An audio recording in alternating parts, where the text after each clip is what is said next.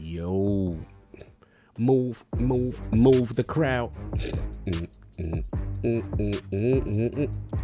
Yeah. It is the day.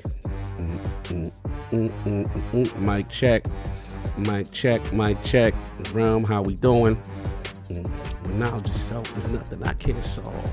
360 degrees I revolve. It's an actual fact. It's not an act. It's been proven. Indeed, I proceed to make the crowd keep moving. I'm in a good mood.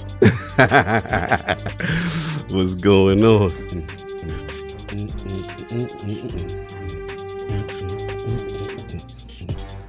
So shout out to the guard, Rakim. What's going on?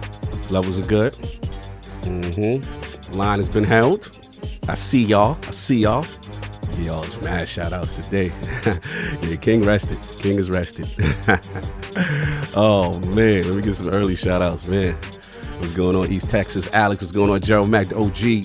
Zach, Riley, Bots, what's going on? My asshole, what's going on? Punty. All right, damn, I got super chat. I got cut off. I gotta see if I can get that. Hold on. Let's see if I can get that.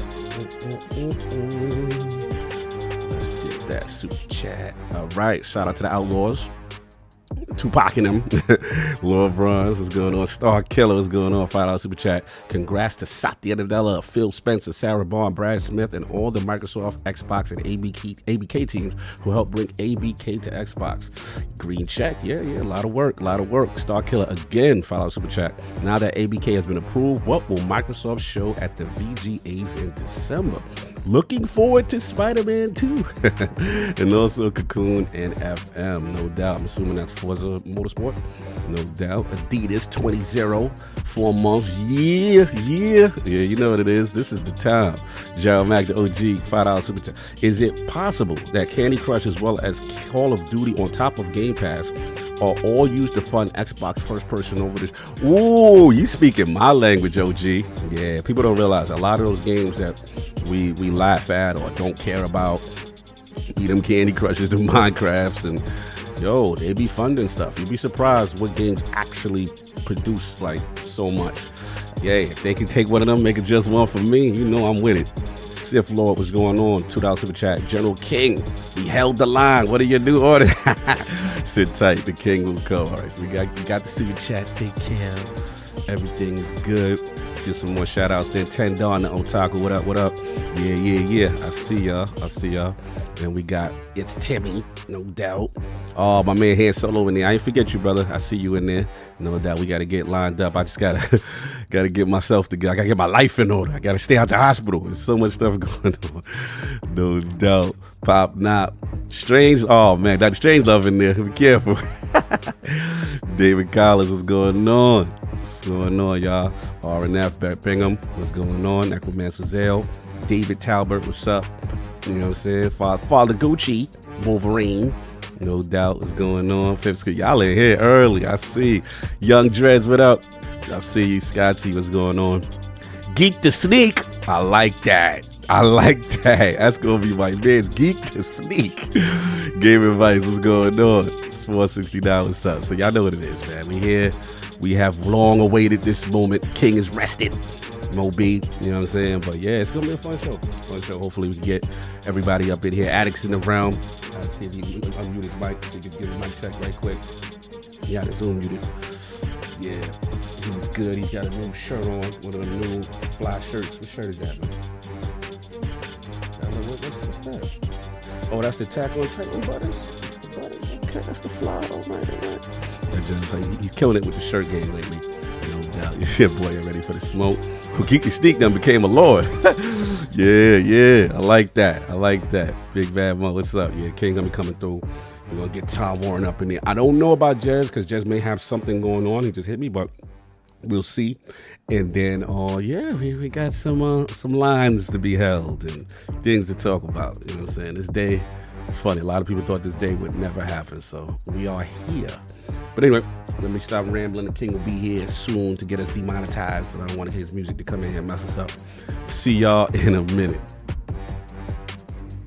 Hear ye, man. Welcome to the show. If you would not mind, go ahead and find yourself a spot, get comfortable, grab a snack, do all that good stuff that we need to do, and we're about to get started. It's not important who I am.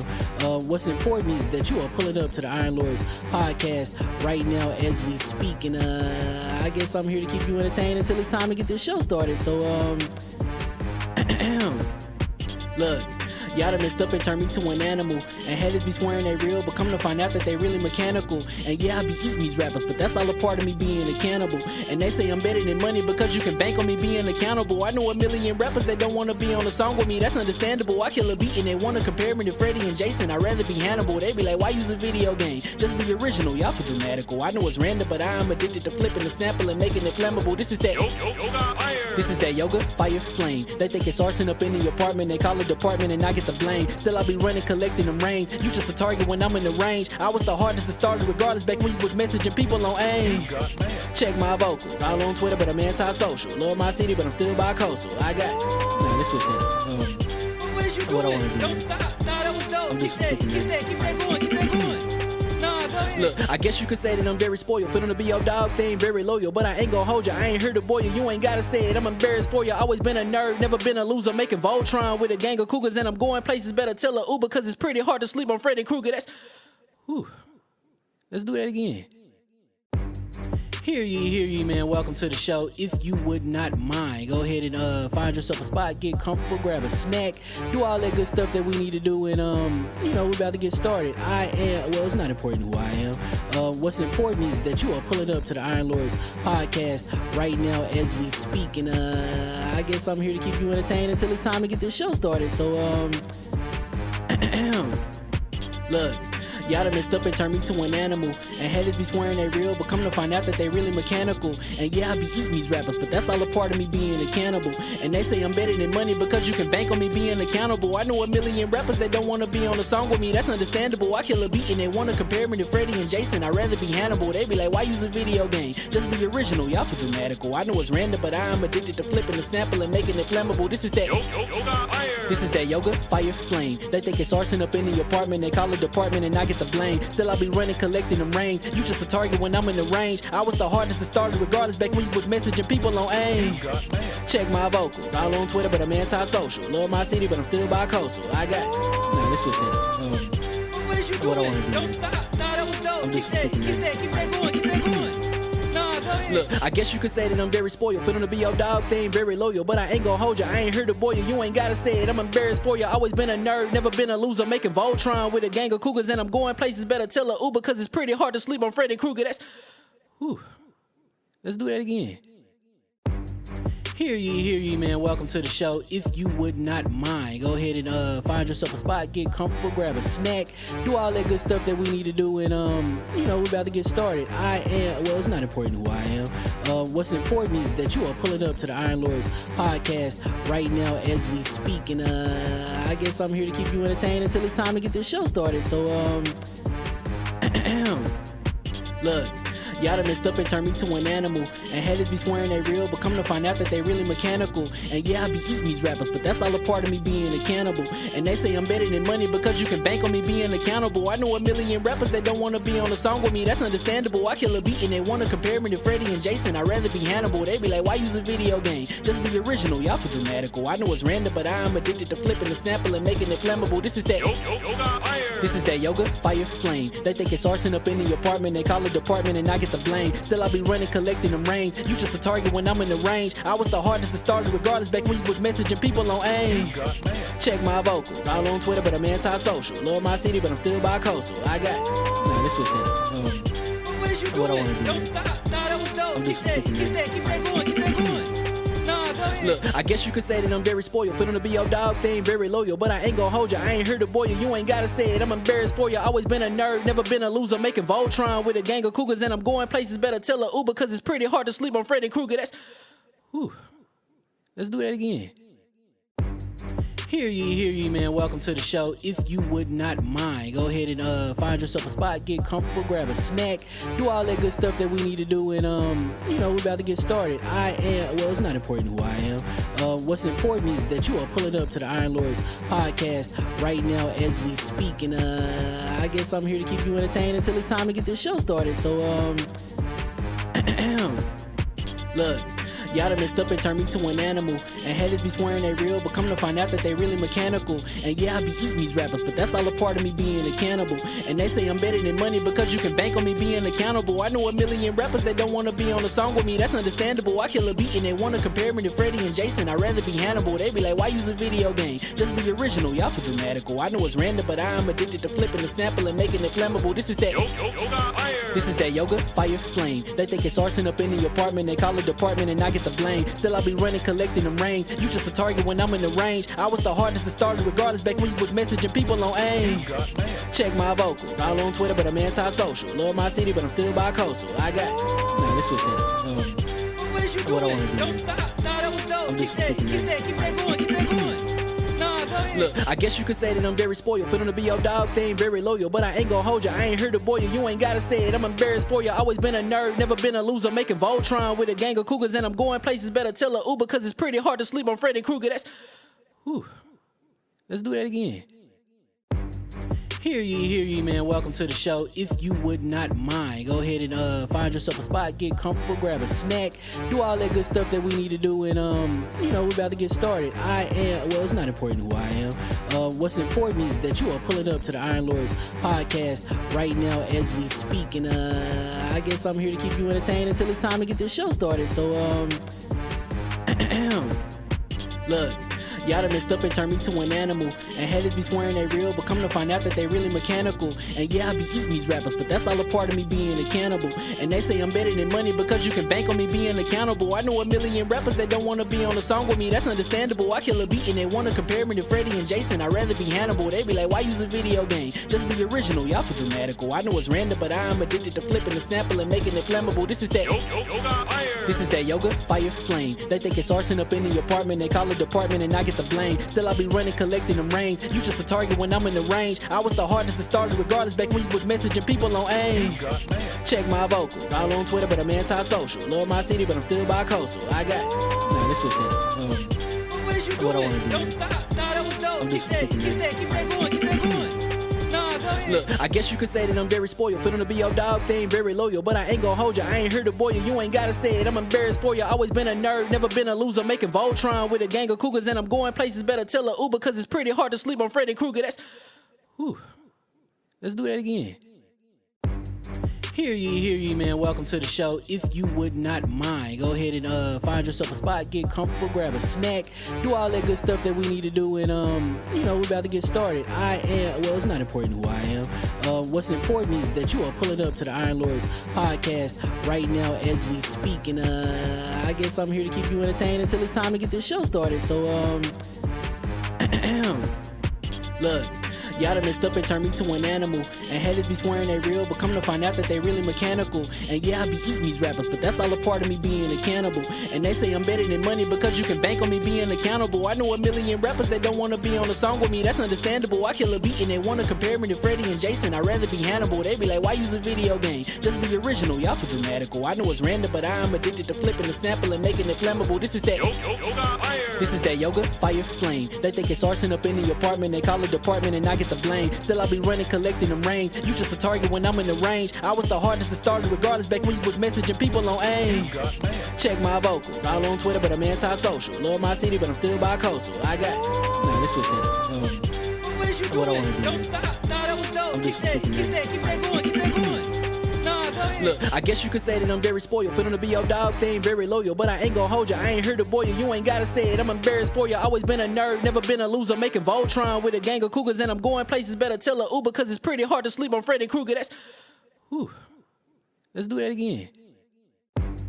Hear ye, man. Welcome to the show. If you would not mind, go ahead and find yourself a spot, get comfortable, grab a snack, do all that good stuff that we need to do, and we're about to get started. Well, it's not important who I am. What's important is that you are pulling up to the Iron Lords podcast right now as we speak, and I guess I'm here to keep you entertained until it's time to get this show started. So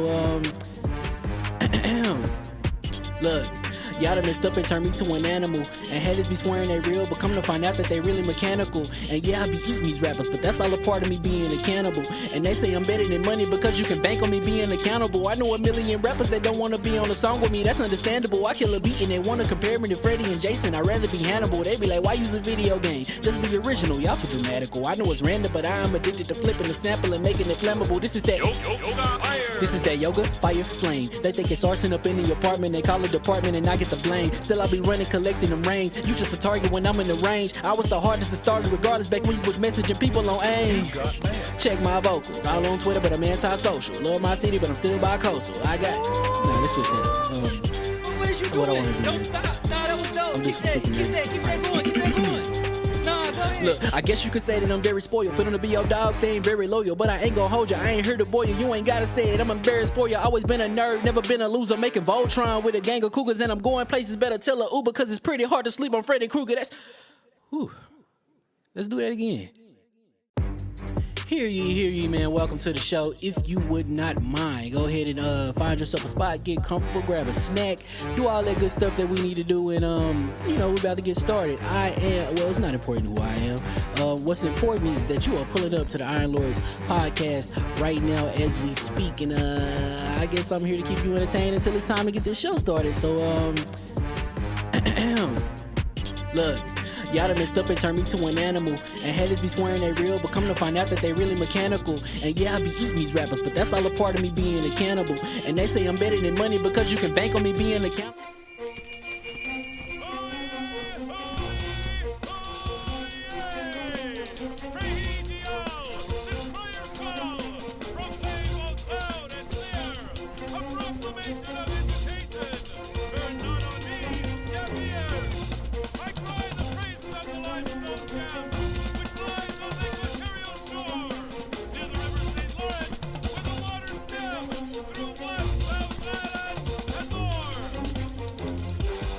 I'ma just chill and watch them and eat snacks in the attic. I wanted to chill with the pack and be like a young whoop, but then they would mistake me for addict. If I can imagine it's cool to give you some advice, then invite your girl to your squadron. Cause if you don't give her that option, you gon' be single player like Sovereign. You gon' get tossed in the bushes by King David. Royalty and not a pretender.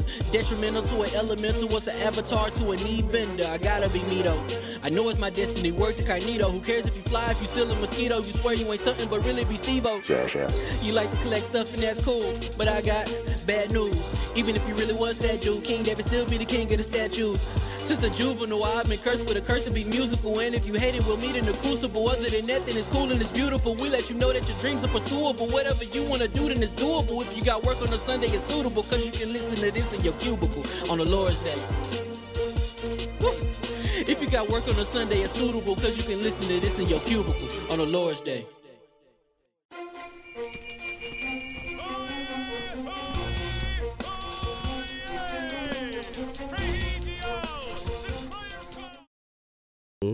Yeah, mic check.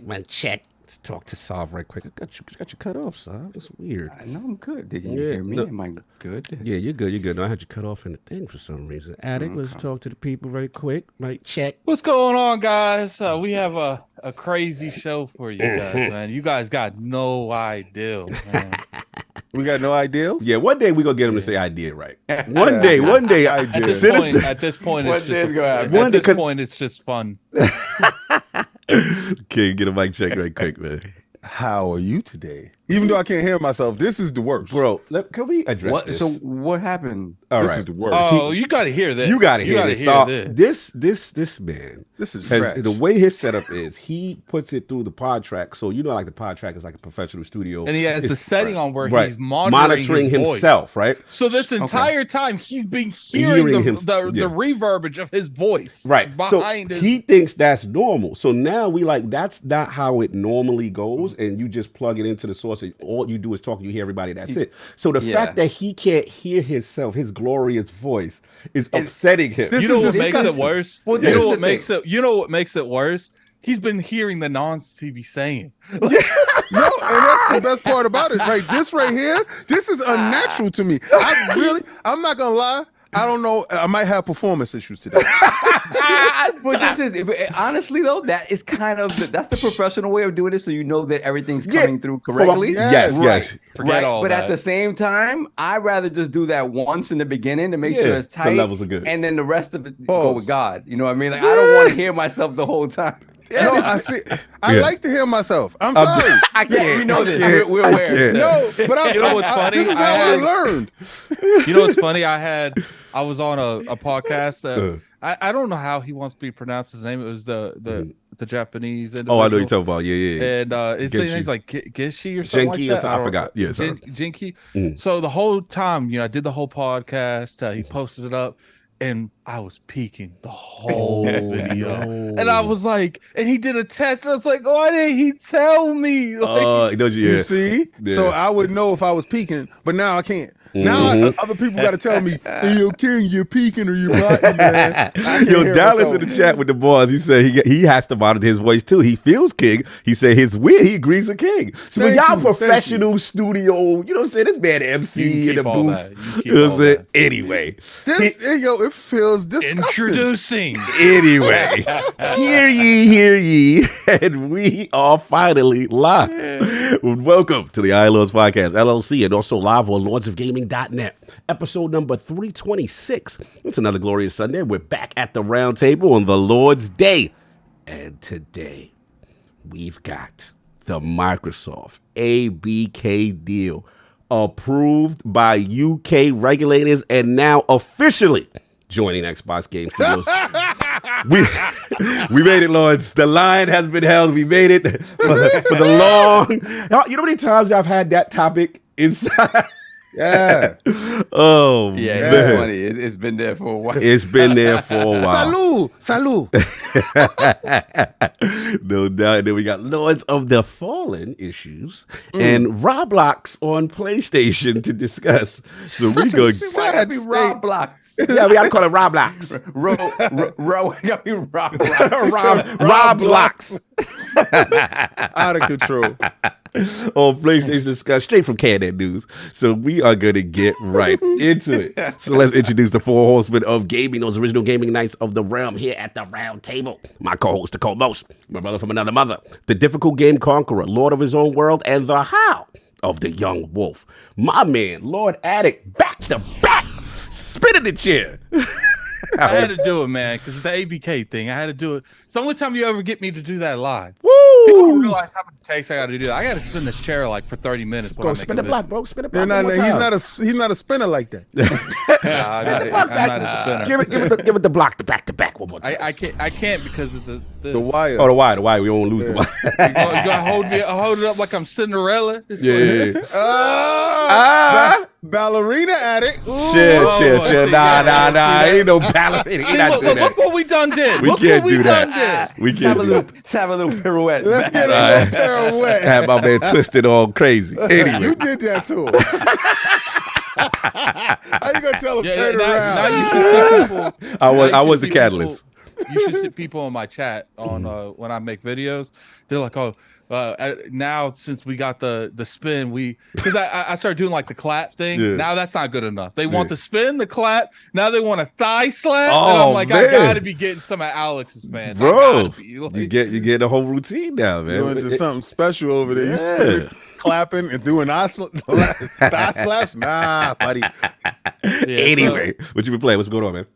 I've been playing a lot of Payday 3. Really? Okay. Like I actually, obviously the servers. Yo, Tom, Alex said, yo, get out of my lane. You doing spinning? You doing thigh claps? Yeah, bro. Hey, Yo, you infringing on his space. To be fair, Alex, I don't give them the thigh slaps like you do. All Woo! right. No, you there's give different thigh slaps. I ain't gonna lie to you, Alex. I was watching your stream yesterday, and you a genius. This man, if someone donates a $50 super chat, he takes his shirt off. Oh wow! Oh, Yo, yeah, I he saw out nipples there- out one day. I did see nipples out. Listen, one day. he be out there full pepperonis. His game plan he ain't playing, sir. Shout out to Alex. No doubt. What else you been playing? So a lot of I Payday. played Payday 3, man. Yeah. Like I can also say that game came out like the servers. I think it was that Game Pass effect. I think you gave all these individuals access to the game. They just blew up the they servers. just lost their mind. Got Game And Pass. for the first few days, it didn't work that well. It was like almost a week. But now, like I'm playing that like couple hours a day at this point. Like Wow. That's what's up. it's just because they've opened it on so many levels that the second one wasn't on. Because I ain't gonna lie to you, okay, chat? Now, What? don't look past me when I say this. Uh-oh. I was playing Payday 2 back in the day, and I was quick matching, and I was like level 3 or 4, and I got into a glitched lobby where they were maxing their rank out, and within 10 minutes I was max level. Oh, I never played it after that because I had nothing to work for. Oh, because you had everything. You had everything. You had the hustle group. Okay. But Payday 3, it's a good thing, man. It's in Game Pass. Yeah. Go there, play that. It's a fun experience. I do recommend Game Pass. It's fun. I think that I feel like they did more options for you to do stuff stealth like. Like I didn't realize that in order to get people. It's gonna sound wild. In order to get people on their knees, like, you got hold your firearm up to them and hit them, and they'll fall. Okay. And then you tie them up, and then man, where's it going? when the cops show Get them up on their knees and let's say then you tie get them up. Let's say you get caught and you getting some hostages. When the cops show up, they're like, if you give us one hostage, we won't come in for a minute. Like I'm like, so I'm sitting there. I got like a whole room full of people. I'm like, okay, you want 5? 1, 2, 3, 4, 5. Go out there, and That's you have hilarious. to do that like as long as you can, because the moment they come in crazy. Yeah, man. they come in crazy. Like it's like a negotiating tactic, is what you said with them. Because I've seen like they got the snipers on the roof, the helicopter. I've seen it because I did the beta. When it gets crazy and they full force on with the cops and stuff like that. Nah, this game sounds like it's grooming y'all to do things. This is a grooming game. So I do think that the best thing is they really evolved the Payday formula from Payday 2 to 3. And obviously I played some Lords of the Fallen last night. We'll save that. What for did you play it on? Played on the Xbox. Oh man. Yeah. I had the option of getting the other ones, but I wanted the one I want to play it on the platform. You held the line. You held the line. Yeah, I held the line. Definitely. Get into that. God bless. And the sad part when it comes to Lords of the Fallen, such a good game, but we'll go into that. No doubt. And of course, we have the most technical gaming lord. The solo game lives for the single player selfish experience. And also the Sostradamus, the Lord of Clarity and Lord Patreon of the Iron Bank. PC Master Race's own. Show us your build. Lord Sovereign, how we doing? It was good. What's going on? So today is a day of celebration. for some. For some, hey. So this is not a day for them. But let me say this. Nobody celebrate today, damn it. Nobody celebrating today, damn it. Let us never forget. Oh, we gotta forget. What we doing? Let us never forget What? The genesis of this. the Me. genesis? I'm the genesis of this. Sorry, I was gonna give you your flowers. We got people coming on this show talking about, nah, it was for, no, you weren't. No, you weren't. No. They wasn't official with it, me. Solve. They wasn't official. Let us never forget that my compatriots on this show. Yes, factual. All frauded. Factual. Before they held the line. I did laugh you out the room. I admit. So no one celebrates until I say so. Damn it. So I'm talking to, I can't even be mad. He was the only one to correctly predict that Yo, joke. I had to go back. That was a long time ago, bro. It was 2000. It was the Jimmy Champagne episode. Oh, it was the Jimmy joke. You know what's funny? Saul Crazy. makes one only like out of this world prediction, and it comes true. Bro, the only other out of this world prediction I ever made was that they were going to bring back Panzer Dragoon Saga as Scalebound. And I was still holding on hope for that. You don't know. Nah, you killed it, bro. Nah, this podcast be doing things, bro. Saul, you gotta do me a favor. You gotta say Microsoft's buying Sega. Yeah, put that into existence. Go ahead, let's do that, Sasha. At the expense of my knees. I will say that though. Oh, Microsoft will enter into some sort of agreement. Yes, an agreement, a partnership. Yes, some partnership or a purchase. Let's put both out there. You know, let's not close. Let's not close off. Let's not close off. Here. Let's give your predictions some wiggle room. It's a little broad, around this here. Yeah, something is gonna happen, and it's going to be Xbox related. Let's say that. I like that. Call me now. Call me now. Call me now. You heard it Solve here Cleo. first. You heard it here first. Solve Cleo. Solve Cleo. Xbox buying Sega confirmed. But I have been getting my Merc and Murder on with playing some Mirage. Curious. How you feeling? Playing more Mirage. How we feeling on Mirage? So this is the thing. I don't like when you say can this tell. is the thing. Yeah, you know it's bad when he say that, Addy. I know. It's not that bad. It's just, you know thing. how I am. Like, you can tell that this evolved from a DLC, right? You can tell that it was. You could tell that it was something smaller, and they were like, you know what, just blow it out into this bigger thing. So it's back out. Yeah, blow it back out. Blow it back out. Whoa. Pause.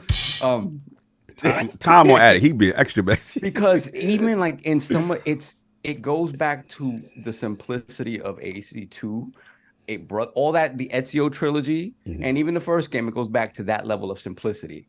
And although I go back to that, and what I love most about that is the protagonist mostly, which is Ezio. I'm a big Ezio fan, right? Nice. The gameplay for its time was leaps and bounds over kind of what you expected, especially when you jump from 1 to 2 and then 2 to that whole trilogy of Ezio. They added extra things to make the game feel more puzzle-like in terms of the traversal stuff, in terms of the combat. They made it this fluid combat that was cool to see, but it was very easy all around. It was just about countering. And they went back to that. And what I realize is that part is nostalgic for me because of the character, not so much because of the gameplay. When I go back to the gameplay, I'm like, this is cool, this is simple, but it's still a little bit clumsy. So what I hearken back to for gameplay that I really want him to go back to is Unity. That's what Addict said. Yeah. Unity when it came out was a train wreck. They were doing too much. They were doing too much, and it wasn't ready. Technical. And it wasn't ready. Now, when they fixed that game, and now it's running 60 on console and everything like that. So go back to it if you want to see the fluidity of movement, of parkour, the fluidity of going from movement to combat is the true evolution of that original formula in a way that a lot of people just dismiss because they overlook it because, it was trash when it came out. Everybody was playing Rogue instead. Remember, Rogue came out at the same time, right? Yeah. Rogue came out on past gen. If you see a parkour run in Unity today and you compare it to what you can do in Mirage, it's kind of, I'm not gonna say comical. It's not comical. It's not even close. The fluidity of that character in Unity was Arnaud, right? Arnaud is the assassin. Yeah. Dude, he can, like, first of all, there's animations for climbing and descending, full-on animations for everything. So it isn't like you just dropping down from a ledge. Yeah, that little half drop. They're created animations for everything. Wow. There's a dive animation. You can dive from a high point to a lower point and grab onto it, kind of a la Spider-Man a little bit, and hang, and you can dive to a lower point and then go from there and continue your parkour in a way that's very, like, I would say Spider-Man or even Daredevil like. It's so fluid, and they built it for that, and then they kind of went away from it, because even Syndicate, which was the subsequent game, did some different things with traversal that didn't feel as smooth as Unity. Right. Unity was a special game. It just it didn't come out at the proper time. Well, it didn't come out in the right in the right sort of. Yeah, it was just the technical issues. Right. It was technical issues, right? The multiplayer stuff is very cool as well. That also got looked over again because of the technical issues of the game. So I harken back to that when I play Mirage. I'm like, I wanted this. This is the step up that I wanted, and then some, right? Then take some of the things that you learned from the RPG ones and incorporate it in that. And they didn't do that. I'm enjoying it. Baghdad is a beautiful city. It's beautifully realized in the game. But it is very simple. The skill tree is very limited. Yeah, old school. Just like, you want the old mixtape? You got the old mixtape. Exactly how it is. But this is a restart, so you're gonna get in the next one is gonna be more stuff. My hope is that, right? But I'm like, okay, I get that, but I'm like, you have this stuff you already did, right? But I think what it is, it's not like you didn't do it before, right? You're right, and I've had this discussion with Maddie. I've had discussion with Todd. I think what it is they wanted to play it safe because they know people do not like any of the new direction where it went more action focused. So they like, look, we're gonna get them what they want, and I think they went too safe. And to your point, the thing is though, is I do feel like their mindset was, if they wanted that formula, they would play the other games, right? And I do agree that they should have.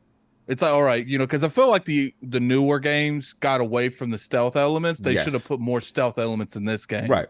Yeah. But I do think at some point, we are already to the point where you get caught, you dead. They didn't want to make that worse. Yeah. So in this, you get caught, you're not dead. Because once you start, you get that parry down, it's a wrap. Now that you can get out of there. You have to really be cognizant of the fact that everybody in the vicinity is coming after you. Coming after you. So they're gonna be on your back. They're gonna be on your they're gonna be all over the place. So what I will say is that I am enjoying it. Bossum does kind of seem like a wet rag in this. And again, I never finished Valhalla, so I know some crazy stuff happens with him. Right. But it doesn't seem like this is going to point towards that as much as it is a straight, like, this is his origin story, this is that. But I to me, it's just, I hope what King says is true, where they say, okay, we're gonna give you the full on restart, and we're gonna give you the most basic stuff, because that AI is dumb as dirt, dude. I will go into a haystack in the middle of like an area that they're all occupying, and I will just whistle from the haystack. Oh my Lord! And they will all make their way to me. And just, what can that be? Oh my God! And get stabbed in the neck. I'm like, I just want to know, damn it, what King's doing so long. Yeah, we got to get his King's cameras off. I don't know what's going on. We got to get. I'm giving him. I'm filibustering. So you get ready. I'm listening. I'm listening. It's dope. Listen. So that's been it, song. That is it. That's in Play Mirage, because that's comfort food. So that's your series. I realize how much that is your series. I love that series. And of course, we have the Incredible Hulk of this, aka the XS Gamer. Ooh, the prophet of Xbox, Swami. King of the statues, who demands nothing less than that premium experience. It is the leader of the Hold the Line movement. Ooh. Beloved Lord King, how are we doing, sir? I'm doing fantastic. I know a lot of dudes on this past Friday was traumatized, and I'm here to bring you more traumatization. We will be hunting you down. We got some Jason X on. Friday the 13th, you gonna play Jason? You got Jason in space. Symbolism is in the building. I told you I was gonna be a horror movie for you. Phil Dominus Maximus, Aurelius Smith has made it a reality. Friday the 13th is your bane. Oh my God, y'all knew this day was coming. I can't. And now we will no longer hold the line. We will advance the line. Oh, we advancing? We got them on the ropes. Oh, it is time, people. No more game playing. It's on now. I told y'all this ABK deal was gonna go through. The Queen has gave her marching orders. She wanted us to advance. So right now we will continue to push the boot down there. But at the same time, in the month of October, Shocktober, we will hunt them down. I ain't done nothing wrong, and I feel like I need to hide. Yeah, this is really intimidating right now. I don't know what to do because it's like, you know, the fact that this happened on Friday the 13th, this man is in this getup is wild right now. It's wild. I got on the Dickie suit. That's how it started. You know what's funny? I always refer to Dirt and his community as the second line with the arrows. You know, the people that sit in the back and just snipe people with arrows. Yo, shout out to Graphic God. He killed that advanced alive, bro. Oh my Lord, that joint is ill right now. That's hilarious. That's great. The explosion. I like the explosion. That's what I like. Boom. And then it sound like they getting bombed like it's an airstrike. You know, listen to the sound. It's That's crazy. exactly what it is. They're ground dwellers. So we must blow them out of their bunkers. You got them on the run, King? You got them on the run? They right now. I haven't seen them. Have y'all seen them? Haven't seen the spaces. Haven't seen no face. You didn't see the faces? But I was told it was definitively going to get blocked. I was told there was no chance this thing would go through. Yeah, they didn't listen to me though. All these cats out here, I see dudes outside wearing Xbox shirts talking about, yeah, baby, right about now, baby. Xbox is doing it up, baby. Ain't no switching sides now, baby. We got you now. All the receipts. And all you fake Xbox dudes is, I knew it was going to go through. No, you didn't. But dudes can't celebrate now that the smoke is clear, everything is clear. We know who ain't dancing right, who ain't really celebrating. That's the dude that was giving out the information. I think over there. Yo, the real dudes know who the real people are. And those fake dudes, we will continue to put the boot on your neck. But right now, all Sony dudes, y'all gotta hold the line. Oh, they gotta hold the line. Oh, why they gotta hold the line? It is on their throat. Pause. Right now, Game Pass is on fire right now. And the deal went through. Remember, all this happened to you guys without the deal going through. It's a wrap for y'all now. Oh man, Phil Dominus Maximus Aurelius Spencer said this has just begun. And Friday the 13th, it was monumental. So in that vein, I had to come through as the best who ever did it. Jason. Voorhees. Doing the Voorhees. And I'm going to be hunting y'all for the rest of the month. Oh, okay. So let me tell y'all, we have a video game giveaway. And how I'm going to give the game away is a little bit different. Shout out to Champagne Poppy who gave the game. Now, this is how I know you got the game. For every topic, I'm going to give out those 5 digits to go to the code. So you have to watch the whole show in order to get the game. All right? So it ain't going to be none of that. I drop it in there. Yeah. Who got the speedball. fingers, scoop it up. That's right. So I'm going to give out the first 5 digits. It's Y6GD3. Okay. That's Y6GD3. And I'm going to give it out the next ones at the next topic and so on. So you will have to watch the show in order to get this game. This is Champagne Poppy who gave this up. Salute to Drake. We exactly. Shake Drake out here with the ILP. We got the connection, y'all. Champagne Supernova. All right, so Champagne. I like but his name is Champagne Poppy though. Yeah, but, yeah, Champagne Supernova. But I want y'all to know, like, when we was talking about how to give it away, and you know he spent his money on this. So I was like, let me get the best way to give it out, so nobody just going in and grab it up and they got the game. Just earned it, watch the show for it. He super supports. So also, a lot of you guys want to know why I didn't do General King. Yeah, they was like, what happened? Right now, there's wars going on right now, and it doesn't feel appropriate for me to do a general during a time of war and people are suffering. So again, I wanted to make it something comical, some Friday the 13th joint, and we're gonna go with that. All right. Even though the hold the line thing has some connotations to that, I don't want it to be associated with that. So my heart and my love goes out to everybody who has lost somebody on either side. I'm not picking a side. I'm just saying that war isn't good for anyone. So I didn't want to promote war at any time. Okay? Love you. So. That's what's up. So, but besides hunting, what I've been playing people down. Besides, what have you been playing?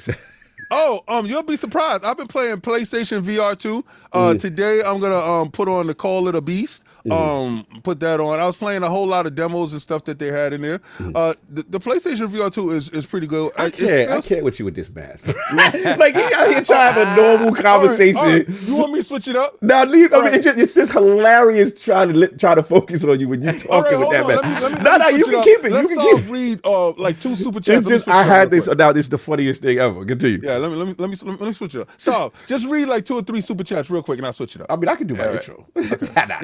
No, he got more stuff to say. I got stuff that I was playing though. Okay. You know what? Let me get to my stuff. Get to your stuff. All right. So the PlayStation VR is kind of cheap. The headset itself, it doesn't feel as solid as the Oculus.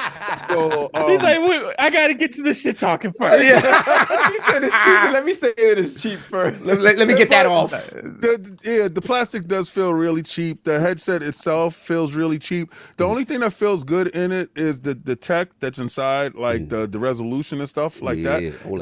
It's really good. But other than that, the material in itself is really cheap. So I would love for them to change how the cushions are in the front, because in the front it doesn't feel comforting. After a period of time, you just have to take it off because either the weight of it up front, it doesn't feel. I don't know. They tried their best with what they had, so I'm not gonna bother them. The controllers feel really small for my big hands, but it's decent. They did the best for what they was offering, so I got no problem with that. I played some From the Stars. From Space. It's inside Game Pass right now. It's a little top-down multiplayer shooter, and you have this, like, it's in horde mode. So you unlock a whole bunch of things. You're in space. They teleport you to a area where there's aliens, and you go around in a circle or in different paths to shoot and kill the aliens and just try to survive the round. It's a real fun game. Playing Fortnite, played Mirage, and I was playing a little bit of Forza with the steering wheel. It's I have to learn how to dial in the controls on the steering wheel. This is the first time I'm using a steering wheel, so it's a little bit different than playing with a controller. But other than that, Game Pass has been fantastic. Forza has been amazing. And, PlayStation VR 2 has been something of a little bit of a surprise. Today, I'm going to play their premium game to give everybody the details on what's up with that. No doubt. And you already know we got the gaming ninja himself, the Shinobi, LordCognito, spreading that riddle to the realm of the ILP. Not telling you what you want to hear, but what you need to hear. Shout out to Mr. Matty Play. Shout out to Finding Duke, talking some comeback stories with Xbox. Shout out to Last Word, Travis, and Iban just holding me down. I had to miss that episode. And then it's just been a rough week. It's been a rough week, but I'm feeling a little better now. And we're persevering. We're trying to stay out of hospitals and get things done. But as far as me, during that time, Starfield, there's been a lot of Starfield, man. Still can't stop. Finishing up all my little side faction quest lines. I really dug the Freestar Collective. I did that. Did you end it? No, I've been in it. I'm on New Game Plus. I've been on New Game. Like, this is New Game Plus. Oh, yo, you just scared the hell. Bro, you can't be talking about did you... Yo! Because if you don't end it, I'm gonna have to end it. Yo, chill. I'm not feeling that. This whole month, I'm gonna be stalking you. Yo, this whole month is gonna be fucked over for you. That's the whitest King's ever been. Oh, you didn't see a couple of PlayStation dudes yesterday. This is in my opinion truly the best that ever did it. I love Jason. Jason's a zombie. Jason's a zombie. I'm a Michael Myers is human. He's human, and Michael Myers is the farthest thing from a human. He's technically human. They've never said he's anything but human. Yo, that Myers shirt is crazy. I think Michael Myers is is a human possessed by a demon. That's my personal. That's what you go with. But yeah, outside of King scared me into what I was playing. Yeah, just to finish that, a shout out to like I said, the Freestar Collective. I like that ship they got there. It's called the Star Eagle. I'm in my ship collecting bag right now. I got a whole bunch of. I got like my my leadership skill is dumb high. I can have like 6-7 people on the crew. I'm in my like ship bag, so I've been doing that. And then what else? Oh, my stealth bag also. I got a crazy build with the pistol, and got my pistol rank high, my stealth rank high. So I've been doing that, and then still been playing a little bit of Destiny in the meantime. But that's been pretty much it for me. So we want to get the super chat. So we want to promote some things. We want to talk about some things. What we doing? Let's get the super chat. You muted, Sav. You muted. I was wondering if we're doing that because I don't know that we got that the link came through. Oh, that's true. That's true. So you want to wait on that? So are we holding? I don't know. We can still promote. We might as well just do it. Yeah, we can promote. We can Okay. promote. Oh yeah, sure. So let's go into that first. Yeah, let's go into that. Let's go into that. So a big shout out to our friends and partners at. Let me see if you see it. No, other side. You good with the other side? You gotta go this way. No, this way. You see that? Yeah, there you go. There you go. Our friends and partners at Haworth. Haworth, the chair manufacturers. Attic over there struggling. Sent us these lovely, Yo, Attic, lovely do what you chairs. just did. I'm sorry. Continue. Well, see, the problem is I'm too tall, so my head's Just not do over what you it. did. Like Just did. Do what you just did. It was hilarious. What he did? Because he's so tall. It's so funny. Continue. I'm sorry to interrupt you, Saul.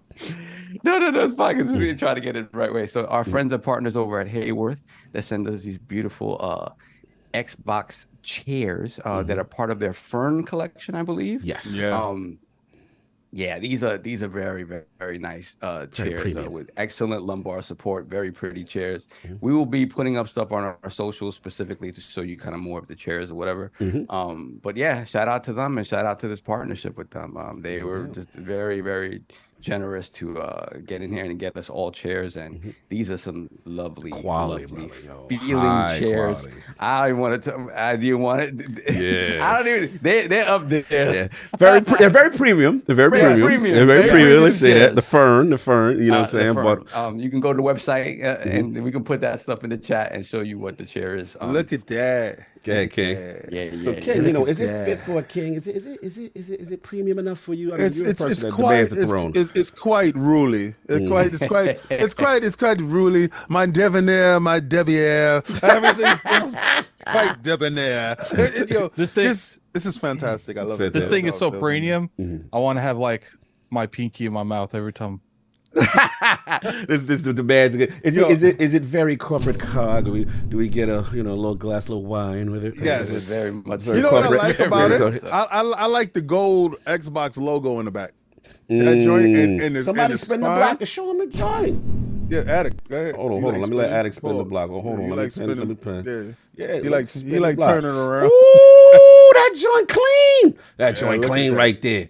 Yeah, look at that. Look at the spine on it. The spine on it is crazy. Crazy. Yeah, the spine is crazy.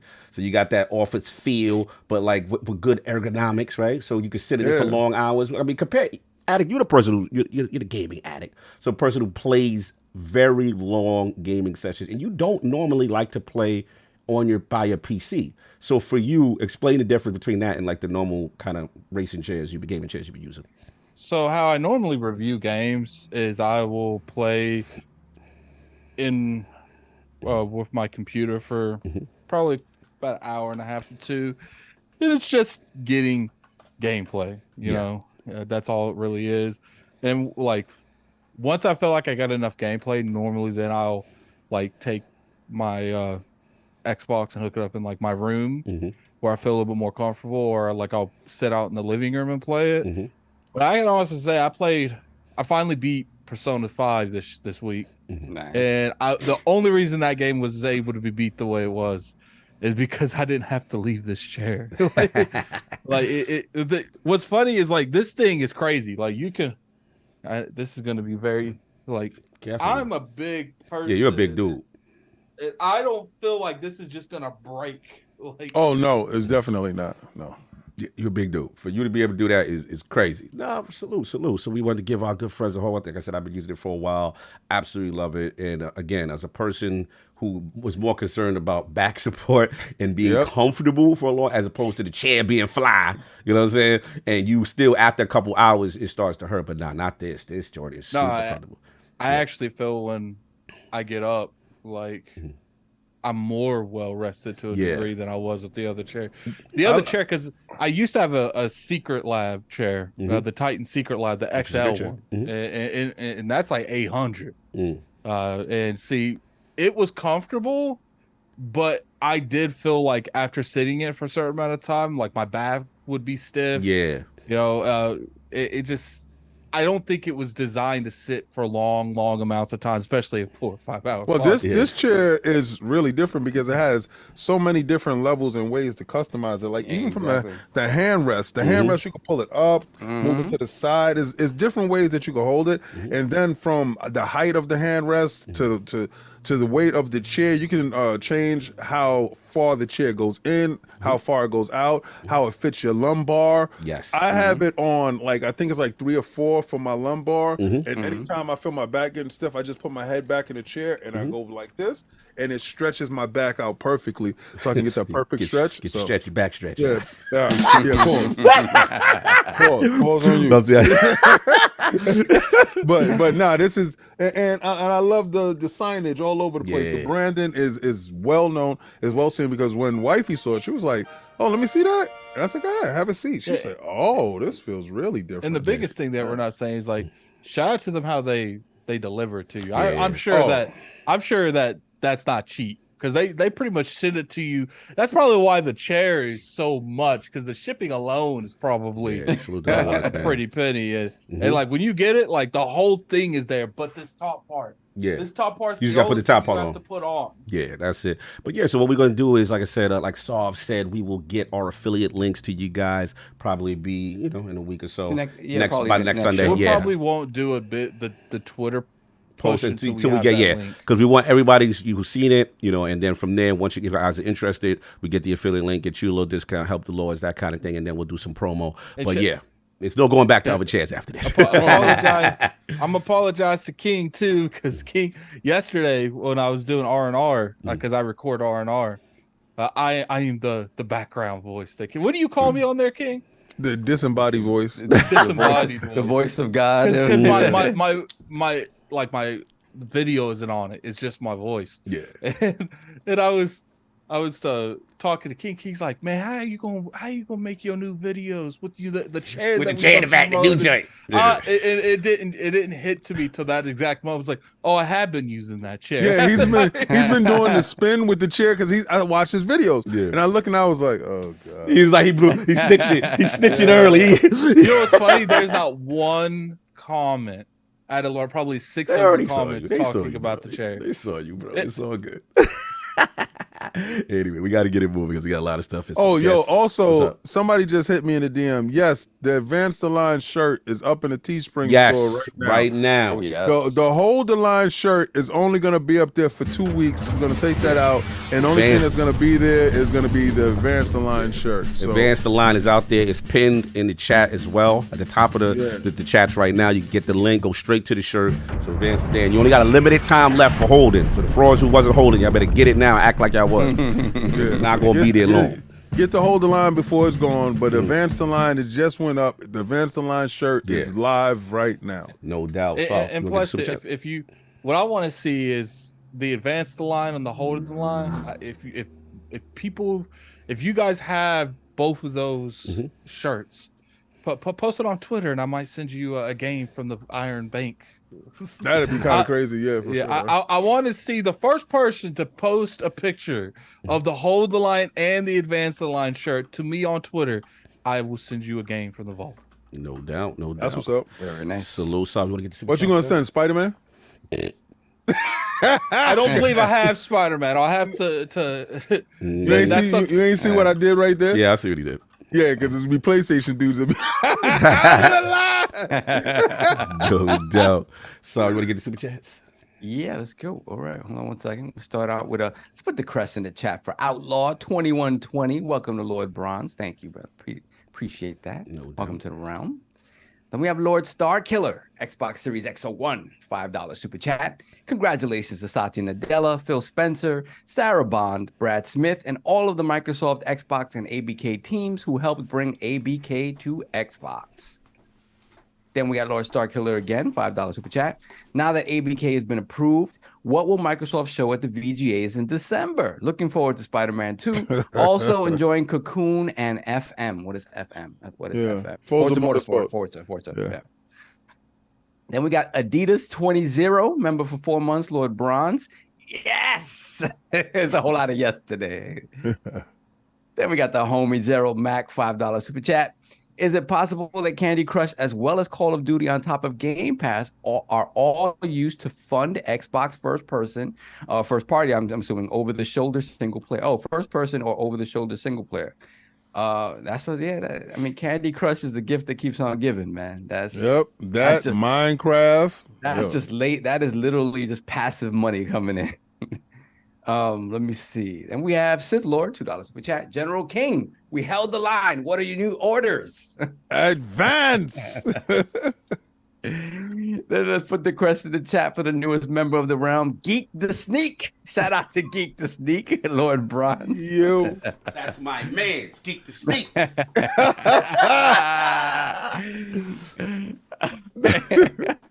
Geek the Sneak. Yeah.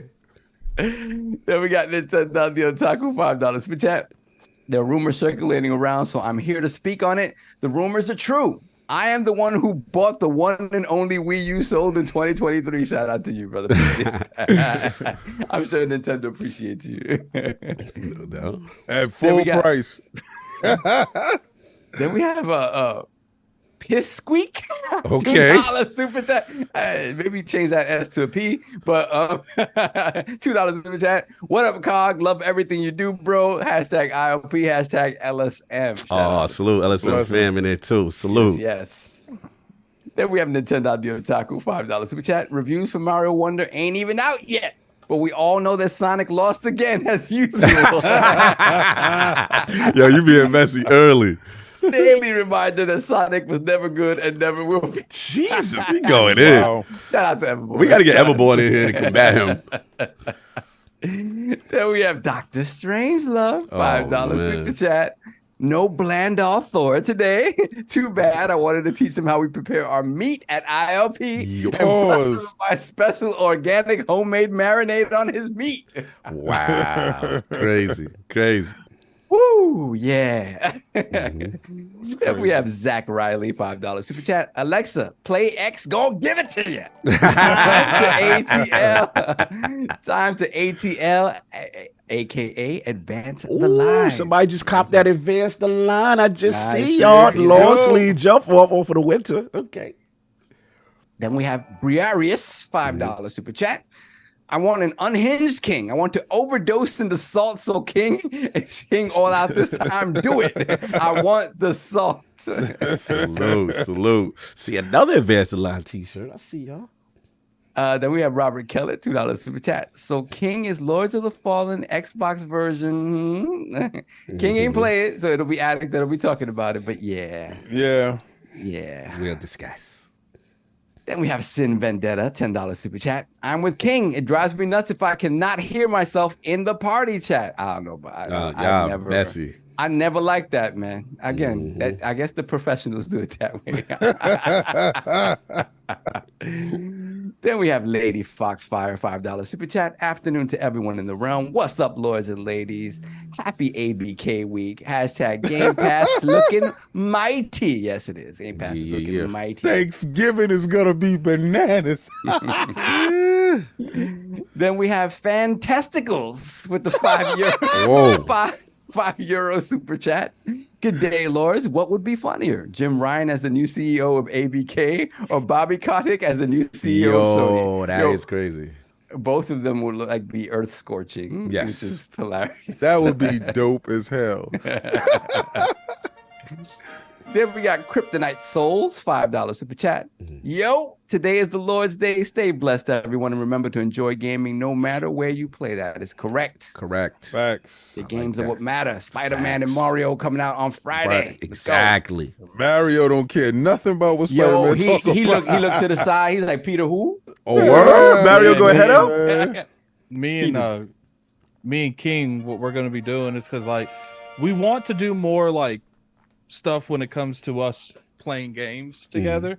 that's not necessarily the community thing. I know we owe you guys a community. Actually, we owe you a giveaway too, but we'll get to that soon. But you know, me and King were going to be doing some like co-op playing of Mario Wonders, because I think that's a co-op game. You can play the whole game up to like 4 people. Cog thinks, you know, I guess we weird, King. We playing Nintendo games. I didn't say that. I didn't say that. Fun playing that game. Yeah, I didn't say anything. Go ahead. Continue. Yeah, so you know, we will be. I'll probably post a couple of them. It will be on the Patreon members. I'll post a couple of them for free on the Patreon, and then the rest will, you know, I don't know what tier we put it behind. Our dude that, you know, helps us with the YouTube algorithm, he says putting stuff up like that isn't good for that. It isn't good for the channel. No doubt. I see the legendary Tom Warren in the round. How are we doing, sir? Check your levels. Make sure they can hear you. Can you hear me okay? Yes. Good to have you. Good to have Sir. you, sir. Thank you for making How it. you guys doing? Doing good. Just playing some bills, some couple super chats. So we gonna get right into it. No doubt. Thank you for making it. Really appreciate you taking the time. Yeah, no worries. No doubt. Solve. Let's get. Then we have Childish Bambino. Remember for 2 months at Lord Bronze. The streets are silent in Hoofville right now. Oh, Lord. Oh, Lord. Salute to Solve. Thank you. Hashtag hold the line. Yes. No doubt. Then we have Craig Hooligan, who, you know, quote unquote, gifted 1 Iron Lords podcast membership. We know how Craig Hooligan gets down. Thank you. We appreciate you, you know, forcing the people to acquiesce and bringing them on board. I appreciate that. Mr. Hooligan. There we have the homie K Asante, $5 super chat. Salute to the Lords on this fine Sunday. We had a 5-hour preamble celebration yesterday on GCP. Looking forward to the 10-hour ILP. No. And I have to respect Lord Tom Warren's time. We will not be Be here for 10 hours. That man's on time limit. We are not doing that. Continue.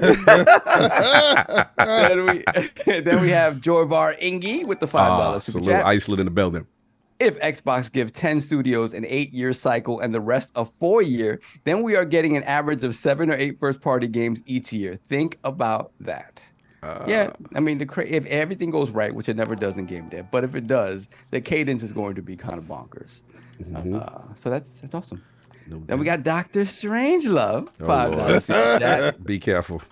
King with that mask looks like he's into some domination and submission. I can help with that and more, King. No, we good. King, you don't want to put the mask back on? Nah, we good, son. Let's get a sound effect, King. Where the sound effect? Nah, that wasn't worthy of that. We can do this. Hey. I can't hear it at all. Back to you, sir.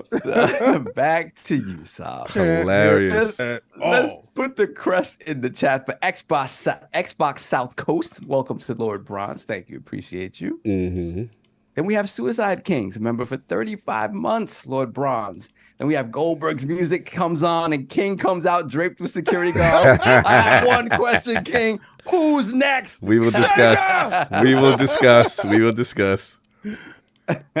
Then we have Just Spartan, $10 super chat. The new Halo season looks sick. The deal is over. COD is exclusive, and after almost 2 years away at war, I came back to my wife expecting our first son. Life is good. Salute. Congratulations. Yes. Blessings, man. COD is an exclusive, but everything else. Everything else is fantastic. It's exclusive to Game Pass. Then we have Hector the Macho Man, $20 super chat. All hail the powerful lords. General King, Operation Pull the Plug on the Bangers was successful. You spoke the prophecy and now it's written into stone. Now I'm going to execute the portal as you requested, sir. Macho Man out. Salute. Blessings. Then we have Metal Macias, $5 super chat. King, don't mess with the steering wheel settings on Forza. The feel gets better as you upgrade your car with better tire suspension, etc. Cool. Keep going. Then we got Zip Davis, $5 super chat. All right, lords, I'm listening with my ski mask on. This is a stick up. Now give me my Ultimate Alliance 2 Gold Edition backwards compat. Ooh, yes. I'm with you, Zip. I'm with you. Then we got JFX88, $5 super chat. I need a special edition Xbox Series X that does the Jason when you start it up. This day must be remembered. Okay. Salute. Then we got Senjutsu Sage. Hold on, I got jumped. Wow, these guys are really in there today. Hold on, Senjutsu Sage, $5 super chat. King is a one-piece celestial dragon hunting down PlayStation natives after the world government annexed an island. Oh my Activision God. Blizzard King Garland. It's very descriptive. Very descriptive. Continue. Then we have King Blades. Put the crest in the chat for King Blades, Lord Bronze. Thank you. Welcome to the realm. Welcome to the realm. Then we got Isvan Zadori with the £5 super chat. Ready, steady, charge. No doubt. I see it. Then we got Corey Tidwell, $5 super chat. These PlayStation dudes been acting real sassy since Friday, angry tweeting while laying on their stomachs. Whoa. What are we doing? What are we doing? Is the door open? Yo! Whoa! Moving on. The pause cast continues. Moving on. Just a couple more. Then we have the homie Gaming Forte, member for 46 months, Lord Bronze. Hey, King Boo Boo. Hey, Forte. You're the general us Xbox fans needed. Your leadership is contagious and will win any battle you trust is pause us into it. You trust us into. Hashtag salute. Salute Forte. Blessings, Forte. You already know the homie. There we have Robert Kellett, $2 super chat. My man Sonic killing it with Superstars. I heard Superstars is good. It came out? It came out already. Yeah, it wasn't trying to be idiot. You got to beat Mario to the punch. You can't be out there. Yo, that sucks that it came out. Ain't nobody talking about it. Yo, oh my God, no. That's wait. You know what? I know the reviews are up. Maybe it's not out. Right? Maybe it's not. So maybe not. Let me not misspeak. Because not one person showed gameplay. Nothing. Please. Yeah, hopefully. We'll get that information. Evermore safe side. There we have BT Maverick 707, $20 super chat. Oh, salute. Is the ABK deal closing as sweet as defeating the FTC, Jim Ryan bending the knee, and the CMA crawling back? It's been a tremendous journey, and thank you guys for being well, you guys, and sharing your friendship with all of us. Thank you. Much love. Thank you. Much love.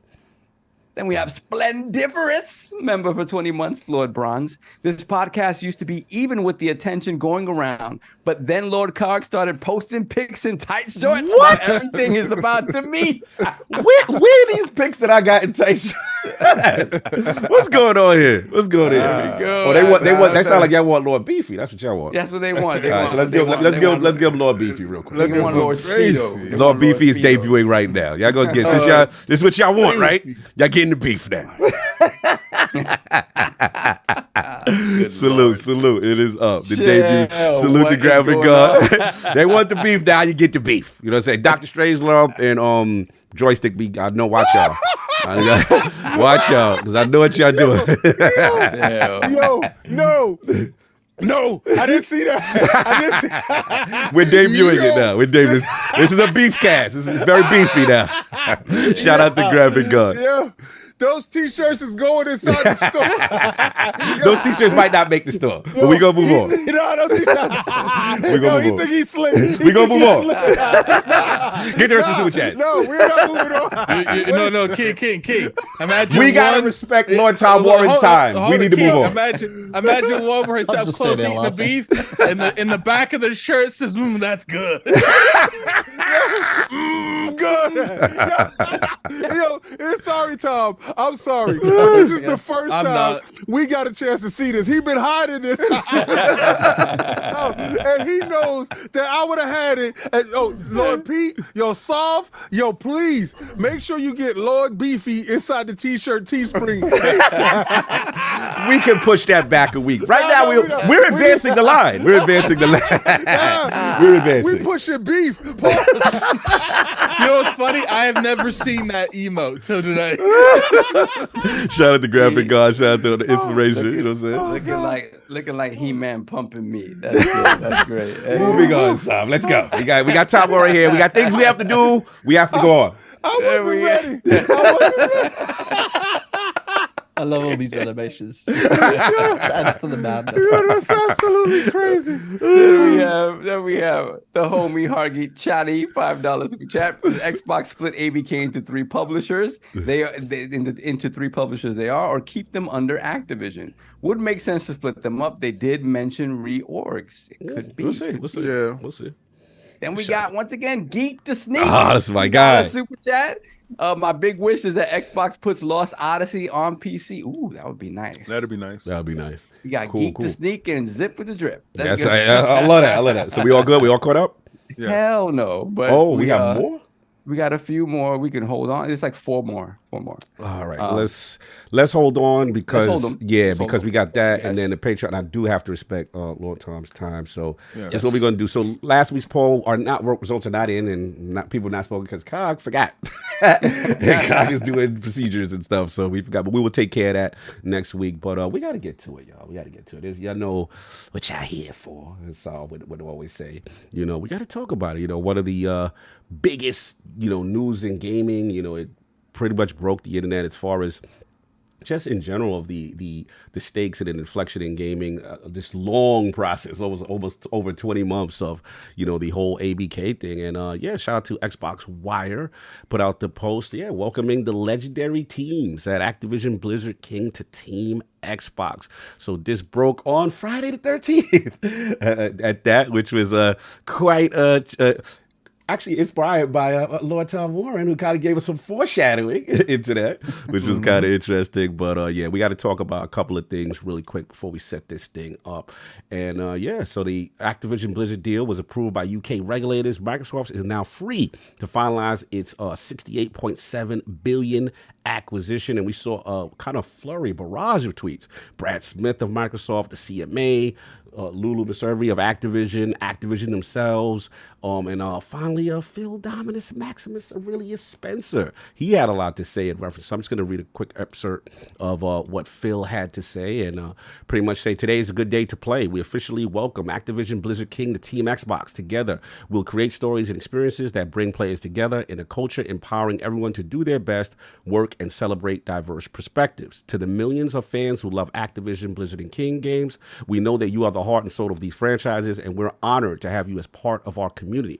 Whether you play on Xbox, PlayStation, Nintendo, PC, or mobile, you're always welcome here, even if Xbox isn't where you play your favorite franchise, because when everybody plays, we win. So that also went out in conjunction to a note that I wanted to read that Phil sent to Activision Blizzard King employees. He's thrilled to welcome them to Team Xbox. He goes on to talk about how the teams represent an incredible opportunity for them to learn from each other. He talks about the skills and talent of all the teams. And then some keynotes. As of today, we couldn't be more excited that Activision Blizzard employees and our colleagues, co-workers, and teammates, as mentioned in Bobby's email earlier, he has agreed to remain in his role through the end of 2023, reporting directly to me to ensure a smooth and seamless integration. We look forward to... Why are you laughing? We're looking forward to working together as a unified team, and we'll share more updates on our new organizational structure in the coming months. Through this integration, we remain committed to being transparent and sharing information wherever possible. We have a dedicated team ensuring that you feel welcome, have opportunities to ask questions, and that we're creating a culture of trust, inclusion, and collaboration with you. Early today, he sent a note to Microsoft letting the rest of the company know that they officially welcome them. And then, they said over the coming weeks, he'll be visiting Activision, Blizzard, and King offices, along with the members of the Xbox leadership team. There, we will have the opportunity to address questions and hear from each other. We also look forward to welcome you alongside Team Xbox at our next virtual all hands. And welcome to Team Xbox. It's a good day to play. So this was out there, man. A lot of stuff. So actually, King, I don't know if am I allowed, am I supposed to let you get your bars off first? First, before anything, I got to give the code. So, all right, this is the second part of the code for the free game giveaway that was being given away from Champagne Poppy, Champagne Supernova. CCHX9. That's CCHX9.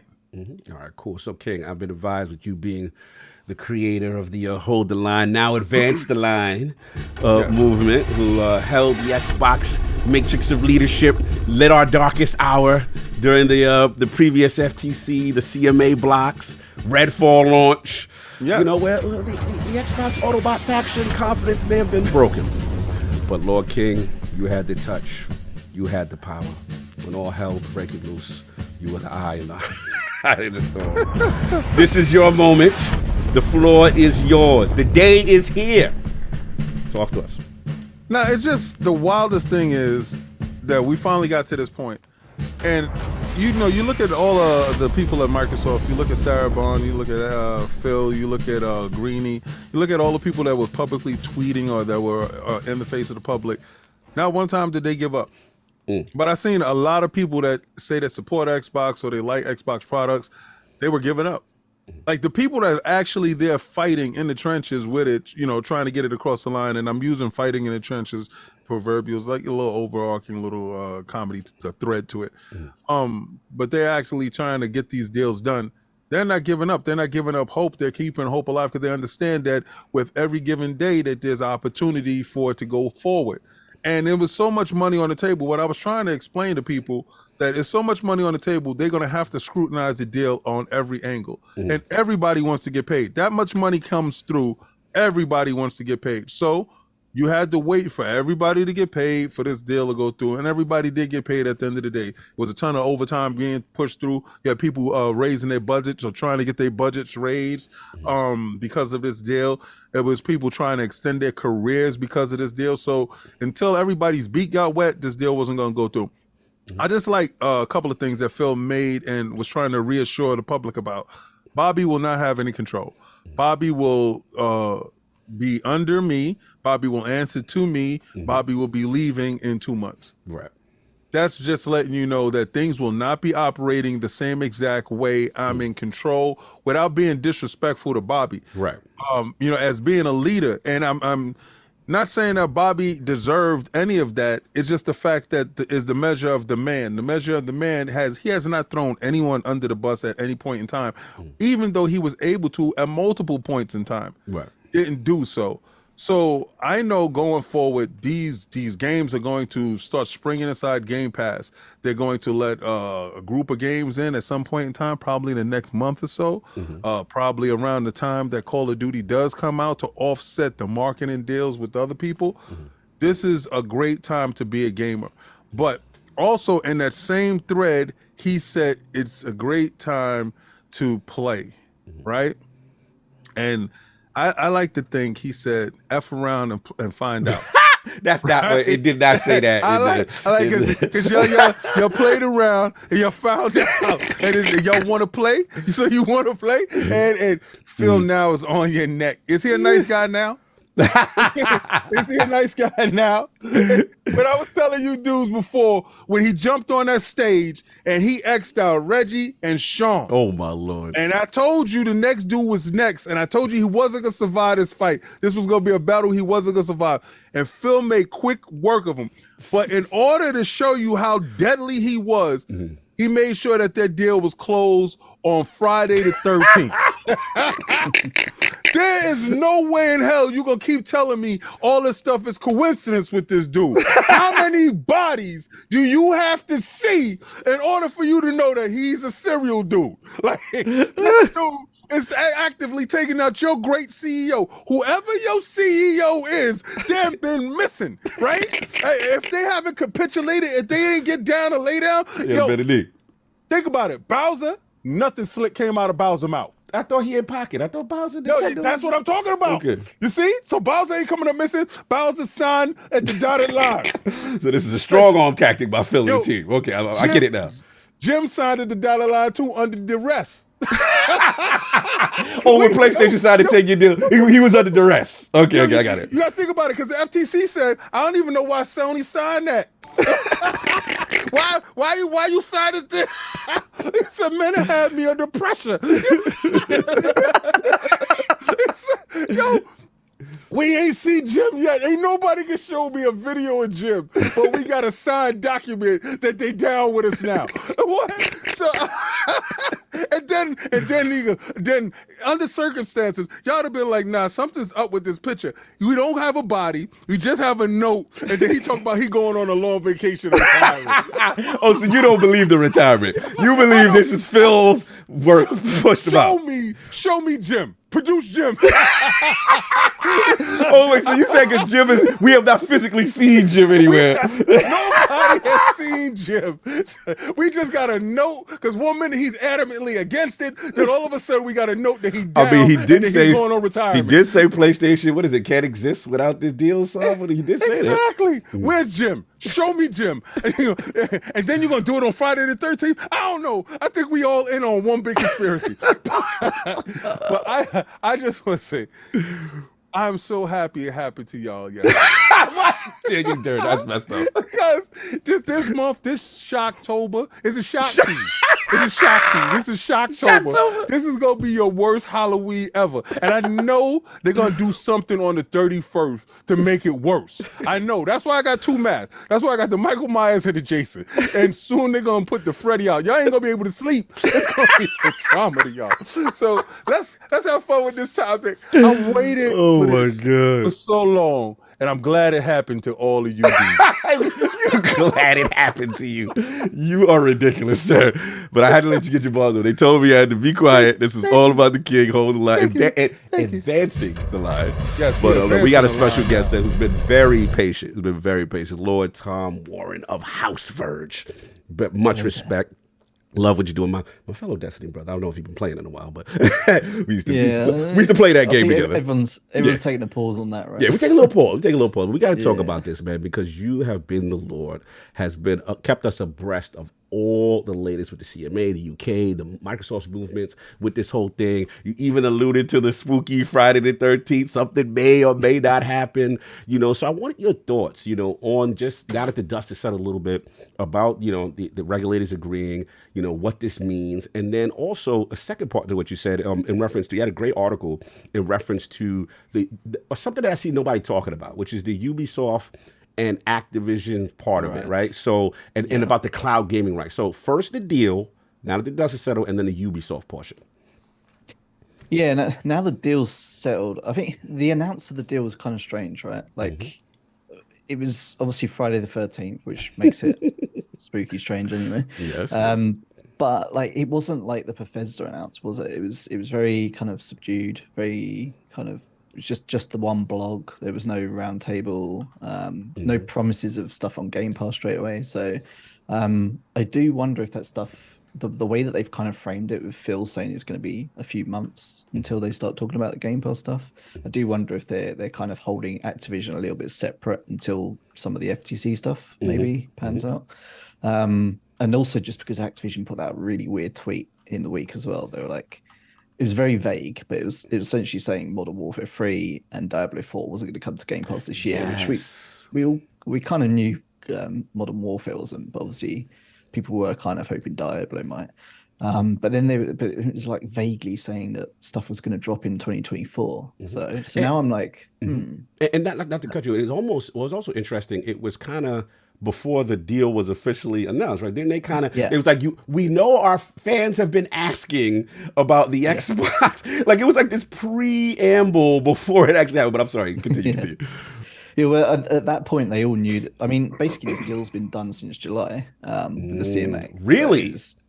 Well, yeah, essentially, it's just them going through the steps. So, so when we talk about like the Ubisoft stuff, so like back in July, obviously Microsoft wanted to sort of restructure the deal to appease the CMA, but then you get to this point where you have a bunch of folks that want these cloud gaming rights. Obviously, Ubisoft have succeeded, but the actual process there is that they essentially all have an interview with the CMA. It's like trying to get a job. So they have, they'll have a pitch deck and everything. And then the CMA will say, okay, we like these guys, we like these guys, we don't like these guys. Then they might give 2 or 3 options to Microsoft, and it's up to Microsoft to decide. So Microsoft did make the decision for Ubisoft, but they have to go through the CMA first, as I understand it. So that deal's, the CMA's kind of like rubber stamped it back in July, right? Just by saying these people are okay. This would fit, our address our concerns essentially. So a future Tom Warren article about maybe who the other players Other ones. were. Yeah, Oh, I know who they were. So. Oh, you do know. But out of respect for The Verge, we're not going to disclose it. No, I don't want to disclose what it is. But hopefully we don't got to wait too long, because I am curious, because Ubisoft was chosen, obviously, French based, but so they must have fit all the criteria that both the CMA and Microsoft. Yeah, interesting. So there were other players that could have held this for the game rights. Continue. I'm sorry. There was definitely some ones that were like you wouldn't expect. So, really? I'll put it that way. I'm dying to know this list. Continue. Sony wasn't in there, though. Don't worry. Sony was not on that list for sure. No. Financially, they don't got the structure. No. Continue. They do not have the facilities. Yes. So pretty much it was stamped then, because that's basically them agreeing to it at that point. Yeah, I mean, they're basically going through the process over the last few months, which they have to obviously go through their own process, and it all makes sense. But essentially, the whole thing where Microsoft and the CMA both basically said we're not going to go through this appeals process, around about that time is when you know that it was pretty much okay. They've obviously got a good deal in place that was going to address all this, and it came out. It was restructuring and all that. So it was rubber stamped back then. So when Activision's putting a tweet out earlier this week, they know it's closing on Friday. Like, everyone knows. Like, they all knew internally. That's why I reported a week ago. Yeah, that they were eyeing up Friday, because it was just they knew that was when the CMA was going to come out and say that it's. You're clear to close, essentially, and then they're all ready with the money, and then they close. So I got you. I wanted to follow up on two things. Obviously, obviously you're based out there, so I wanted to do this theme like the British were coming. You know what I'm saying? Like, that was the vibe of this ILP. So I wanted to get what was the temperature, in the UK prior to this, when the deal was initially blocked by them. They wanted more, because I think the surprise, if we had to be honest, was that they blocked it on cloud, right? Everybody thought the Call of Duty thing, that would be, and they didn't fall in line with the EU, because the EU was different. So I guess what's the feeling, the temperature, was it blocked? Were people upset? The consensus was like, why is this getting blocked? Or was it the opposite, where it's like, because the CMA statement felt, if you read the CMA statement, it feels like, they put the gauntlet down. They made Microsoft change these things. This document that I got to read a little bit of it. It is really intense about the things that they're saying. They said, we've cleared the new deal for Microsoft to buy Activision without cloud gaming rights. In August, Microsoft made a concession that would see Ubisoft instead of Microsoft buy the rights. And then they said this new deal will stop Microsoft from locking up competition in cloud gaming, preserving competitive prices and services for UK cloud gamers. So they were very adamant, they made Microsoft capitulate and change and, stand up for the government. Is that the feeling in the UK? What is the feeling? I don't think that's the feeling amongst Xbox fans. That's for sure. Okay. Because they hated the CMA's guts for months. In terms of the UK, I mean, it's like a business thing, but for a lot of people looking at it. But I think it's also the element of Brexit, right? You see the CMA's beating their chest here and kind of alluding to other regulators not getting such a good deal or whatever. I think that's been a general theme in it. And obviously you've probably never heard of the CMA before this, because, and to be honest, we've never really dealt with them heavily before this anyway. Wow. Because they've not really had the same sort of powers, because all those powers that they've got now are just because of Brexit. They've suddenly transformed into this global regulator because of Brexit. Because the European Commission no longer has the powers to block that stuff in the UK, obviously, because we're out of the European Union. So I think that is definitely the biggest context of this whole thing. And I think this was obviously a huge merger for the CMA to sort of stamp their mark on. And to be honest, I think even though it was a long process, they dragged it out, and Xbox fans might not have liked it. I think they kind of did the right thing, the CMA. This is going to be controversial. No, break it down. I want to hear. Because they saw what I saw as well early on. In part of my reporting, I did say that the cloud was going to be the problem in all this. I said it too. I said it too. Yeah, I basically said Call of Duty was like a load of noise, which it turned out to be.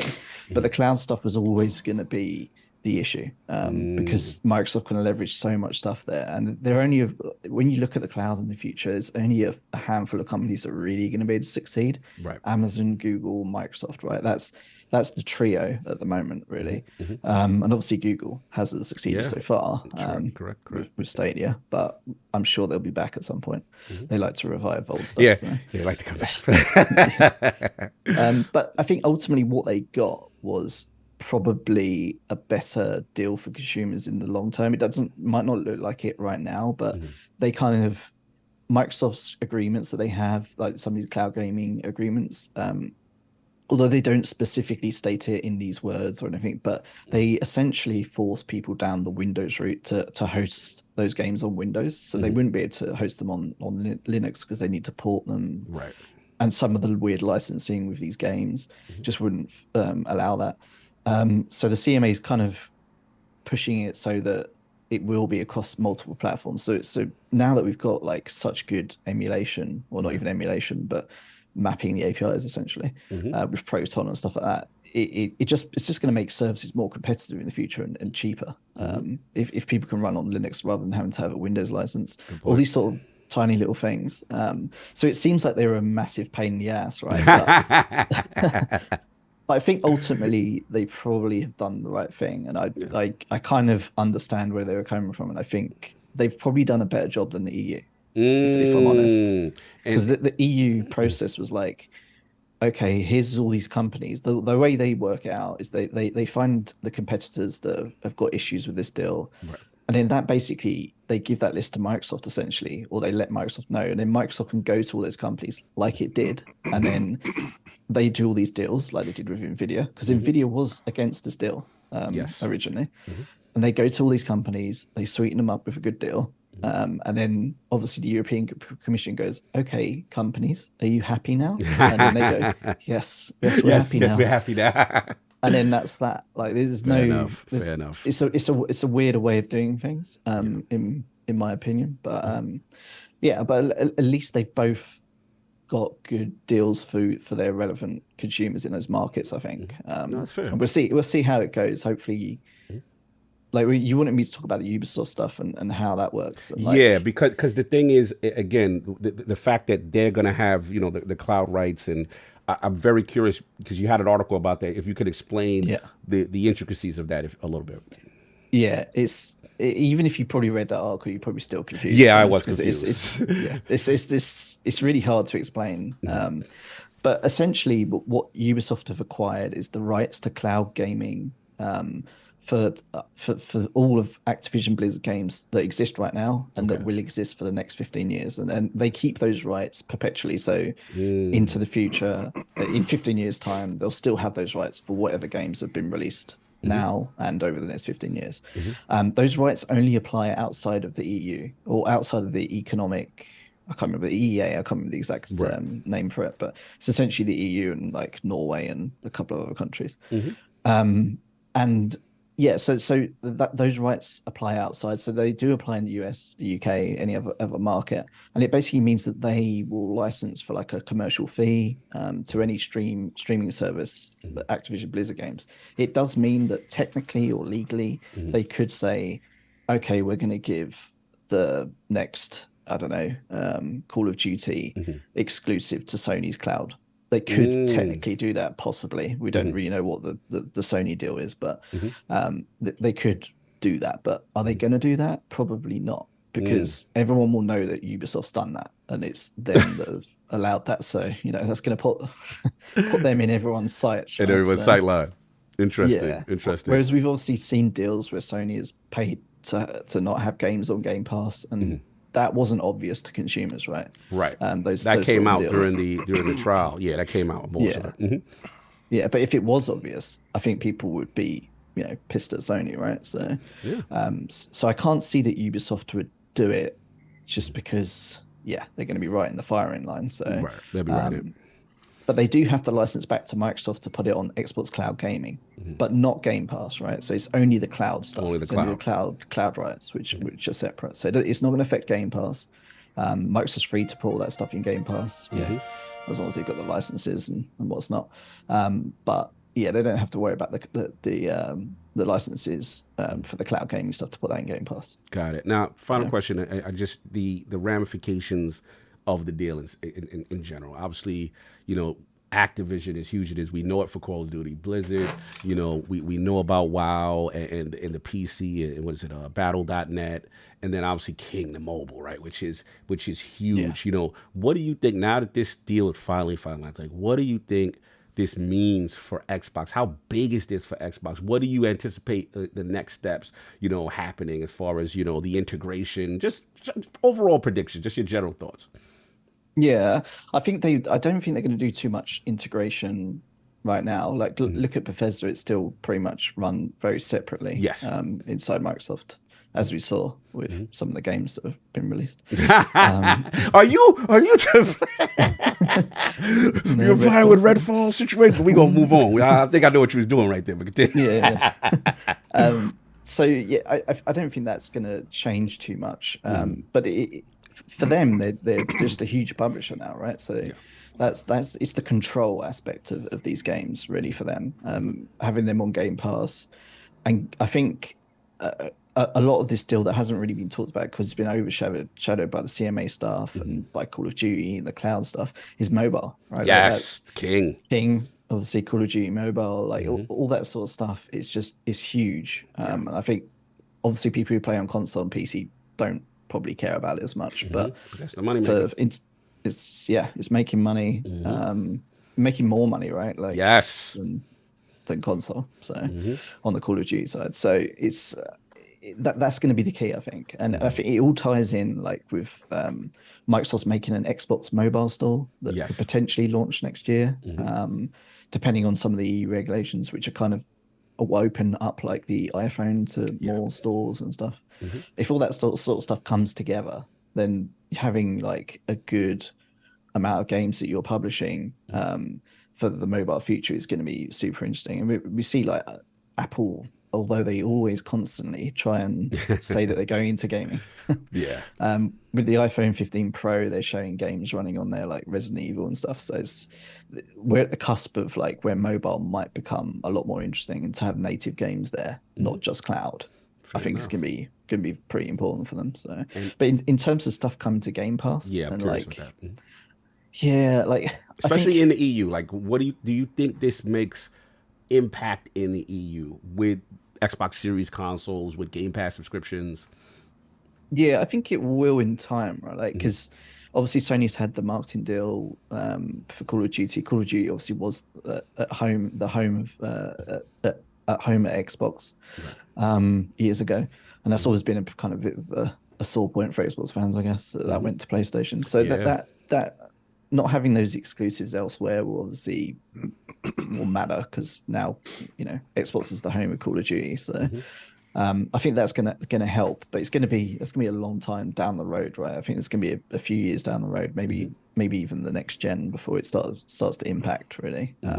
It's more the Game Pass stuff that's gonna help in the near term, in the near future. Okay. Yeah, because the Xbox Series S is really the Game Pass console, and that's what's really shifting their sales numbers this generation right now. So, but is Jez joining us, by the way? He should. He was supposed to, but I know. Yeah, he may have some things going on, so he may not. So we'll see. Yeah. Right, because he reported that there was going to be a bunch of games on day one into Game Pass, right? So I'm curious what's happened there. Like, that all just seems a little strange, because I figured that they would have. Maybe it's Tuesday because that's the next Game Pass drop, right? But I figured they'd have some old Call of Duty titles. That's what surely. That's what I'm thinking too.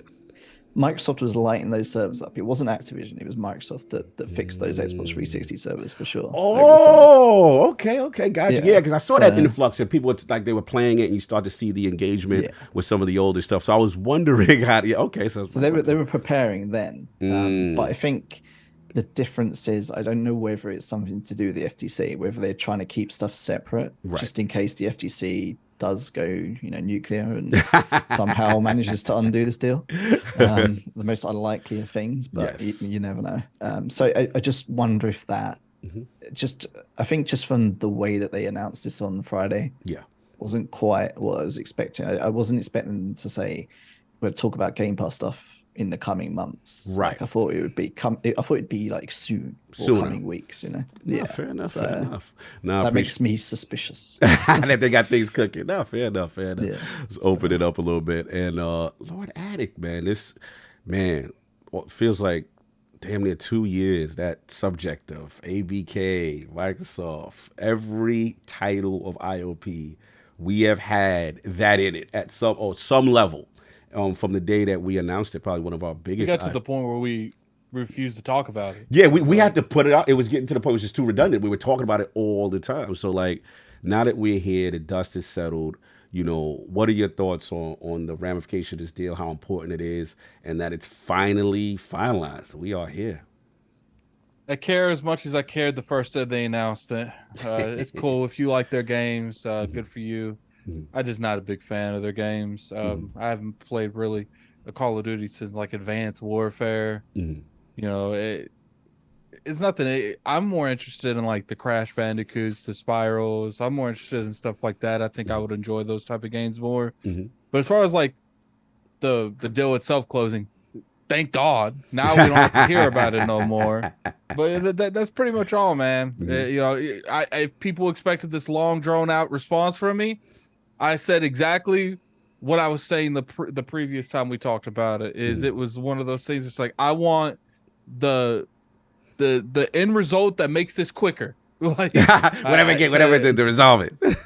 Yeah, because it's like I said like 2 or 3 days after it was announced. It's like, I'm not gonna lie, I wish it was Sega. Like, we'll talk about like next stuff. We'll talk about. Yeah, Activision just does nothing for me. You know, I do think Call of Duty in Game Pass is going to really drive their sales. And what's funny is people sit there and say they only have Call of Duty. You mean the game that outsells everything every year in 2 months? You mean that game? Like, it's just like, look, like you could talk down on Activision, but you got to respect the brands that they own. Yeah, you know, Diablo by itself. Huge brand. Overwatch, huge brand. Like, there's a reason Microsoft had to spend $68 billion on this company, because the IPs alone is what drove that price up as much as it did. And it's just like, but at the end of the day, when it comes down to it, like me personally, it as does a gamer, it does me, nothing for you. Yeah, but I think as the deal itself is going to help Microsoft tremendously going forward. Especially, you know, Tom was talking about the marketing thing. You know, I've said multiple times on the show, the marketing rights to Call of Duty is probably more effective than Call of Duty itself.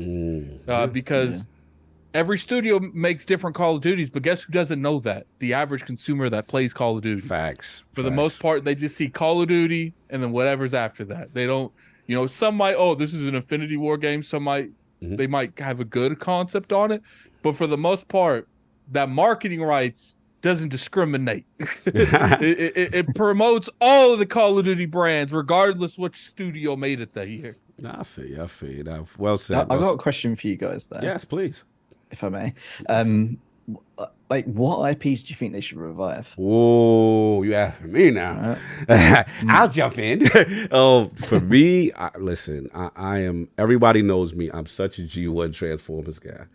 And those High Moon Studio games, well, Fall of Cybertron, War of Cybertron, those to me were the best games I've ever seen done for the franchise that respected the lore. The stories were great. They had a cooperative element to it. I believe the gentleman's name is David Teeger, who was the director of the time. He's a huge Transformers fan. They were made with so much care and love for that franchise that I need those. First of all, I need those in back compat. That's number one. Number two, you know, if we could get him out of the Call of Duty sweatshop and get them to make, because Hasbro clearly wants it. I remember I saw the conversation between Hasbro and some other outlet, and Hasbro was under the impression I'm that sure they all about that extra money. Hasbro was under the impression that Activision give lost me money of me doing nothing. You're just getting money.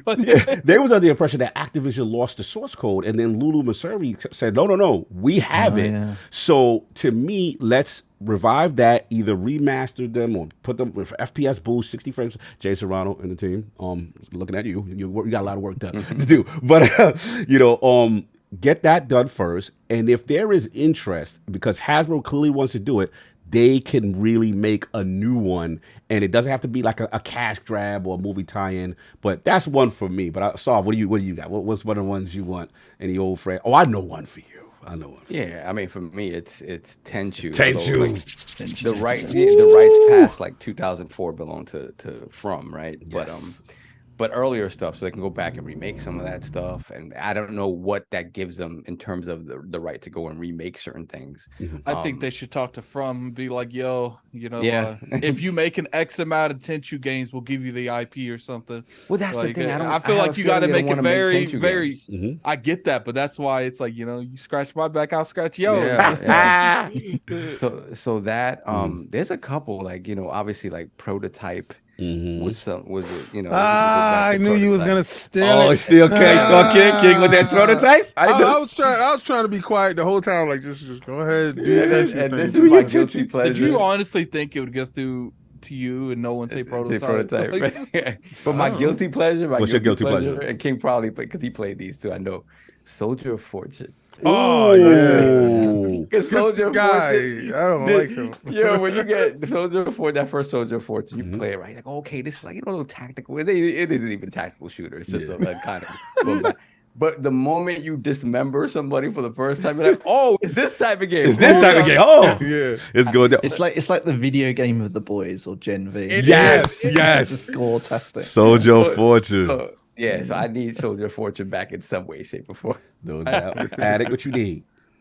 I actually have a weird thing I want them to do. What You know, Tony Hawk? the you know the Donkey Kong 64 game where it switched between all the Kong family. Yes. I want them to do that, but I want them to incorporate Toys of Talk. I want them to put Banjo-Kazooie, Spyro, Crash Bandicoot, and just like mix all those IPs together and do something like that. Because I actually feel like those brands individually won't hit hard, but I do feel if they did a correct building that universe together as a unit, it would do better as a whole than it would individually. Because you can't tell me if Ratchet and Clank can't have an audience, there's no way those games can have an audience. they don't have an audience apparently.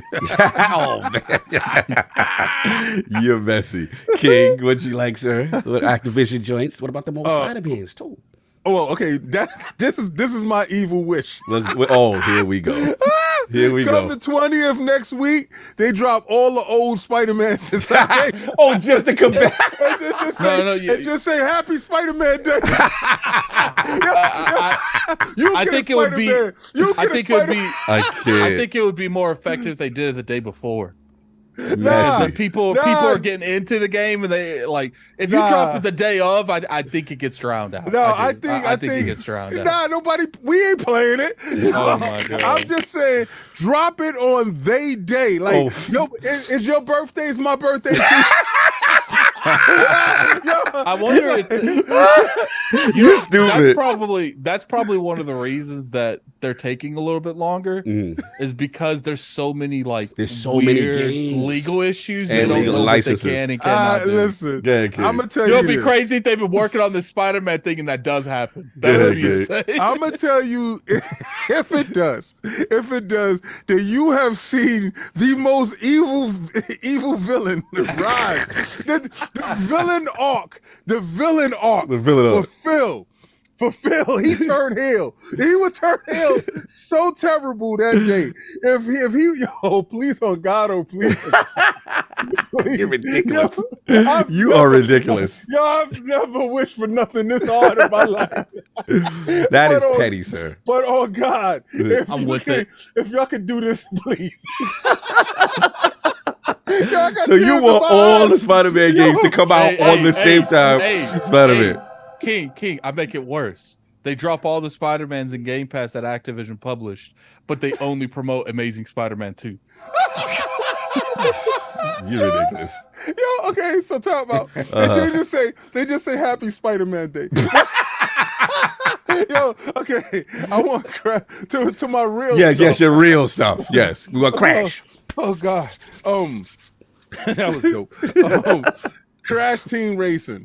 I want Crash Team Racing. I want all of them. I want all the Crash card games to come back inside, Game Pass. I want them launching Game Pass 60 frames per second. Do you think they need to do a giant mixture with the Xbox people too, or should just be Crash? I think that'd be dope. Like, they could take. Imagine Crash Team Racing and then a giant DLC where it adds like some of the Master bigger Chief. Xbox titles. Yeah, They can do like monthly. They can add Psychonauts dudes. Like on a Game Pass type of thing. I mean, a Battle Pass type of thing. You can get a Psychonauts kid. You can get a Master Chief. You can get Marcus Phoenix. You can get different type of characters. I think it can go over well. This can be a game of a service that you can put the kart racer there with a Battle Pass inside and have different tracks be launched. It's something that they can go back to. I want them to do that. Okay. I want them to go back to Spiral. Oh, I love the platformers, the old platformers that we did have, the first 3D platformers. Spiral was one of those guys that was in there that actually did a 3D platformer pretty well. So just to go back and nudge Sony. So bring back the Crash games, bring back Crash Team Racing. Just to nudge Sony, not because people want it. To no. Okay, This for me. This for me. Yes. I want your mascots to be our mascots. Yo, we own your mascot. We own your most famous mascot now. Like the dude who was out front. The only dude that was other than him that was famous, I got him hostage. I'm waiting for his game to come out. But I want Crash, and I want Sega. I want Microsoft to send them over to Sony's headquarters with a bullhorn. Yo! And I want them to call out God of War. God of War, get outside! You're ridiculous. Get outside, God of War! That's what I want. That's what I'm looking for. You want marketing with Crash Bandicoot. Fair enough. Yo, listen, Aaron. Team with me, make me your co-host, whatever, in marketing, and we will destroy this generation. Us together, we will destroy this generation. We will take back mindshare, and we will do the things brought the edge back to stuff. We could do it. You know, the only thing that happens in that arrangement is King Costa saying, "Why can't we do that, Aaron?" Yeah, exactly. All his ideas getting shot down. All we need is one. All you need is one. Oh, and don't forget, we need them. The Raven games, Marvel Ultimate Alliance games. I need those. Oh yeah, that's y'all guys. Yeah, that's me. But Asaf, I didn't get a chance to talk to you. Now we here, man. This is a long time. A lot of people said it wouldn't happen. Just in general, now that the dust is settled, it is approved. ABK, part of Xbox Game Studios. What are your thoughts, man? What about this whole thing? Yeah, I think the same as everybody. Kind of relief that it's done. It's when it came out, you think naively, oh, it's gonna get done quick, whatever. Yep. And you forget about the processes, and you forget about the fact that Microsoft isn't, it's super well liked in that regard when it comes to the idea of absorbing other companies. I'm sure some of these other regulatory things, they just love when Microsoft pops up or whatever. So what can we do to mess with Microsoft this week? Right, exactly. Well, how do we mess with the big dogs, right? So the fact that it's done with, all the court proceedings and stuff are done. We still have the Lena Khan trying to decide if she wants this fight or not, if she wants to smoke more. Yeah. So we'll figure that out. And then, I'm sure for them, it'll be a win if they do decide to continue to pursue this and then force Microsoft post-acquisition to have to make certain changes from within, right? That's something that I'm sure they hope that they can do. But we'll see. We'll see if they want that fight. We'll see if she doesn't get, a supreme amount of pushback from the government to just let it be. But I think the most interesting thing is that now that it's settled, right, and we talked about what's next, right, who's next, and the precedent. Okay. Well, I was going to come back to you, but you want to do it now? You want to do it now? Yeah, because I don't have anything else to say about. I don't have. All right, so come we on. can start Let's do it that now. next. Let's do it now. Next thread. Let's do it now. Let's do it now because I gotta set you up though. Sure. Because you did your thing on this, man. Like in general, you were the one. Just be honest. We laughed you out the room. We were like, who should Microsoft get next after the ZeniMax thing? And you were the only person, bro, that was just like, look, ABK You were like, Bobby, the whole situation over there, good PR, and we're like, man, I don't know what he's talking about. So now that we are here, we have to bend the knee to my bro. So correctly, the Sergeant Dow has correctly predicted it. What do you think? I know this is not a popular subject, so just for us to even talk about what's next after this, because a lot of people are like, yo, consolidation, this is crazy. But all we can say is, on record, Microsoft has confirmed they are not done with acquisitions, even after this. So we have to talk about what's in the here and now. So after this, in your correct prediction, what do you think's next, man? What do you think's next for Microsoft? This is the thing. With the precedent they set with this acquisition, money-wise, right? Everything else that they would acquire that makes sense or whatever falls beneath that money threshold. Meaning that when you look at the way that the FTC and these other governing bodies look at what they look at when it comes to monopolies and unfair business practices and stuff like that, and sort of eliminating competition, the thing that they kind of switched from back in the day. Back in the day, it was looking at, hey, how much stuff are you trying to gather into your fold that is going to corner this specific market, right? And it switched at some point, probably right after the Reagan era, right? It switched at some point to just money. Hey, are the consumers is this good for consumers? And how much money does it cost to get this done? If those two things fulfill this quota that falls under this line that says, okay, this is viable, this does not change sort of the spectrum of power in this specific corner of the industry, then it's fine. So now that they've got this high threshold of nearly $70 billion, everything else falls under it. So everything else theoretically should be easier to pass. Right? No whole bar now is what you said. That's the thing. Okay. That's the thing. Anything else should be easier to pass. Yes, with Lena Khan on the prowl, she's going to be specifically vigilant about whatever Microsoft does. Sure, 100%. Nobody likes to get beaten up and not have an opportunity to come back. So, but when you look at how things have been done the past 20, 30 years, it really has shifted away from ideologically trying to corner a market. It's just about dollars and cents. So if it's just about dollars and cents, Microsoft is smart enough that they're always going to frame it in a way that's positive for the consumer, right? They're always going to do that. And the money, the considerations are never going to be as high as the $70 billion. They probably aren't. When you think about what's left out there, right? So it's kind of like the door's open for anything. It's kind of anything, really. Just to interrupt for a quick second, because to add on to your point, and again, I see some of the Monopoly bros bad that we even have a discussion, but we got to deal in reality on what is about to happen. So you could be mad that, well, I can't believe these guys are talking about what's next after the biggest. This is what's going to happen. So brace yourself. No, real talk, because I'm tired of the fear mongering. We got to deal with reality. We are here now, right? Yeah. So this is going to happen. This has happened. And this is what's going to happen. So let's get this, you got the stages of grief and acceptance. We have to get there now. So the reason why I bring this up, I wanted to add on to your point, is because just like you, right? After ABK, I'm like, man, they really can't do anything else. At $70 billion, that's a lot of money. That's a lot of eyes, scrutiny, government, regulatory. And I had, the great Hogue Law on. And I said, look, obviously, I'm a Sega kid, right, at heart. So I just said, let's be honest, after buying a publisher, right, it's going to be hard for them to maneuver. They got to chill.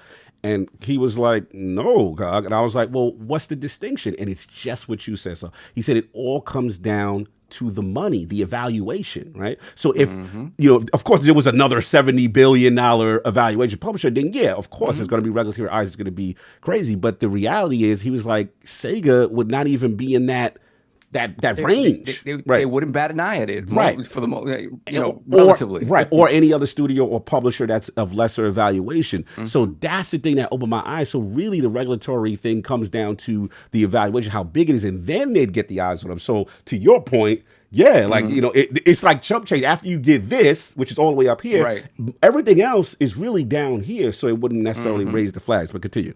I do think, though, that they would sort of raise the same amount of scrutiny outside of the U.S.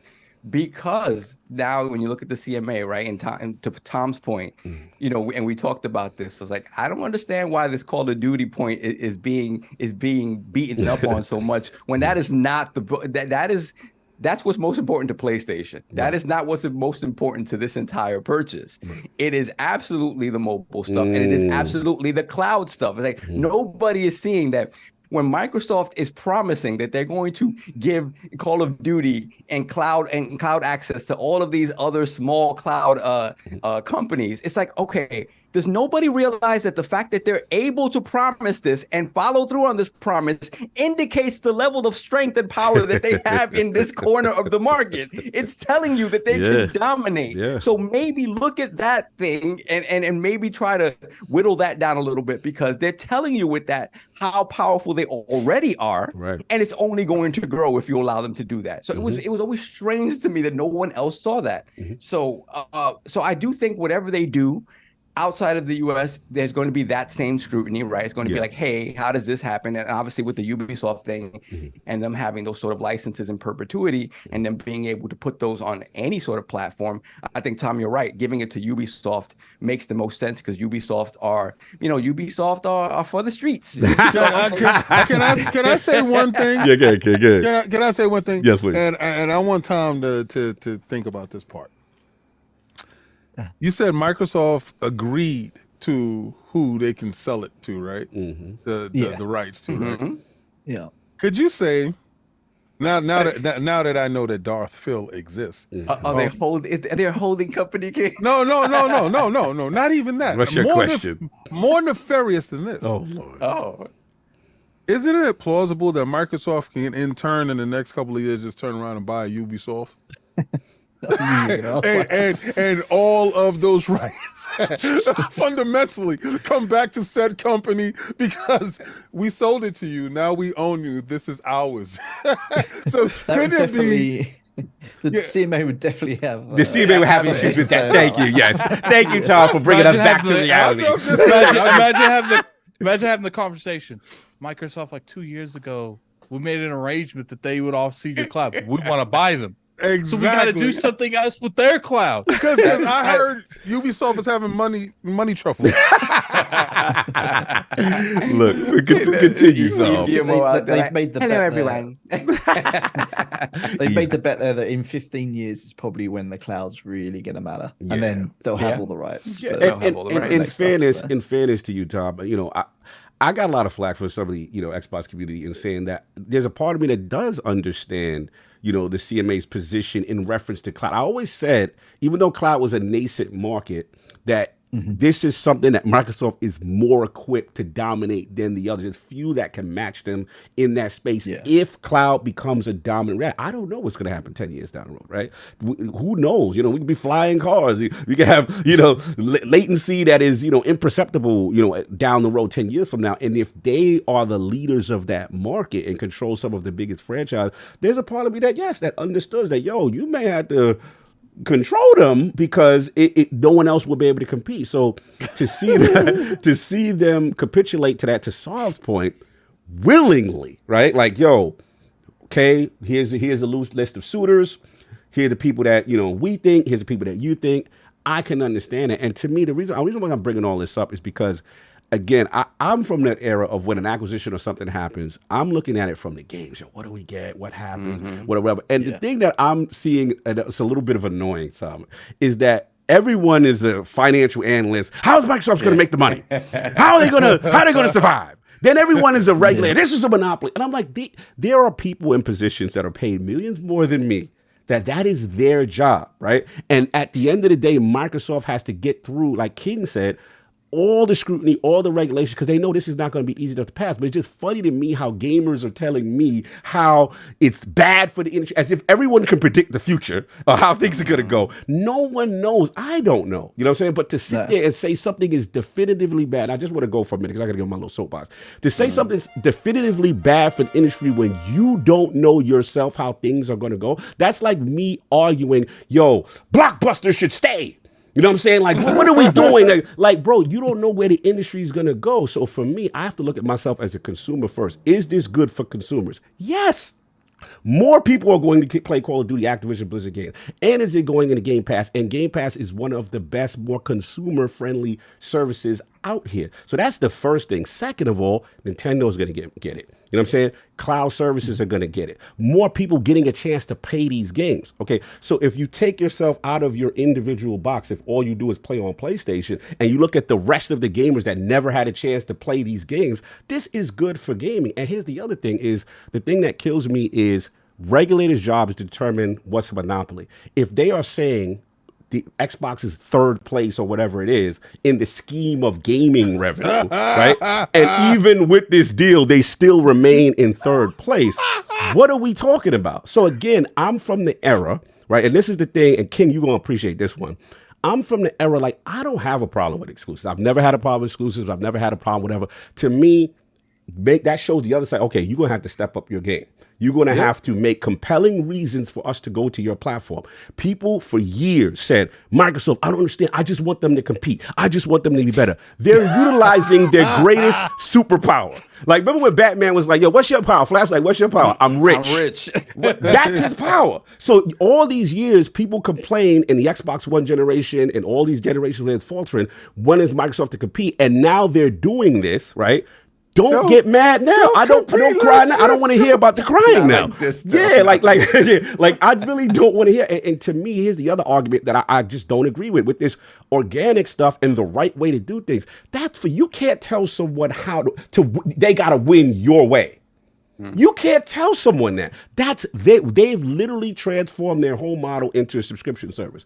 It's on them to prove that model is going to work. It's on them to prove that, hey, that this is going to be financially stable. My job as a consumer, what's the best deal for me? And right now, this is the best deal for me, and more people get a chance to play the games. And the last point I'll say is in reference to the actual studios themselves. This is not a hostile takeover, y'all. Like, Activision, Phil and Sachi didn't go down with the guns on Bobby and say, sign the paper. That's not how this works. This is not a takeover. Listen, this is not a takeover, bro. From those emails, I don't know. Listen, this is not a takeover. When someone has to want to be acquired, someone has to want to say, look, we cannot survive or we're looking to sell. You know what I'm saying? Now, it is funny that Microsoft always comes to people when they're going through a little financial show. Now, I will say that. Yeah, I will say that. I will admit that. Microsoft seems to have a knack for when you're going through a tough time. Rub your back. Yeah, they got their arm around you. You know what I'm saying? No doubt. I understand that. But it's like, that's how businesses work. And if in any other industry, if you look at the entertainment, all these industries, me and you've had this conversation. You see Disney buying up all this stuff. You see Tencent, we talked about buying up all this stuff. Every other industry, there is consolidation. There are people, but I'm not justifying. I'm just telling people the reality, right? So the thing that we have to stop being hypocritical with is when it's the company that you don't like, all of a sudden you got an issue. But when all this other consolidation is going around, you're pretty quiet. So I don't necessarily believe these people. You know what I'm saying? Because if there's a strong contingent of people who are extremely happy for this deal. If you saw Jason Schreier's report, you saw like they were talking to a lot of Activision Blizzard employees, extremely happy for the deal to go through. There are some people that, there's going to be layoffs with Virgin, we know that, but there's a lot of people that says, look, I'd rather this alternative than what was happening before. So my thing is, none of us can predict the future. Let's see how it plays out. But at the end of the day, as a consumer, I am happy. I think this is pro-consumer. I honestly do. Guess so. I think to your point, if we also look at the state of the industry today, even the big boys are not immune to having to make cuts. Like we saw Epic make a bunch of cuts. Like, so the state of the industry is such that, like, it's so volatile right now that honestly, again, we go back to the point. What would you rather happen? That this studio, this franchise, whatever, be allowed to live under this bigger umbrella of a company that can support it, or allow it to die, right? And you think about Darwin, the law of Darwinism, like, well, survival of the fit. If it's your time to go, it's your time to go. Right. But again, yo, that was cold. That was cold. If he dies, he dies. Right. But at the end of the day, and some stuff maybe it's just meant to, for the dodo bird, and some stuff not so much. We look at right now the situation now with the new Telltale, right? Basically, you know, the Wolf Among Us 2 is on ice again. They've had to let go a bunch. The word coming out of people that got let go from there is different than what the company's saying. And the people that got let go saying basically let all of us go. Yeah. And you know, development is frozen on this. And the company's saying, no, it's just, yeah, we're holding off a little bit, but we're still moving forward, and they may turn around on that point, you know, at some point in time and just come clean and say, hey, no, we're done. We're dissolving this once again. So, you know, again, it's one of those things where it's like, hey, I would have loved to see the Wolf Among Us 2 come out. I love the Wolf Among Us. That may not happen now, right? What would you rather? And it's just the fact of the matter is that the state, and there are some people out there who blame the state of the industry on Microsoft trying to purchase. Ever since the Vivendi, the whatchamacallit, the ZeniMax purchase went down, and it's Microsoft's fault that the consolidation is going on. Forget about Tencent, forget about anybody else who's purchasing. And forget about that. Bethesda was really nosediving. Remember, they were the home of the just save single player game, and then they started to shift and pivot when things weren't going when they were not doing well. They weren't doing well. So it's just, hey, it does keep your fandom out of it and look at it objectively for the industry, especially the state of the industry that we're in today. Right. And you will see that overall this is good, especially when thinking about the alternative, right? You're talking from the standpoint of the victor. That is true. You cannot tell a vanquish this is good for you. Why they not vanquished? No, you acting like Sony's still selling well. Listen, they have been thrown into the abyss. They just don't know that they're falling. Oh, they don't know they're falling yet. Okay, that's what it is. They don't know they're dead yet. They don't know that. Yo, listen, I'm sorry to bring the news to you. Oh, you gonna let us know? I'm gonna let you know right now. It is over. Why is it over? Why is it over? Why is it over? Why is it over, kid? You know why it's over? It's because we can sit here and say scenarios, and none of the scenarios bode well for you. There's not one scenario that anybody has said on this panel so far that bodes well for you. My scenario with all those Spider-Man, terrible day for you. Everybody talking about bringing back prototyping all these games, terrible day for you. Anytime we talk about bringing back games to this platform, you know it's going in Game Pass. Terrible day for you. So we look over to you and say, what are you going to do to combat this? I have no idea. But I do know this. Any scenario that you produce is a terrible day. So, like he said, if he dies, he dies. I think he's dead.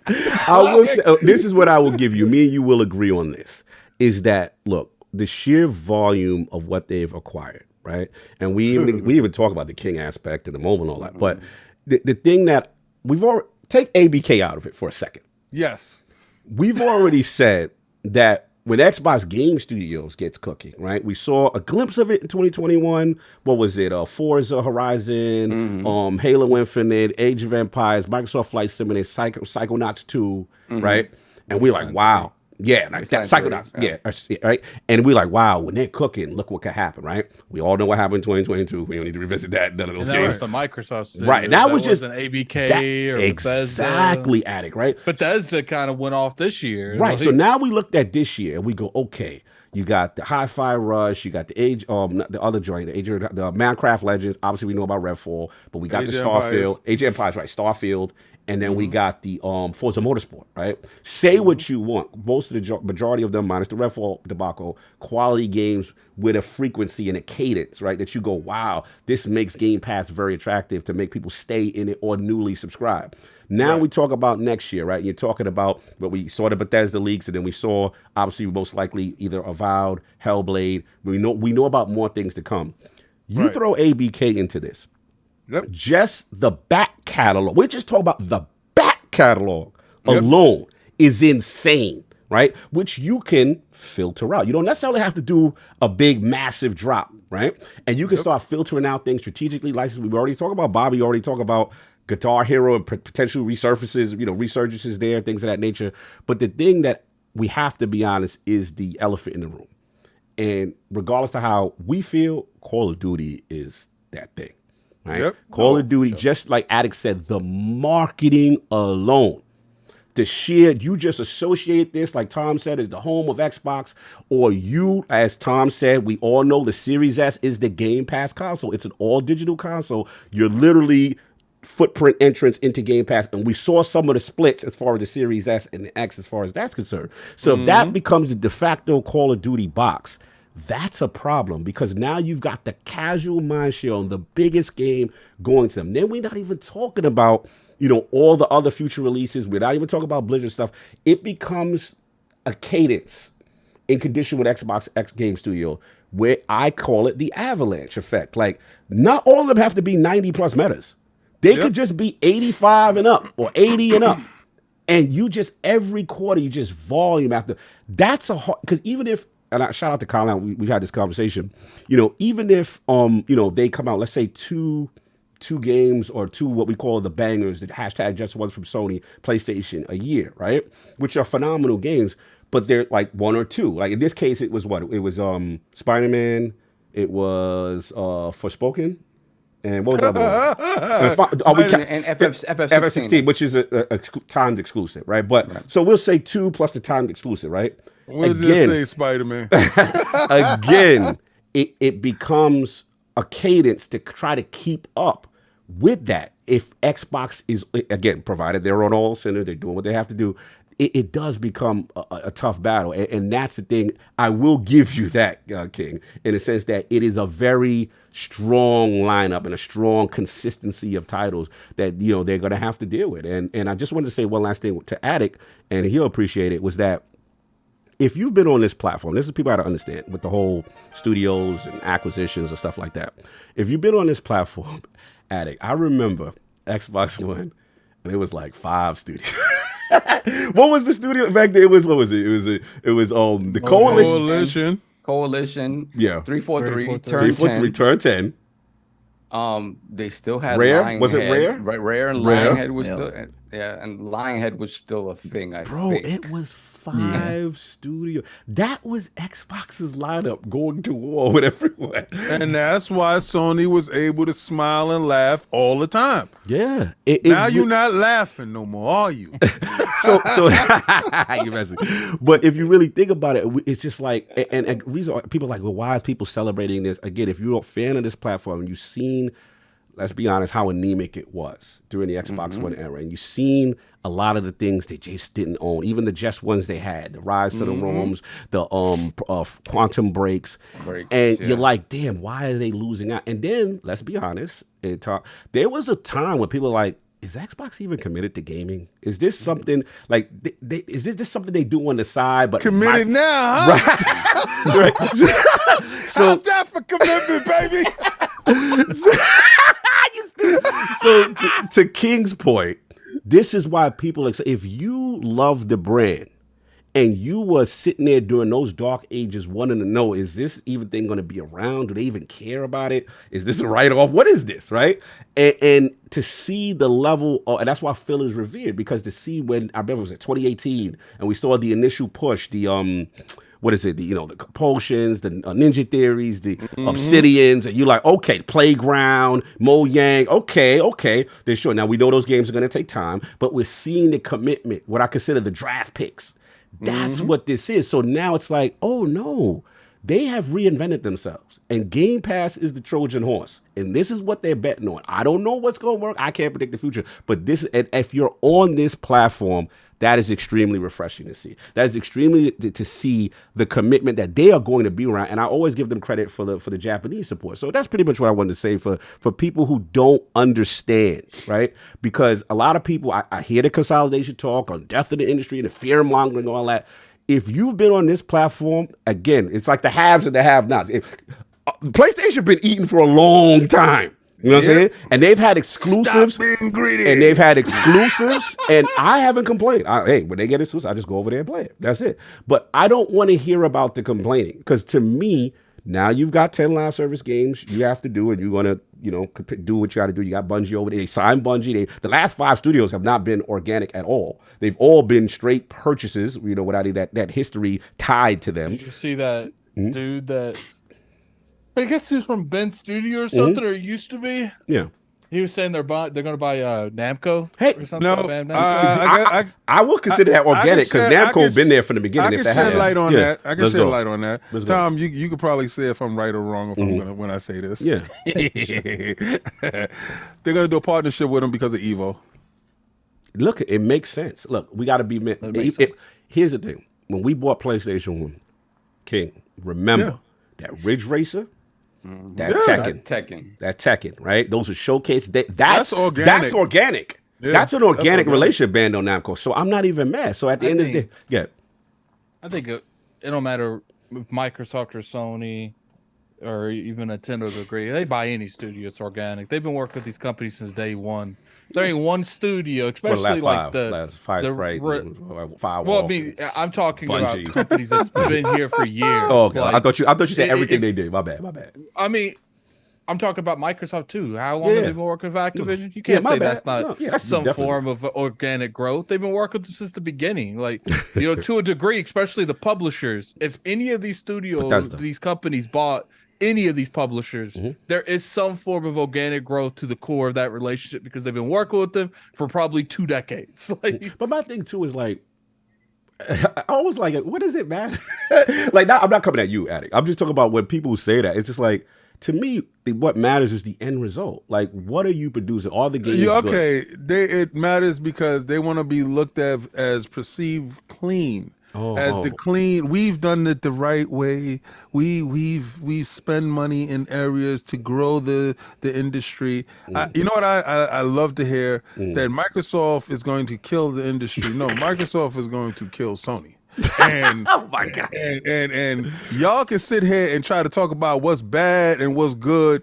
I don't care. The games will pop up someplace else later. NEC passed away, they're gone. But did Bonks die? No. Bonks was living on. Bonks was being he was put on Super Nintendo, he was put on Sega, he was put all over the place. So I cannot wait for that to happen. That's what I'm looking for to happen. I don't want to sit here and act like, we're supposed to preserve one company.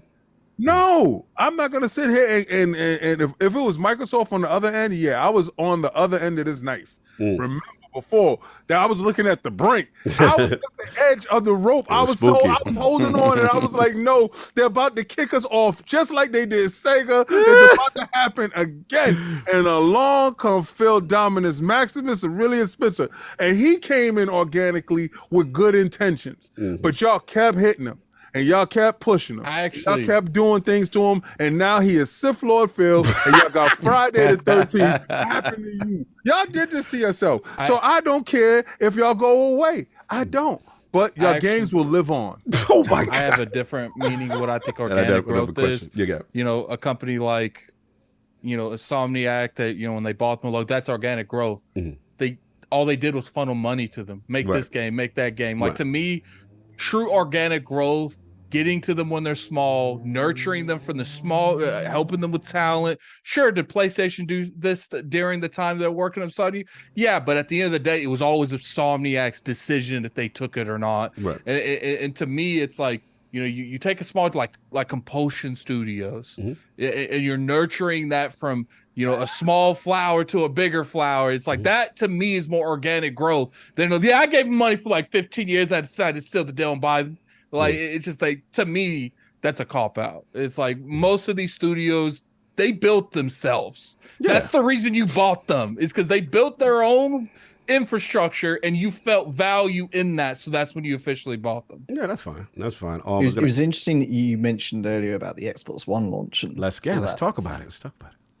Because I think where we are with Xbox is pretty much down to Satya Nadella, right? Like he came in 2014 or thereabouts, and then almost immediately Phil Spencer was head of Xbox after like a couple of months after he was in, and then Mojang, his first big acquisition, and then obviously all the other stuff like Obsidian and the rest that they acquired a few years later, and I think I think without Satya Nadella, Xbox could have been sold to, I don't know, Amazon or whatever. There was potential for that to happen. There was always like investors trying to push that way, right? Yeah. Remember, we used to hear that all the time. Yeah. So I think Satya Nadella is definitely kind of the key to this. Yeah. I agree. I think that again, we've had that discussion where it's like, whether or not Xbox is going to be taken seriously in I believe the conversation with Phil and stuff like, are we committed to games and stuff like that? The conversation those two had, and to see his involvement with it Satya has been tremendous, because they're clearly showing they're still committed. What I want to ask you, Tom, in reference to Saul's point, which was the what's next thing, you know what I'm saying? Which is obviously we know they're not stopping. We know that there is more. What do you think logically makes sense as a target, for Microsoft moving forward? It's got to be Nintendo, right? You're gonna like the poll question. You're gonna like the poll question. Wow. Phil wants to retire. Oh man, bro, they are so bad with me for him even discussing that. Like they were like, "God, I'll get you." I'm just like, getting Nintendo. He getting Nintendo. I will come in with a full Mario suit with a Yoshi. Oh my god, that would be interesting. Moment, Trev, isn't it? I mean, he did say it would be a career moment. But what do you think that's realistic, or that's your choice? No. I'm curious what your choice is. I think if anything would happen with Nintendo, it'd just be I think the Call of Duty stuff is the beginning of an even more closer partnership, and they have been pretty close anyway. So yes. I think if we see Game Pass eventually come to the Switch too, coming in hot. Some games you never know. Switch 2 coming in hot with that Game Pass, huh? I gotta ask a contrarian question, because we have Tom here, and I just, as somebody who who writes about the industry, if Game Pass theoretically doesn't hit some internal level of success or whatever the case may be, is there any scenario in the future you would ever see that Game Pass goes away and they go back to selling a la carte exclusively and not Game Pass? Or is there a scenario where maybe they took first party out of Game Pass eventually in the future? Yeah, I think it's going to be interesting to see what they do with Activision, to be honest, with whether Call of Duty is going to be there day and date on everything. Like, we'll see what happens with that. That could be like a little bit of a telling sign to where it might go. But I don't think they'd ever shut it down. It's just the fear is that the prices will keep going up, right? To cover that sort of stuff. It's already profitable, and they've obviously got. I think where they need to nail is the mobile stuff in the future, but obviously the PC side as well. Like that Xbox app on Windows is still just really janky. Not good. And I know everyone's obsessed with Steam, and you want all of your games in that library. But maybe they have to have some sort of deal with Valve there. Game Pass on Steam would be killer, wouldn't it? So, that would be sick. Because part of me feels like they like that Steam money too much to put Game Pass. I don't know why. I feel like they feel, maybe when this is done, they'll merge kind of way Battle.net, and they'll keep Game Pass over there. But part of me is like, you have the option to go over here, but we know how these Steam people are. They're going to buy it, even if there's an option for free over here. That's true. Yeah, it would have to be a pretty big bag that I think Phil has to give Gabe to get that to happen. Because Microsoft's not going to want to pay 30%, right? The bag is called by Steam. That'll be interesting. Attic, real quick. It's probably never going to happen, right? But that would be killer. No if doubt. Game Pass was on Steam. That'd be insane. Yeah, I couldn't even visualize. I was gonna say, Attic, real quick. I gotta get your thoughts on the next. Obviously, we know that Microsoft's not finished. This is a discussion a lot of people don't even want us to have. But I gotta ask you, what do you think is potentially the next target? I don't think they're gonna really overextend for a while. I think we might not see them buy something for maybe a year, year and a half. Lay low, block. I think they're going to lay low. As far as like, if they do buy something, I think they'll still closer to like smaller studios, maybe work deals out and buy, like Crystal Dynamics off of Embracer, maybe a couple of other things off of Embracer. I don't think they're going to mess with publishers anymore. Part of me just feels like they're done with that. We got. I think they could. they got the money. Even if like something like Sega was one, I think they might overextend for something that would make sense to their library, maybe like a Sega or something, because they don't really have a lot of games that are homegrown from that kind of scenario. But as far as like the Ubisofts, the Activision, the EAs, I feel like that's too much of a risk to redo again. Like outside, look like they Disney was on the I feel you on that, but I do think if they try to buy EA, I'm confident they would shut them down. I don't think there's a chance that they buy them. Okay. It's just like a hard one. Yeah. The FTC is like, look, we told you with Activision, and now look what they here they go. Another big here they go. Do you think they buy a Sobo?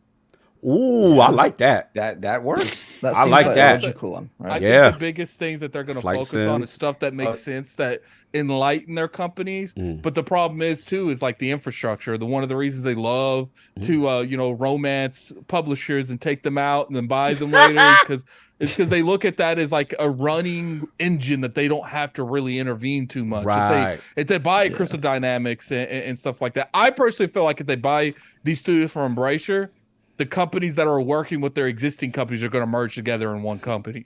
Like, for instance, Crystal is going to merge with the Initiative. I can't remember which company's working with Playgrounds. What company's that?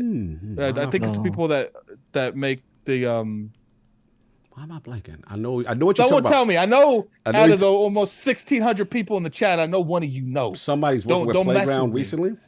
No.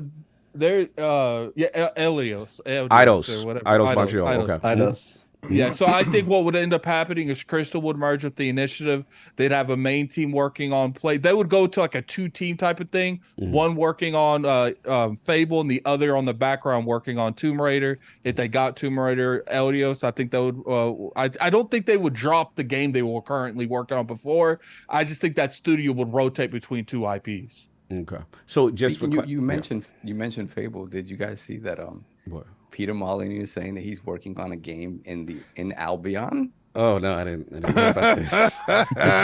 I wasn't aware. He don't like all the attention. The game apparently is, I guess, codename Moat or whatever, but it's in Albion, so he's working with Microsoft in some capacity. So it's probably Milo too. Not Project Natal too. Whatever he's working on, just let him. Whatever he's working on, don't let him be part of the PR. That's all I gotta say. Wait, Attic, before I pass the kick. So just to be clear, you prefer them to go after another studio than buy another publisher, or is it you're saying? No, I prefer them to go after Sega. That's what I want. Oh, okay, so publisher. I was mentioning Sega, like how? Yeah, like what I want and what I believe is realistic at this exact moment. I don't feel is like on the table right now, because I do think that as much as we might think, there's 2 scenarios. We don't know, like on the logistic things, how close, and maybe Tom can go a little bit more how close this was. Like maybe from the start, this is exactly how they expected it. The CMA, they knew they were going to give them issues, and everything went exactly how Microsoft envisioned this process to go. Yeah. But the biggest thing that I feel like makes me don't think it was like that, and it was a little bit more on the we don't know if it's going to get approved or not, is them signing over Ubisoft with the cloud computing, because I feel like they initially didn't want to do that. They did that because they had to do that. Right, and that's why approval. I feel like big publishers, they're going to stay away with, because they're not doing that again. Okay, interesting. Yeah, maybe it was. I think they were realistically aiming for like sort of April. Gotcha. So they're like 6 months late. So 6 months behind, which isn't terrible, I guess, given how big this was. But but it definitely held them up on future things quickly, because I want to respect Tom, so I know he's got to get out of here. But I want to King. I didn't get your choice as far as what's next. Well, I feel there's a partnership with Sega. Everybody keeps talking about purchasing. I don't think they purchased Sega. I think when you go over to the land of the rising sun, business is done a little bit differently over there. There's a lot of respect going would in. Japan even let them buy them? That's another thing. That's the whole thing. My thing is, you go over there, you make a partnership, you get like a 40% stake in their company, so you have a controlling stake in said company, whereas you don't actually. You come to the door, but don't walk in. No, well, this is what you do in order to get access and allow everything to work as status quo. You know, Cog and I was talking about it the other day about how the Japanese business structure is over there. Respect, you know, honor, different type of things. And instead of over here, we're like in the Western world, corporate backstabbing, espionage, and all that stuff goes on. I'm not saying that it doesn't go on over there, but a lot of deals can be done with a handshake and respect. Right over there, and you know, I'm going to work with your company, and we've had organic growth, whatever the hell. But I believe that they'll do a partnership with Sega, because I don't think a buyout would bode well for Sega or Microsoft, because if the consumer turn their back on the company because they feel like the company turned their back on them, disloyal Sega or whatever, none of those products sell there. So you're doing counterproductive work, right? From what I heard, actually talking to Cog the other day, a lot of their stuff is on the shelves without the branding of their name up there. So Xbox again, not there. you don't want to go over there and try to upset the apple cart. You go in there, you become a partner with this company and say, we're going to work with them. We're not trying to change their identity. And you still get their products, and their products are still day and date on your ecosystem. And I you can push think that.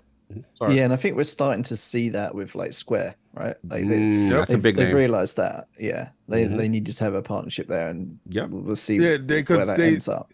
We saw Square was the only one that had a folder, the only one that was actually, you know, talked about, vetted, and was probably going to get purchased before this ABK thing went up, and they saw ABK as a more attractive thing, and probably jilted them, and I think that probably fractured their relationship. So Microsoft needs to repair their relationship with Square, and I don't think they can go and purchase Square. I think they can go over to Square and do a partnership with Square and get a lot of the games to come out on their on the ecosystem.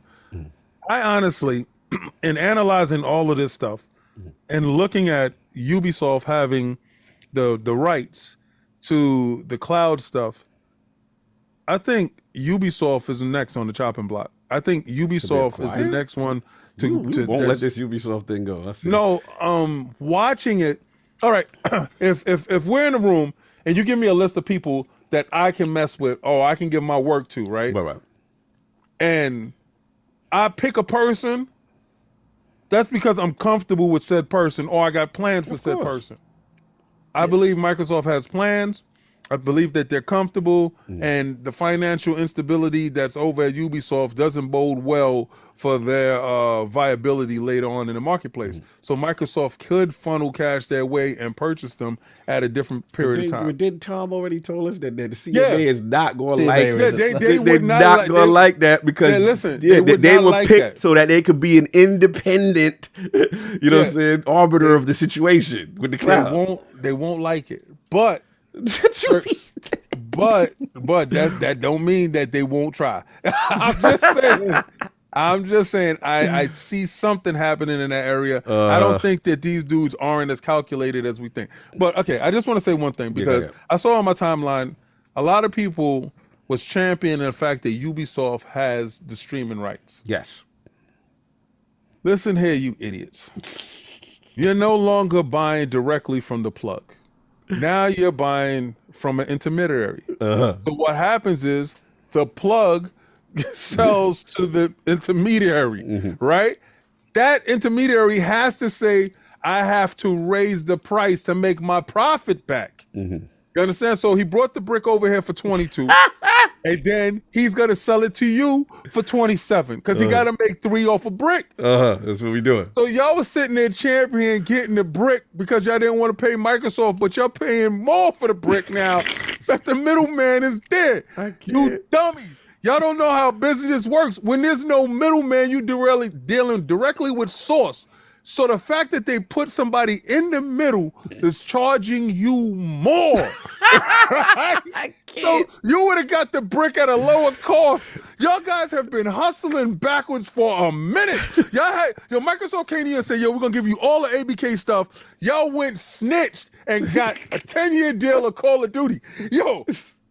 I'm telling you, I don't know who's in charge over there, but y'all put somebody else in the middle so y'all could pay that guy in the middle more money than y'all would have paid Microsoft. Hustling backwards is gonna do y'all in, and y'all been hustling backwards for a while. There's no reason why for y'all to say, yeah, I agree with Ubisoft to be there. Why? Like, why? You think Ubisoft gonna cut you a break when they paying Microsoft? No, they gotta pay to stream. Now you gotta pay to stream too. Power Book 3 by King David. Thank you Thanks. for breaking this down. Look, I got to get the legend. He's giving us more time than I thought to Warren out of here, brother. Again, appreciate you coming on. We got to have you back on in the future. Yeah, it's been fun, man. Absolutely. Let the fine people know where they can find you and what else you got going on. Yeah, I'm over at theverge.com, obviously, and on Twitter or X, whatever the hell we call it now. I'm at Tom Warren. So. Yeah, dude. Tremendous reporting. You have been on fire with this whole CMA thing and just correctly. I'm just glad it's over. Yeah, I know. We have made it. We have made it. But you have been on fire with that. I went on holiday in like July. And I couldn't have a holiday. Oh, you couldn't. FTC stuff, right? It's been nonstop, man. You've been on the ball. Thank you so much, man. Again, a pleasure. The legendary Tom Warren. No doubt. Appreciate you, brother. Thank you so much. All right. I'll see you on the next one. See you on the next one. You already know. Thank you. No doubt. See you at the Ubisoft stuff. You are ridiculous. Yeah, I mean, I'll just answer quick. I don't know. I don't know what's next, to be honest. Obviously, you know what the heart wants. You know, the heart wants. Of course. But, you know, I see King's point. And, you know, what is that? I always butcher the expression. So when you already have the cow with the milk. Why? Yeah, right. Yeah. Why? A bird in the hand is worth more than two in the bush. Why buy the cow when you already get the milk for free? Right. And you can tell the relationship is good now. Obviously, they've been going over there. You know, they initially, remember people were like, oh, it's just gaming. But it's more the cloud stuff. But I mean, and to Addict's got a good point too. I mean, maybe you stay under the radar. There are some natural things that make sense. That like a Sobo is one of them. Obviously, the Microsoft Flight Sim, the what is it? The Plague Tale. Isn't that them too? The Sobo did Plague Tale. That's a Sobo, yeah. Right. Yeah. You got that. Certain Affinity also makes sense. They've been working with them a while. I'm gonna be honest. You know, even though Sega's my number one, and that's what I want. What makes sense would actually help me as well with my hashtag Just One initiative is Crystal Dynamics. Yeah, Crystal Dynamics. They are the hashtag Just One studio, if you really think about it. Like, that's what they do. High graphical fidelity, AAA, you know, over the shoulder, that kind of thing. But look, I'm going to always hold out hope for Sega because, look, they were on the list before. You know, we talked about the, you know, they still want to make headway in Japan and that kind of stuff. And maybe it goes to what King is saying, where it's like you don't necessarily have to rock the boat, but you keep things, you kind of do a Bungie in a sense, like you keep things multi-plat, but you get your name and your branding over there in the region and make headway there. So we will see what happens. But as far as what it is, look, this is a tremendous move for them. They've got Activision Blizzard King to deal with, you know, the transition. I'm very curious when the round table is going to be, if Bobby's going to be a part of it. That'll be interesting, you know what I'm saying, how they handle the drops, you know, kind of thing. And somebody says here, Xbox next with management you currently have. Look, they have to manage what they currently have. That's true. But we have to deal with the reality is that they're not done. And everybody else has to catch up to speed in that reality.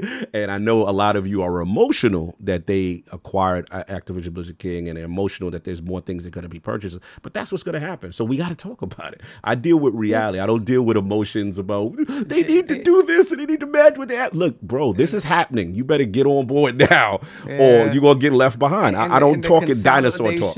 Yeah, and the consolidation talk. I mean, it's just people mimicking what other people say. Yeah, what other people say. Are saying. It. Nobody, fan of their own accord can be like, I can't deal with this consolidation. Just because you don't like something doesn't mean that you can't. You're not gonna have to deal with it and face it. You got to deal with it and face it. This is what it is. That person is outside your house. So you can sit there and close your eyes and say, "Oh, why did he do it? He outside your house."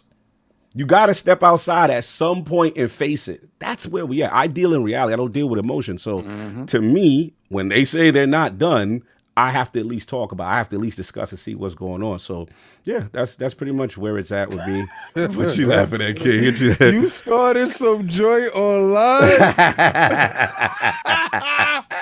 Lord Beefy's outside. Yeah, Listen, it is what it is. I tried to do something in the background, right? I tried to really do something in the background. So, but it didn't happen. Good. I apologize, guys, but Advance the Line t-shirts is in stores right now. Hold the Line is in stores for limited time only. Hold the Line is about to be gone, but Advance the Line is going to be there. It's going to be replacing it. But I tried to do something right now. It just didn't happen. Good. Glad it didn't work out for you. Anyway. It's stupid. That's all I got. But yeah, historic day, y'all. And I just want to see how the integration works. I want to see how the games, the back compat and all that stuff get leveled out. And then obviously when does Diablo hit, right? I figure maybe next year. There's gonna be some things I think will hit and they may strategically hold it. Like, for example, Diablo's new season, right? Whenever they come out and say, okay, that's when we put it out next year. But I do firmly believe they're going to hit the service, as well as one of my predictions is Call of Duty next year in the service. You know what I'm saying? Maybe not this year because it's so close that they have to, the integration on the back end. But I believe next year that they will have that in Game Pass. That's going to be a tremendous boom for them. So let's see what happens. And I'm looking forward to the round table. I want to see how they present it to everybody. It's the way they did with ZeniMax. I want to see how that goes. But that's all I got. Anybody else on this historic day that we correctly predicted? Just want to say the Lords correctly predicted it. You know what I'm saying? Despite feelings, we held the line. Anyway, what else we got? We got some super chats. King, by the way, so Sonic Superstars doesn't come out till Tuesday, but on Metacritic it's sitting at a 76. Same at OpenCritic, so it's good. It's good. It's not. Okay, that's what's up. Yeah, it ain't. Mario's probably gonna eat his lunch, but the problem with that is I have only enough funds to go get one, and sorry, Bucko.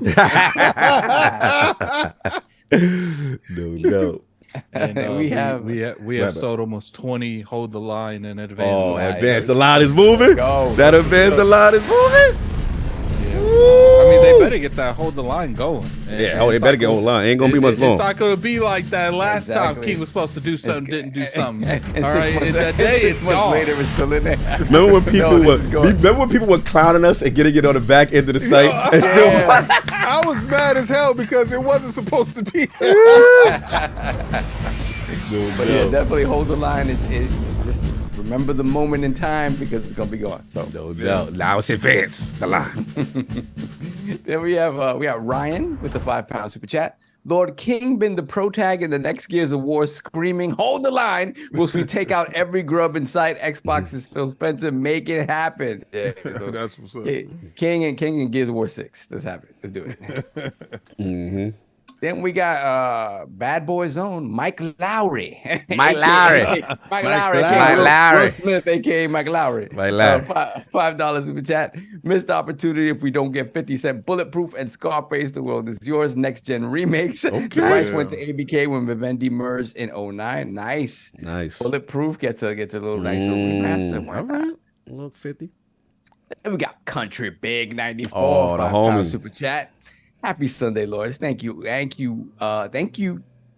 to all you guys for covering this ABK deal for the past 17 years.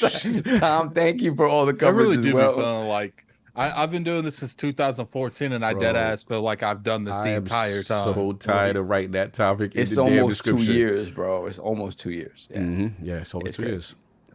Then we got almost Yash. the whole pandemic. Facts, pretty much. Yeah. Then we got Yash with the £2 super chat. King held the line when no one did. Respect. Factual. Yes. Blessings. Then we got Called Weed, $5 super chat. Jokes aside, thank you for what you guys have done for the community. Last generation, we really didn't have many voices in the Xbox community. Oh, salute. Yes, salute. Yeah, those dudes ran away.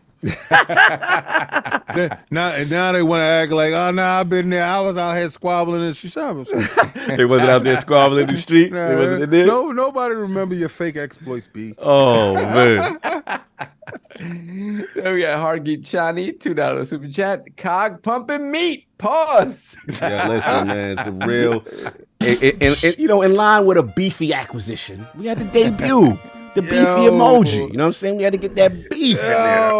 Make it real beefy. A lot of people don't appreciate the beef of the ABK today. You don't want that beef? Too Young Dreads with the original sort of concept for the beef. Go to Twitter. It's trending. It's trending. Lord Beefy's outside. Lord Beefy is trending. Listen, man, it's a beefy day, beefy acquisition. Why not? Perfect day to bring Lord Beefy outside. Wow. Right on cue. On time. Right on cue. Stays love. Let's play with each other's joysticks. $5 super chat. Lord Beefy looks like he can handle the meat. Yo! Almost as good as me. Yo! Oh, hey. Get it. Back to you, Saul. You don't get the beefy emoji with that talk. We not supporting that. Not even done yet. We are not gonna press the beefy emoji on that one. You out of pocket. Followed by, hey, Saul, boo boo. Can't wait to show you my meat pumping skill. Yo, they wildin'. Wow. Did. Brother. Back to you, Soph. Thank you for your patronage. Thank you for your super chat. Hey, yo. Then we got Nady Nay. The homie. Super chat.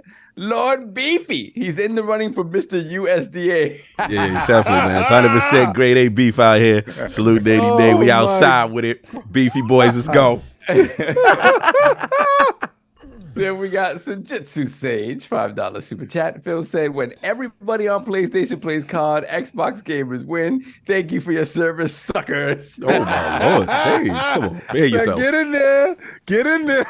Behave yourself, sir. Yeah, get that Modern Warfare 3. Mm-hmm. Get in there. Dean Rivera, $2 super chat. ABK trailer is at 25.6 million views on Twitter. Ooh. Yeah, that was a nice trailer. Watching it. Mm-hmm. Then we have Huffy Bear $5 super chat. Shout out to the Lord Tom Warren for joining one of the funniest podcasts. Salute to the legend Tom Warren, man. Hell yeah. Long overdue. It's finally good to have him in the room. Yeah, he didn't know what he was getting himself into. Yeah, he did not know. I was like, oh boy, but he had fun. Yeah, that's what's up. Let me see. Then we got Lord Metroid member for 24 months, Lord Silver. Watching my Jags versus Colts. Hola, Lords, and this great community. Salute. Blessings. Super Mario Wonder will outsell Starfield and Spider-Man 2 Nintendo Power. Ooh, y'all side with it. All right, talking that Nintendo. Okay. But it ain't going to win Game of the Year, so go sit down. Yo, them advanced the lines is moving. I just seen a sweater, 2 shirts. They advanced. People are happy about today, man. They're happy about we are moving forward. We will crush another one in blue. Nice. Oh, they get to hold the line now. They get the remaining holding lines now. A couple of them just okay. Yeah. Those are y'all who frauded the first time. Yeah, frauded the first time. Now you can act like you've been there from day one. Y'all can act like y'all was down. Ooh, somebody got the Unity jump off. Yo, that's what's up. And we have Thrash Metallics, $2 chat. Revive StarCraft Ghost. Yes, hashtag just one StarCraft Ghost. I would love that game. Hell yeah. What? Let's go. You remember when we was anticipating that joint dropping? Oh, yeah. Bro, I used to watch video of that. I'm like, oh, she's smirking. Oh, she got all these powers. And Wasn't it coming to the PlayStation? I think it was Xbox. I think it was it PlayStation? I don't remember. I think it was multiplied anyway. I don't know. We have THX1138, $2 super chat. Sekiro was published by Activision. It's a start. Yeah, Sekiro. I want those Sekiro in there. So we still got a few? I was gonna make yeah, we got a few. Okay. We got Jigga J, $5 super chat. Dark Phil super kicks Jim Ryan in the face and throws him through a plate glass window, solidifying his heel turn HBK style. So, yeah, this is some real Heartbreak Kid, Marty Jannetty in the face, kick in the mouth thing. Yeah, it kind of reminds me of like Phil is that dude off 300 hitting the dude in the well. This is Xbox. This is Xbox. Then we got Dub, member for 20 months, Lord Bronze. It needs to be Sega. Cut Sonic the damn check. Imagine the potential strength of a fully funded Sega. Panzer Dragoon, let's go. Phantasy Star, let's go, etc. Do it, Phil. Yes. That Ghost was coming out for GameCube, Xbox, and PlayStation. It So was all that whole generation pretty much. Yeah, it was Okay, multiplayer. Yeah. Then we got Nicholas Hill, $2 super chat. Embracer Group be the next one Xbox will purchase. They will stop that. They will shut that down, even though the Embracer probably needs it. But we're talking about what was I forgot what they needed over $2 billion. 130 something like licenses they got. Yeah, they have a lot. Boy, they would stop that. I'm sure they want to get rid of most of that. Yeah. Then we got Wolverine 3XX or whatever. I'm sorry if I said it incorrectly. Wolverine 3X. $2 super chat. I want everything. Yes, that's probably some people out there who want everything. Then we have Lieutenant Hulk, $5 super chat. Can't wait for the Sony fanboys to see the Xbox logo on Call of Duty startup screen. Hit that like button. Yeah. I was saying that too. I cannot wait until next month when they boot it up and it says Xbox Studio. Xbox Game Studios. And we got Hargi Chani, $5 super chat. Square is the likely next target given their financial situation. Fill some of the remaining gaps. Would love Sega, but Square makes more sense now. Square would be scorched earth as well. They pick up Square. Oh my God. You might as well set fire to the internet. Yep, for real. Then we got, hold up, damn, we got rolled back crazy. Okay, give me a second, because you guys in here. Okay, then we got Necromancer Zale, member for 23 months, Lord Gold. I believe parts of Embracer Group, i.e. IP and individual studios is next. Sega, Square Enix, etc. is too big for a bit. Other options, NetherRealm or IO Interactive. NetherRealm, fighting games. Mm-hmm. Let me see. Then we got JD Gamer, $5 super chat. My question is not who they will get, but when will the next acquisition announcement be made? Are we waiting 1 month, 3 months, a year? Let's see. I agree with that. I think like a year, so maybe you gotta let this settle. But again, if something happens to fall into their lap, you never know. You never know. And then we do know that this is because this is dragged out so long. This has held them up from other things that they've been wanting to do.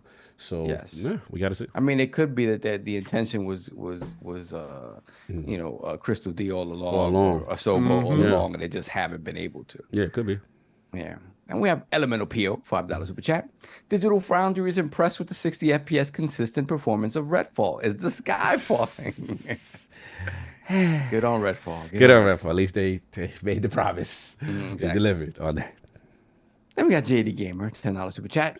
Microsoft is taking PlayStation's identity by becoming the owners of all the IP that classic PlayStation was known for. Imagine a world where Crash, Spyro, Tomb Raider, Persona, and Final Fantasy are all Xbox IP. Xbox is the new PlayStation. Yo, this guy's outside with it, I see. Facts. It's kind of happening. Then we have Stitch, member for 46 months, Lord Gold. Question, does Sony still have to do an 80-20 deal until next year? Or is Sony's dropping the marketing? And do they have to show the Xbox logo on all of the trailers now? Yeah, that's a good question, right? I don't know. Let's get that Xbox up there. All right, let's go, guys. Come on, Sony. I think everything will go like normal until the contract with PlayStation's up. Mm-hmm. Yep, you're gonna have to pay like you owe.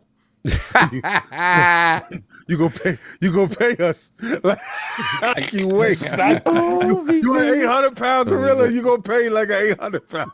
You're ridiculous. Then we have Spartan 661, $5 super chat.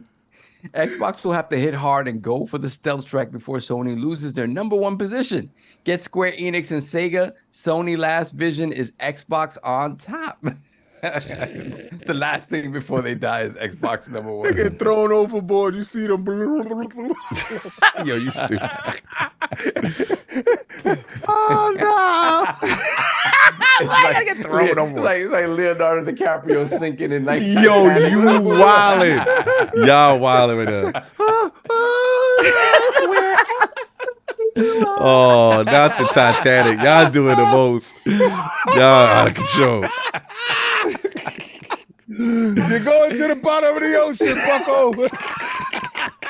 Wow. Yo, I waited for this day. Y'all said it wasn't gonna happen. And I told y'all, hashtag no PlayStation 6. This is gonna happen to you. Messy. You know why y'all Yeah, really yeah. afraid? Why they Because I afraid? told y'all a lot of stuff before, and y'all dismissed me. And now you know that I'm 98% right. You said, "Damn it, man!" Please, oh God. So that's why they don't want to hear you. They're afraid that this gonna happen. They That's what said, it is. "Shut that man up." Yo, someone in the chat said, "I love you, Rose." Yo, I'm done. Not the I love Titanic. you, Rose. I can't. Yo, remember when I said it was a week before? Mm-hmm. I said, they need to get their stuff because we was talking about the cyberpunk title Yeah. topic, Mhm. and I was like, yo, what's the ones that did Redfall? What was them? Arcane. Arcane. Austin. And remember I said Arcane. We looking at you. Yeah. Then a week later, Arcane drops to 60 frames per second. Mm-hmm. I have been on a prophetic roll. Yeah, you've been for on fire. seconds. You've been on fire. Jim Ryan. Yes, You know what I'm no PlayStation 6.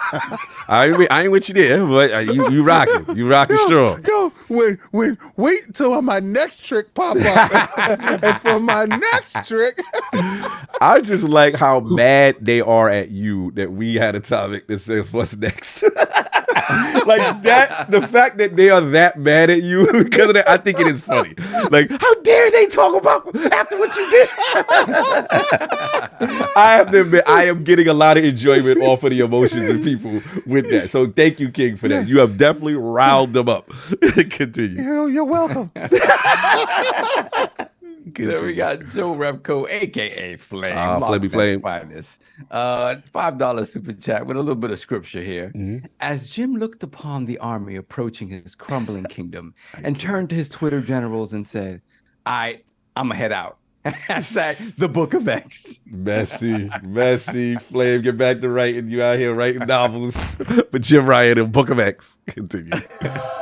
And we got JD Gamer, $5 super chat. Jim gambled his career on being able to block ABK, and we know how that turned out. I know it's not Oh, he quite gambled, that way, gambled his but- career on it. Yeah, okay.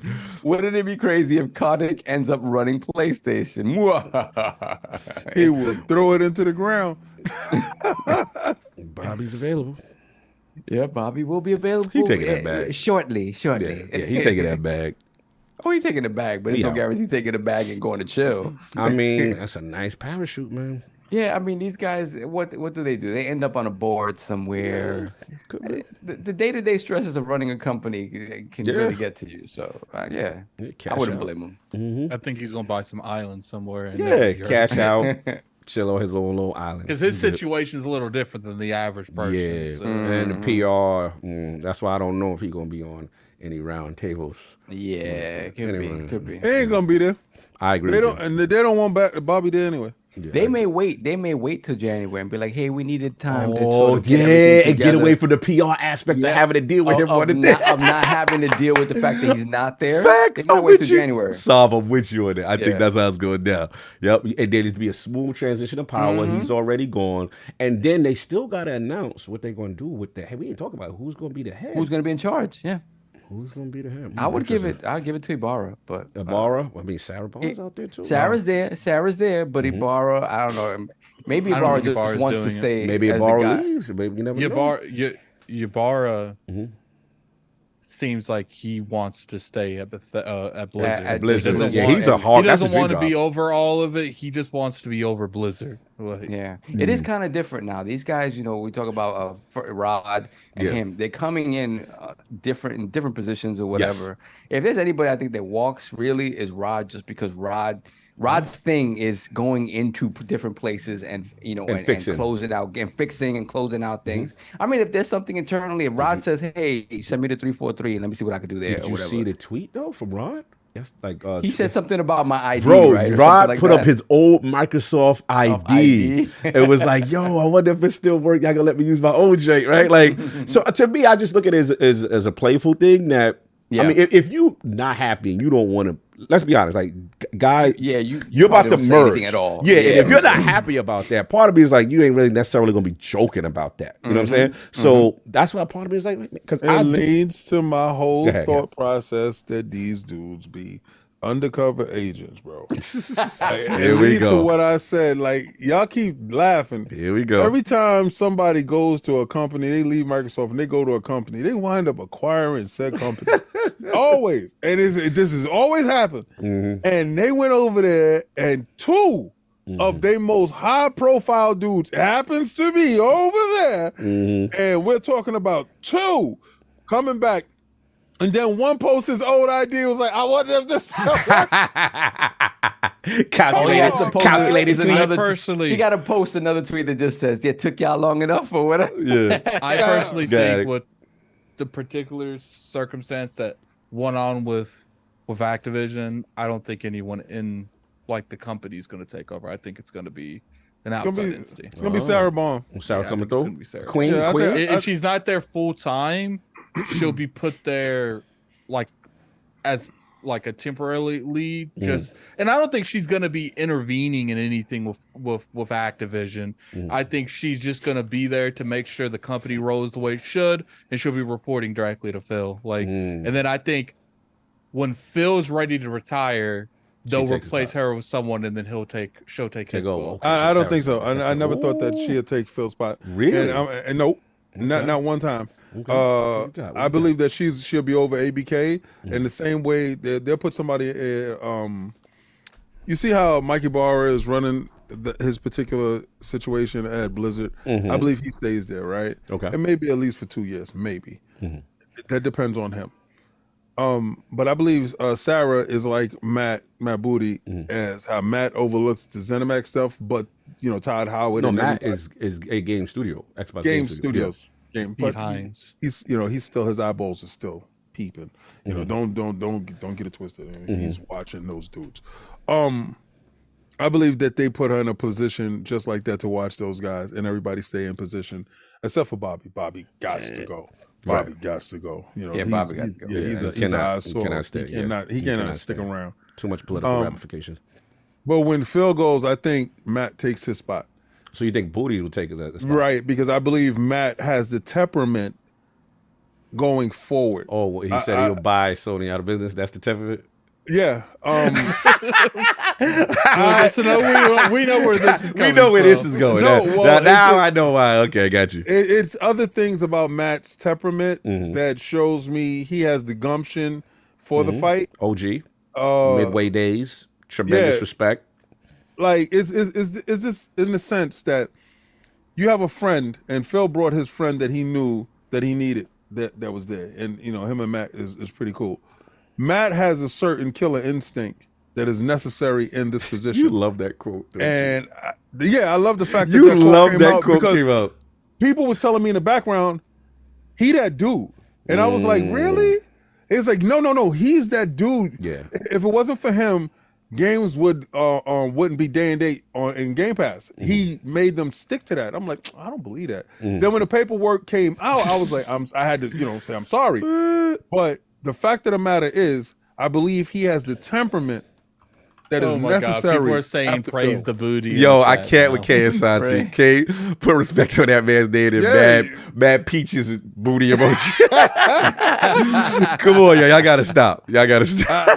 Somebody said Booty is a goon. Pause. I'm done. I believe so. I believe he's the strong arm guy, the enforcer, the shooter that you need. I mean, he reminds me of Beanie Siegel. The truth. Yeah, he reminds me of Beanie Siegel. And if y'all don't know, it's Get Down or Lay Down with Beanie. Kick your ball. Let's kick the ball over the fence and let him know whose yard is this. Yo, V's got that. He got that Jada. I ain't going for it. Jada lost that one. That was V's on him. He's not playing with that boy. Got a hold of him and shook him up, boy. The boy sweeter than a Hershey kiss. Woo, was hard. That was hard. Continue. God is this? Yes. Okay, hold on a second. What we got? Let me see. We got Aaron with the Yo, five. he said chat. booty single. I'm done. Yo. Respect the booty. Booty single. Yo, y'all stupid. Continue. Peaches. I'm done with y'all. With the peaches. Aaron with the £5 super chat. Love by Iron Lord crew. Big love from London. Great to see Tom in here too. My fellow gooner. Peace and blessings to you all. Xbox for life, baby. Salute. Blessings to Aaron. Salute. We got JD Gamer $5 super chat. Panel. What would be the surprise move / acquisition that would be most disruptive to PlayStation and an industry transforming event? Namco, Capcom, Square, CDPR. It's Square probably Enix. It's Square. It's not even a debate. It's so associated with PlayStation that it would just be out. It feels out of left field. I'm willing to say you buy Square Enix, PlayStation can't compete at any way, shape, or form anymore. Sure, they might be able to output quality games, but I feel like Square Enix was very vital in them filling in gaps. And if you take away that ability, I don't see PlayStation being able to release more than 2 games a year, if that. They got peaches and meat. I'm done. They are out of control. They are out of control. Continue. Peace. Then we have JD Gamer $2 super chat. Darth Phil showed out, and ABK deal closes. Then we have Elitist Edits $5 super chat. Yes, merge Crystal Dynamics with the initiative and call them dynamic initiatives. How about Crystal Initiatives? Crystal Edition. Then we got JD Gamer again, $5 super chat. Who told PlayStation to go and poke a sleeping bear and then laugh about it while still in its cave doing it over and over again? Well, the bear's awake and PlayStation's dead. Yo, they messy. Then we got Splendiferous $2 super chat. Salute. You need to get down or lay down, son. Phil outside. Phil is outside. Definitely outside. Then we have Bounty, member for 26 months, Lord Bronze. Them a runway, them pony, them. You can't be strong Jamaican talk like that. Nah, son. Run, pony, run, go Xbox, them a come. You can't be using console war straight Jamaican strong talk, man. Bad man talk. You can't be doing that, man. Chill, that was wild. Disrespectful. Them pony, them gone back. I don't want to hear nothing about them pony them. I don't want to hear pony them. You can't be console warring in Jamaicans, man. Nah. We can't be having that rude boy talk like that. Nah, son. You're doing too much. That's too strong. Call to arms. Then we got JD Gamer $5 super chat. Darth Phil is out here in his full Michael Myers gear, slashing up PlayStation fans' hopes and dreams. He's delivering nightmares to fanboys and gold nuggets on Xbox. Yeah, they messy today, bro. Then we have Gamers Play HUD Zero, a member for 34 months, Lord Bronze. Advance the line. The Xbox World Order has begun. ABK is the boon that will fortify Game Pass and make smaller devs confident to jump in with Team Green. Could be. Yeah. Then we have King Goris, $5 super chat, where Microsoft buys Sega. Which one of y'all is gonna try to knock me off the Outrun leaderboards? That's good. That's all three of us because we outrun heads. A lot of arcade outrun got played. Fun. Yeah. Magical sound shower. Let's go. Yeah, that was my only track. Oh my God, I love that song. I remember the first time I won, I almost cried. Yeah, bro, that was hard. Oh my God, love that song. Oh hell yeah, classic. JD gave a $5 super chat. Can't wait to see Crash Bandicoot outside of PlayStation headquarters screaming through a megaphone saying, "Come out here, I got the games, all of them." Come out, Kratos, they got us. Kratos, come out, they got us. You know, it'd be funny if Kratos just came out, they just started fighting. Yeah, messy. Kratos in the suit. Then we got, let me see. Then we see Spartan661, $5 super chat. I want an update for every single Activision game to have an Xbox logo on the load screen on all Sony consoles. Maybe changes it to a Game Pass app. Yeah, messy. Yeah, Yo, really petty. Sonic pull up in a warthog. Yeah, I'm messy today, boy. I knew this was coming. Let's go, Sonic. Then we have Mr. Too Opinionated, $2 super chat. Bobby should go turn PlayStation into a Destiny sweatshop. Yo, that would probably be his method. He go in and be like, okay, what can we commodify? What can we turn into something that people need every year? Let's make Destiny great again. disrespectful. Continue. Then we got Nady Nay, Salute. $2 super chat. We all about filling booty. Filling the booty. Wow. Whoa. What? Time on 80 days. Wow. Time. That was extra. That was extra. Continue. Mr. Too Opinionated once again, $2 super chat. That court case revealed who Booty was. Hashtag Booty Goon. Nah. I want you, and I'm going to have you. We're going to do this the easy way or the hard way. We are not doing Booty Goon. We are not doing that. Time on Booty Goon. That works, Booty Goon. Nah. That works. That's crazy. Good. And then we have Senjutsu Sage, $5 super chat. Xbox needs to do a how to fund Game Pass video as payback for how to share games and show someone purchasing Call of Duty on a PlayStation console. Yo, y'all, right now? Yeah, Bro, this is like, you know what this reminds me of? With this ABK thing finally going down. This is literally, remember the Matrix, the Zion scheme? Yeah. This is Zion. Like, we are in Zion for the Xbox community. It's Zion, like, bro. It's raining indoors for no reason. Yeah. People mad, people wet for no reason. And even though they underground, like, this is what's going on. We are in Zion. Like, the level. Okay, all right, Attic. Attic is tired. Attic's tired. He's spinning there. I think I'm hungry. Let's go. Attic hungry. Yeah. Can you dig it?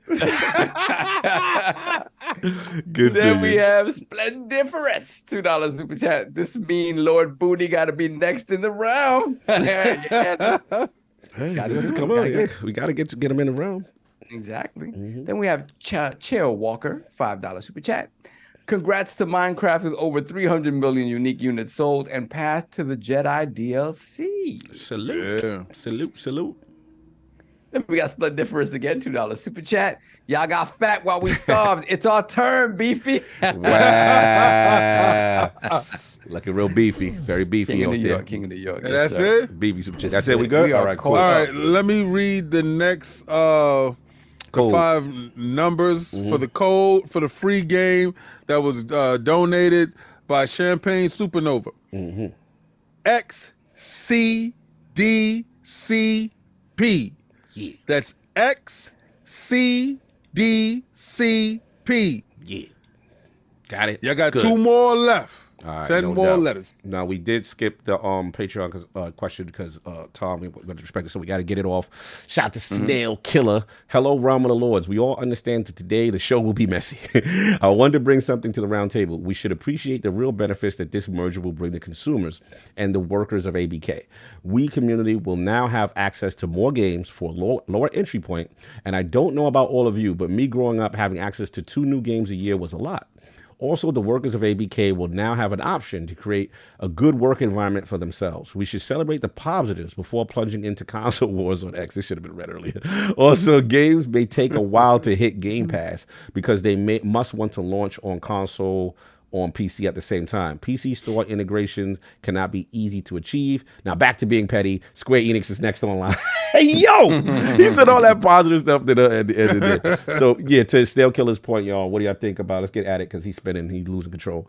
What do you think about as far as being a positive thing to consumers and the workers of ABK? Go at it. Definitely a positive thing for the workers. It's a positive thing to consumers. I ain't playing none of these games, but I could definitely see the average Call of Duty fan getting a Series S just to play Call of Duty every year. And the funny thing is, you could probably keep those Call of Duty fans. Just Call of Duty will probably keep people in Game Pass for 3 to 4 months. Just Call of Duty. That's a good So that's a long time. That's almost half the year. Yeah. And then it's really on just and not to mention if Microsoft continuously drops games like they want to every other quarter or every quarter, and then drop little games in between those, like they go right back to Call of Duty after they play them. Yeah. So it's just like you can literally keep people in that service the whole time, and it's cost affordable. A lot of people can't afford to go out spend $60-$70 a couple times a year. So you'll get more of those people to jump on here because they weren't going to buy that game anyway. That's why like people kill me. They're like, well, Game Pass hurts first game sales. No, Game Pass only hurts the people that were going to buy that game. If you weren't going to buy that game, it was you weren't going to buy it anyway. So they wouldn't have got your money. Yeah. And what about his being petty? Square Enix is next online. I would absolutely love that. Oh, then you'd be interested. No, it's not about being interested. I just don't think I don't think it's in reality. I just don't. Like, I think that the Japanese government would shut both of those down, Sega and Square Enix. I don't see them letting it happen, and I don't see Microsoft letting.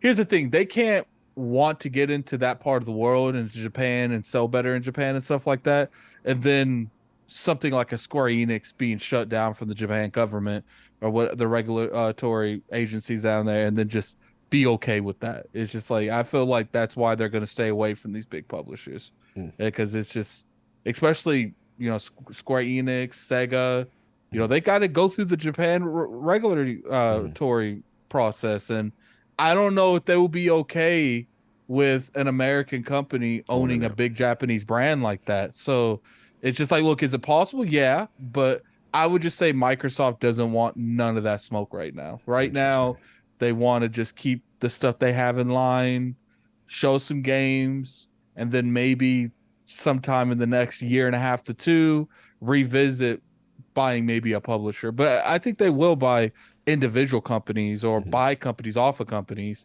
But as far as like buying an entire arm, I don't see them do that again. So publishers are wrapped. That's what you're here. Yeah, for the foreseeable future. King, your thoughts on the consumers and the workers of ABK post deal? I think they're in a better position now, because the unions will be able to thrive. I think Microsoft has lit a fire under a lot of these companies, where they're going to see now that unionization is going to happen across all companies. And it's going to give a greater voice to the workers who were under conditions that were less than ideal, to say the least. Not to even downplay what went on there. There's reasons why this deal had to go through, other than just video games, and the workers are a large part that to be played in this this scenario. But no, this is a good thing for them, and I'm really more than happy for them.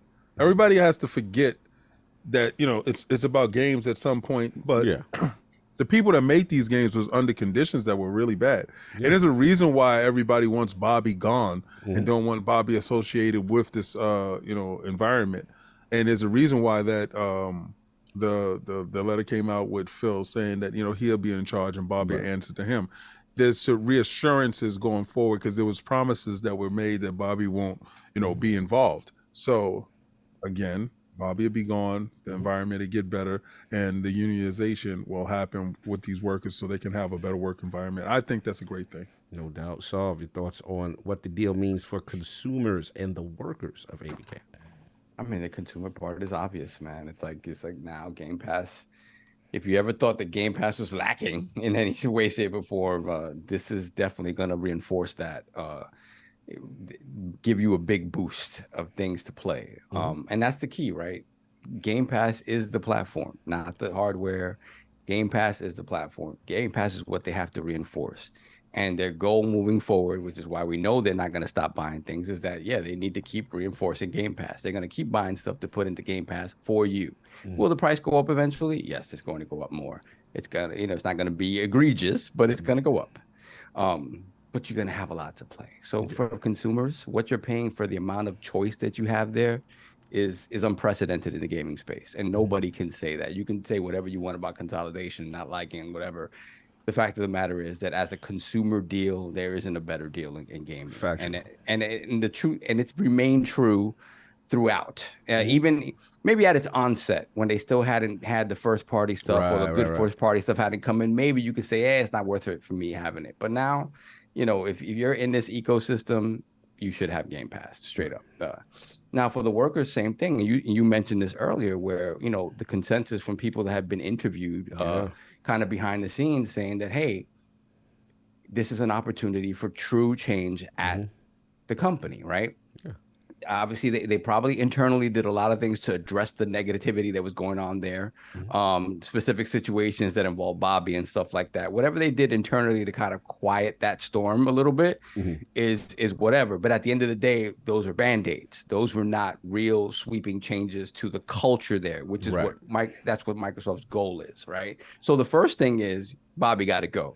Bobby got 2 months. For a lot of people in there, I imagine for a lot of people, that is the key first and foremost. Bobby got to go. Bobby got to go. Bobby's influence has to go. Bobby's way of thinking has to go. And it has to be, again, as Phil said, well, somebody else going to be making the decisions, i.e. me. Yeah, report to me was the line. Yeah. Report to me, right? So, yeah, I completely believe that people in there are like, hey, now we're coming in here, especially these people. Look, I know I'm sure plenty of people are just happy having jobs, right? Considering the state of the industry. But I can't believe that these people that were once part of like Toys for Bob and Raven and these other devs are not hopefully looking at the situation, looking at it in a hopeful way and saying, hey, maybe this does give us the opportunity to work our way off of the gravy train that is Call of Duty and be able to make something. Us as fans, that's the first thing we gravitate to. Oh man, hopefully be able to do all this other stuff. The realities of business maybe mean that's not necessarily the case, but I think the possibility with Microsoft exists there because yes, Call of Duty is super important, right? And I've talked in the past about ways that you continue the Call of Duty gravy train. One of which is, okay, hey, maybe you don't release an actual game every year and let each game live for 2 years and make sure you have a big content drop around the same time. Or you do the other crazy thing, which is the opposite, and you add a team to the dev cycle, therefore giving each team 4 years to make the game, or 4 or 5, right? And then they can create a game that differentiates itself a little bit more from the previous one, right? And maybe take more risk with Call of Duty. But you continue the gravy train and you just gave each team more time to make their game. So maybe that's a solution. But end of the day, if you're a Toys for Bob and you're like, man, we were doing good with Crash. We had the opportunity to bring Crash back. Hey, let us continue that. Hey, you have Banjo. Let us take a shot at Banjo.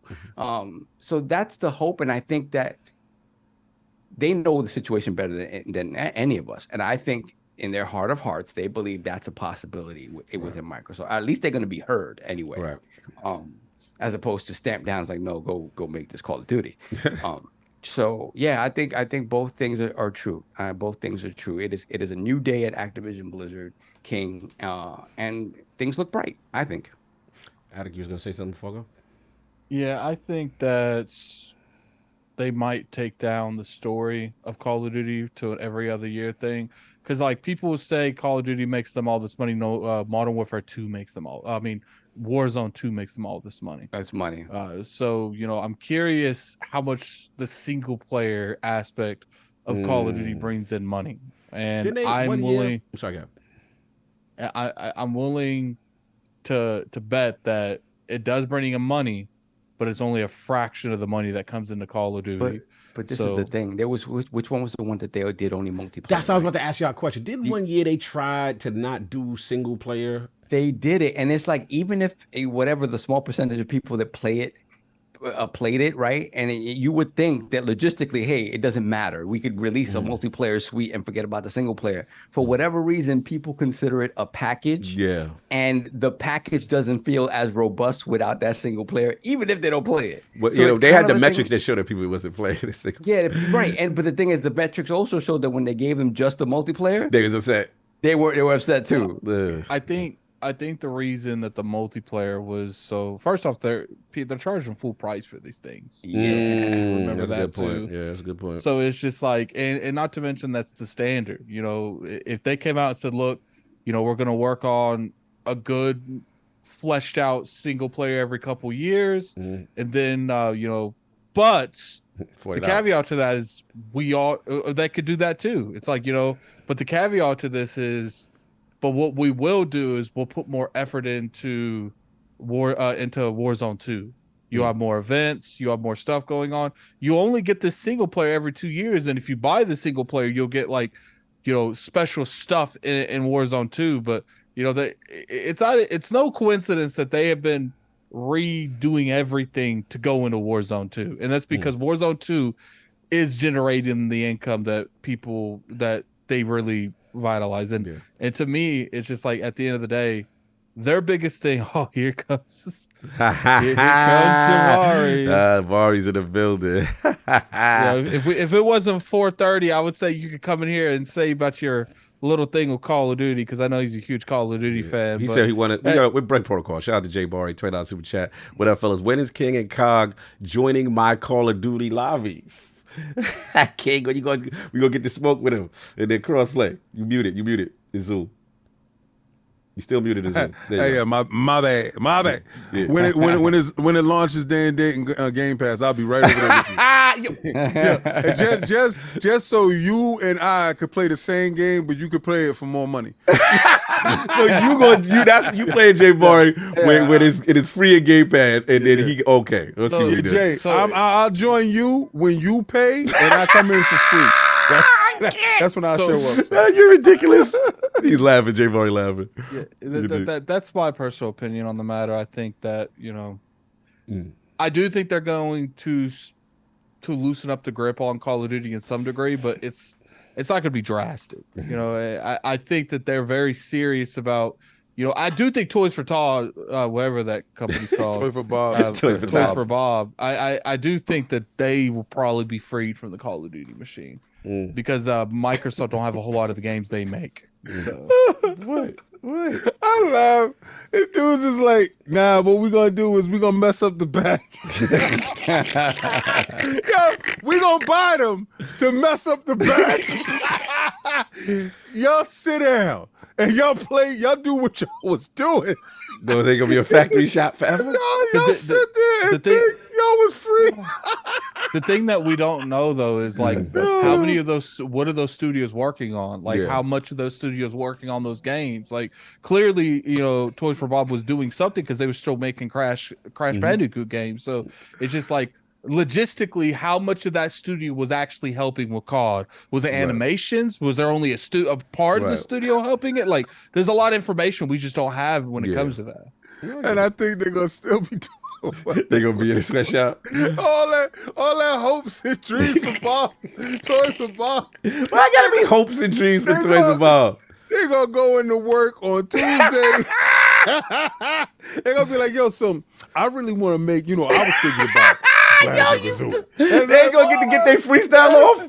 Like, where you was thinking about that? Well, how I was thinking is you go right back to what you was doing because we like how the money was coming in. The thing is though, is like it's like I said, even I do think that, you know, messing with that single player and doing it every 2 years, I don't think would affect their bottom line much because the majority of people are just playing Warzone 2. The majority of people are buying Nicki Minaj for $20 on Warzone 2. Nicki's outside for sure. That's nice. That's nice. What about Microsoft's pockets, King? The fact that they could get another team, or a support studio to help out and let Toys for Bob free. We Let bought Habu to you- them free. We didn't buy you for what we wanted y'all to do some other stuff. We brought you for what you do. This what you do, right? We didn't buy you for how good you but did the Phil beatbox. Dominus We Maximus brought you for said, the electric boogie. Do the your- electric boogie. Your leader said, Electric Boogie. He said that there are some franchises they want to bring back. So if they're going to You're bring right. back old It's franchises, good. you got to let the people who made those What old time franchises out? go to do something. But he did not say nowhere in there that we're going to stop the people from No, no, making he- that. He said, yo, it's stuff that we would look at, we would like to bring back. And we will see if it's feasible. Mm-hmm. But we did purchase y'all to do what y'all do. So in hindsight, what we want y'all to do is Get hey, back to work. You was dope at that, right? I love the way you made that knife in Call of Duty. Go back to making knives. You are ridiculous. And Treyarch, get ready because you up next. You know how we do every Tuesday. Rotate. So we not messing up the bag. We ain't messing up the back. We got money to get. Rotate. I guess to me, if they didn't do anything and continue letting all those studios work on Call of Duty, that'd be disappointing to me. I'd understand it from a financial aspect, but it's like from what I actually would like to see from the studio. If they did that, then there's literally nothing the studio that like buying Activision like benefited me from. So. Well, better You wasn't messing with them anyway. Remember, you said they ain't got nothing over there. But I said I don't mess with Call of Duty. Right. And let's And that okay. was the biggest portion of this. Right, let that bag work. Like, let that bag work. And then what they're going to do is they're going to work on the King stuff.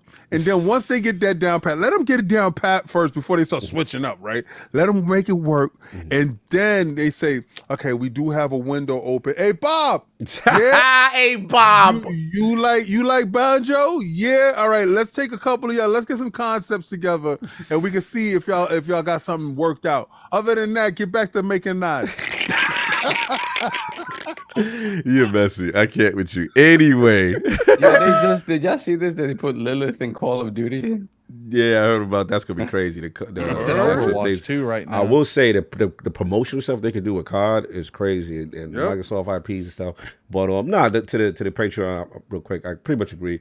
I think that's the part nobody's talking about. Like I said, the consumer. I'm a consumer first, and I think more people getting that chance to access it, and that's obviously at most people if they're in the Game Pass service at a low price point for the guy that just buys the one game a year, because we know that guy. Right, we know that guy who is just either Call of Duty, 2K, Madden, and that's it for the year. And this is one of his, major games that he buys. So yeah, for the consumer, hands down, and for the workers, yeah, no one's talking about that. That was the reason why they got themselves in trouble in the first place, because of all the conditions that was going down over there. And that's why, to King's point, why Bobby's reputation was really hit, and then someone lost their life.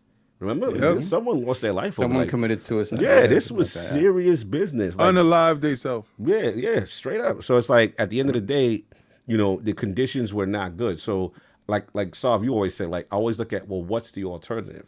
No one buys them, or someone that no one else likes, maybe Tencent or whoever buys them, or they don't get bought. Yep. And they start spiraling downward because of what's going on. So I always look at that is a better alternative as far as them being acquired by Microsoft than what the status quo was. So that's how I look at it. As far as the other thing that people back then not get enough credit for is the promotion of the unionization. Microsoft is staying out the way; they're not blocking that. And then King had us with an article with the CWA and their strides there, and they seem very pro Microsoft acquiring them. So look, they got to keep their word and make sure that these work environments are good and sustainable, and that's on them. But at least I like the idea of that versus what was going on before. That's where I'm at with it. So anyway, let's move on. We got to get this last two topics popping. We got a couple super of chat. Oh, my super yeah. chat. Yes, get the super chats. There we go. We got. You said we got 2 topics, right? Yeah, they quick. Okay, cool. We got CWU, $2 to chat. Beware. Hashtag Master Cheeks beefy booty goons are outside. Oh man, you're not getting the beefy off of that. Nah, Beefy booty guns. nah, you wildin'. Then we got Splendiferous, $5 super chat. Phil to Jim. You can't acquire big companies. You not like me. You ain't no game like me. You ain't no games after this year. You not like me. Snitching to the CMA, son. You not like me. Sad. Oh, not the 50, Jay. Yeah. Run to the cops. You not like me. Not like me. I didn't realize. Yo, not the 50. I was like, wait a minute. NYPD, Not like me. LAPD. You're not like me. Yo, not the 50. Y'all wildin'. Yeah, we already got Jay Bari. Then we got Bari. Jeesh. $2 super chat. Here's some new info. Get back to work. That part. Savage. That's it. We're caught up. All right, no doubt. This All is right. Addict. The code. Yes, please. Yeah, the code. All right. So the next code up for the free game giveaway that was from Champagne Poppy, Champagne Supernova is CDM9G. That's CDM9G. We got one last code left, part of that code, and whoever gets it, I want y'all to, tag me and let me know what you got. No doubt. Moving on. This is Have you said what game that is? Yeah, they don't even know what they're getting. Nope. See, because I want to know who really got it. This is putting y'all to the test for real. Now, a lot of times people give away games and y'all just, hey man, got a game. This King, is what you giving away? Money for this. What? The only copy of Spider-Man 2 on Xbox. Yo, it's wild. You never know what it is. And who says it's an Xbox not game? that. It's not that. Best. Well, I mean, you would already gave all the codes away if it was a PlayStation game. I know. Shut up. Anyway, moving on. Now that we got that out. Yeah, Addict, you're up. It's your topic, man. Lords of the Fallen, a lot going on. You want me to read the press statement or you good? You got it? Yeah, go ahead. So this is for the Lords of the Fallen Twitter account. And this week it said, Lords of the Fallen, we'd like to take this opportunity to thank all of the content creators who have worked with us to enable the rapid deployment of patches, updates, and performance improvements ahead of tomorrow's exciting launch of Lord of the Fallen. As such, PC and PlayStation 5 players will be able to enjoy the game as intended. The Xbox version is currently being updated, bringing it to parity with the other platforms, and the patch will release over the coming days. So this set off of a bit of a Twitter firestorm, and sounds like, again, that the day one patch will be available for PlayStation 5 and PC, but the Xbox One will get an inferior version without the patches. So, Addict, you were very passionate about this subject. Obviously, me and you covered Lord of the Fallen at PAX West, I believe, and got a chance to play this game. So, what are your thoughts about all of this stuff going on? The biggest thing that I feel like this shows is just this industry needs to be way more transparent on what's going on behind closed doors on these builds and stuff. I understand it could affect your bottom line when it comes to selling the game, but at the end of the day, none of that's my concern. The fact that this company released an Xbox version of something that didn't have the day one patch, I don't care if it was certification matters or anything. If your overall line did not have that game coming out before you could do everything, you should have delayed it. Even a week would have been fine. That's besides the fact. The game's buggy. It's glitchy. The performance is horrible. And what's funny is when the game functions correctly, it's probably one of the best Souls games that's out. But all of that's irrelevant when the game doesn't function correctly. I don't know if you guys saw the Twitter post. It literally looked like a slideshow on PowerPoint. Oh, damn. It was so bad on performance. Wow. And it's just and I'm sorry. We continue to see this happening over and over again. A game being broken here, game being broken there. I can understand a little bit more when it comes to networking issues. A game just been overloaded like Payday 3. I'm more sympathetic with that. But when you release your game and it's not playable because you decided to go ahead and jump the gun because you wanted holiday sales over the condition of your game, I feel like PlayStation, Xbox, Nintendo, and all Steam, they all need to pull your game off their store. Because we're getting to the point where they are very comfortable releasing broken games to us and not caring because there's no consequences. You've been on your square with this. I got to give you that. You've been on your square since the Cyberpunk stuff. You've been on your square with that. I want to ask you, like, isn't there more stuff going on? Like, there's a lot of controversy. Me and you spoke during the week, and you were telling me how, like, there was also some issue with the way codes were being distributed or something? Or is that completely unrelated? Okay, so the way that irritated me is because it was a tool that was used to hide the performance of the Xbox One, just on the front lines. Like, someone sent me a screenshot on a website that was distributing Lords of the Fallen codes, and before the game came out, they weren't offering you Lords of the Fallen codes for Xbox. Oh, so it wasn't even available. It was only on PlayStation and Steam. Got it. Okay. Why is that? We've seen throughout the time that they have no problem. Like when we played Starfield, that had a day one patch after we were playing it for like a week and a half to two. Why not give us that and be transparent with, here's Xbox code. It might be a little late in terms of a day one patch. That's because the game probably was literally unplayable before that day one patch. And to me, I'm sorry, I'm starting to get on this hill with people. There needs to be some government reach on this. We got to bring them in. Because at this point, what's going to fix it? We say we're not buying the game, they still do it. We say we're buying the game, they still do it. We lash at them on Twitter, they still do it. It's like they value all that money they can make over value being transparent and telling the truth with their customers. How many companies need to get sued over false advertising a game? He's on his square, y'all. Now we got to talk about it. And then people sit to say, don't pre-order. I don't believe in that. You should, I get it. Logically, you should wait for the pre-order. But if a company is taking advantage of your passion, the hypeness you have for their game, and they're choosing, instead of making you excited when you play it, they're using that to sell you a false reality. There is more issue with that than there is the other way around. So we should never go after consumers for supporting a hobby they play and just completely avoid the companies delivering games that don't work. I feel you on the broken part, and I feel you on kind of taking the power back. But I guess my confusion is you're saying do pre-order, because isn't the pre-order empowering them? Oh, okay.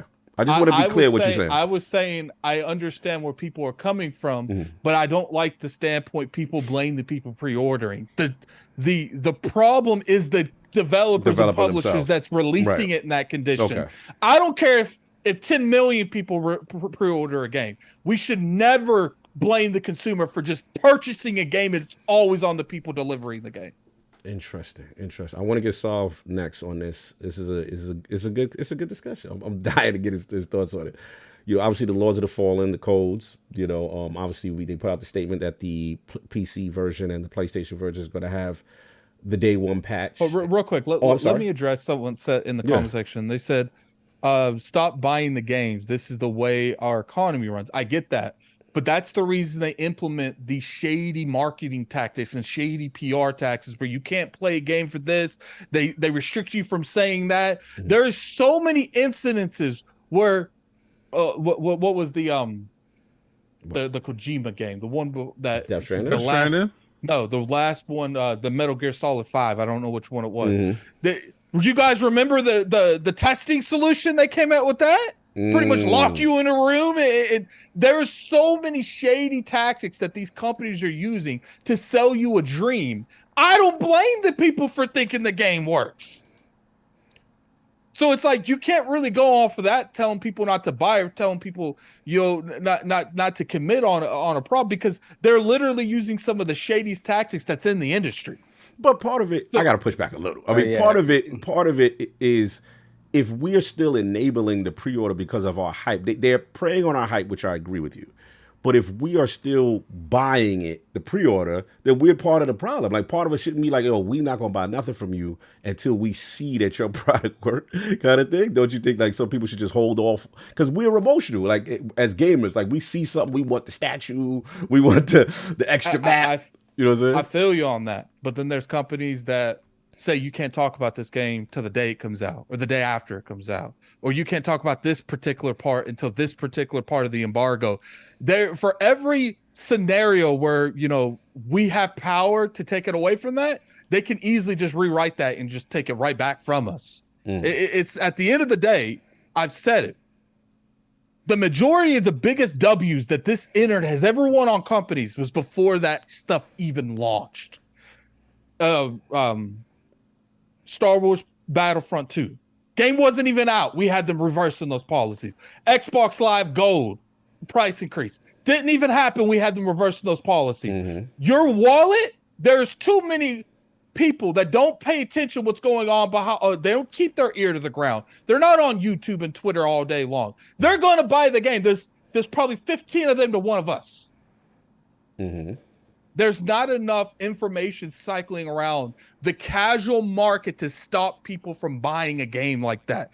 That's why you've seen the majority of the time they have reversed these policies has been because it's the social media outcry before money even came into the picture. So because every time it's solely just on wallet, we lose every time. I'll let Solve get, because I got thoughts. I want to make it like I'm going back and forth. So I want to Solve. You jump in because it's your turn. What are your thoughts on this whole Lords of the Fallen thing? And then obviously, what can we do to fix this long term with these games being broken? It has to be a generalized effort by everyone in the industry, and I'm talking about and I'm talking about press and us to say no, we're pushing back. No, we're pushing back. The problem is that's never going to happen because the never-ending desire and cycle to be first, to say, hey, I have the review on this, good or bad, right? The idea is to be first, and the race to be first is what dominates and governs the news cycle now. That's all it is. It's about it doesn't matter what you're saying about the game. So the fact that these companies understand that and prey upon that, that's just business. Like when Addict talked about the review cycle for Metal Gear Solid, the Phantom Pain. Yeah, they brought everybody to Konami's and everybody was there for a week and they played the game. They gave them room and board or whatever, and you played the game there for a week. They control that narrative. At the end of the day, if you say the game sucks at the end of the day, what control they have over that. I don't know that implicates people and it's like, oh, well, they did all this for me. They brought me there. They wined and dined me. I have to give the game a good score, right? That's just something it's understood that's not going to happen. You have a lot of these media, small and medium. They're too scared to like look what happened with PlayStation and a few games. People sitting there talking about Starfield, and I can name you 3 websites that's been banned from PlayStation.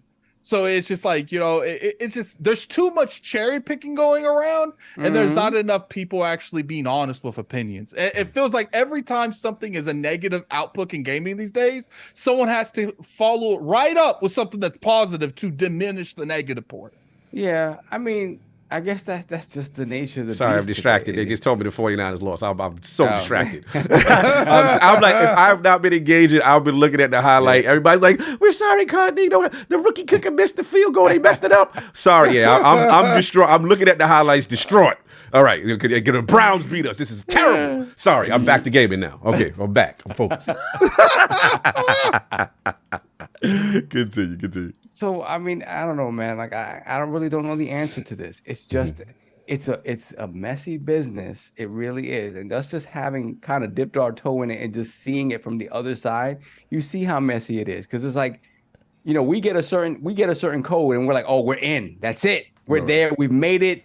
And then the next week we don't get a code that the expectation is that we should get because of the size of the game or the size of the publisher, and it just doesn't happen, right? So it's just it is a situation that you can't really figure out. It's very hard to figure out. If you've been in the space for a very long time, chances are that you're probably on a list somewhere that is going to get you these codes up front early on or whatever. At the end of the day, though, these PR companies, their job is to try to get the game promoted in as positive a light as possible. Right.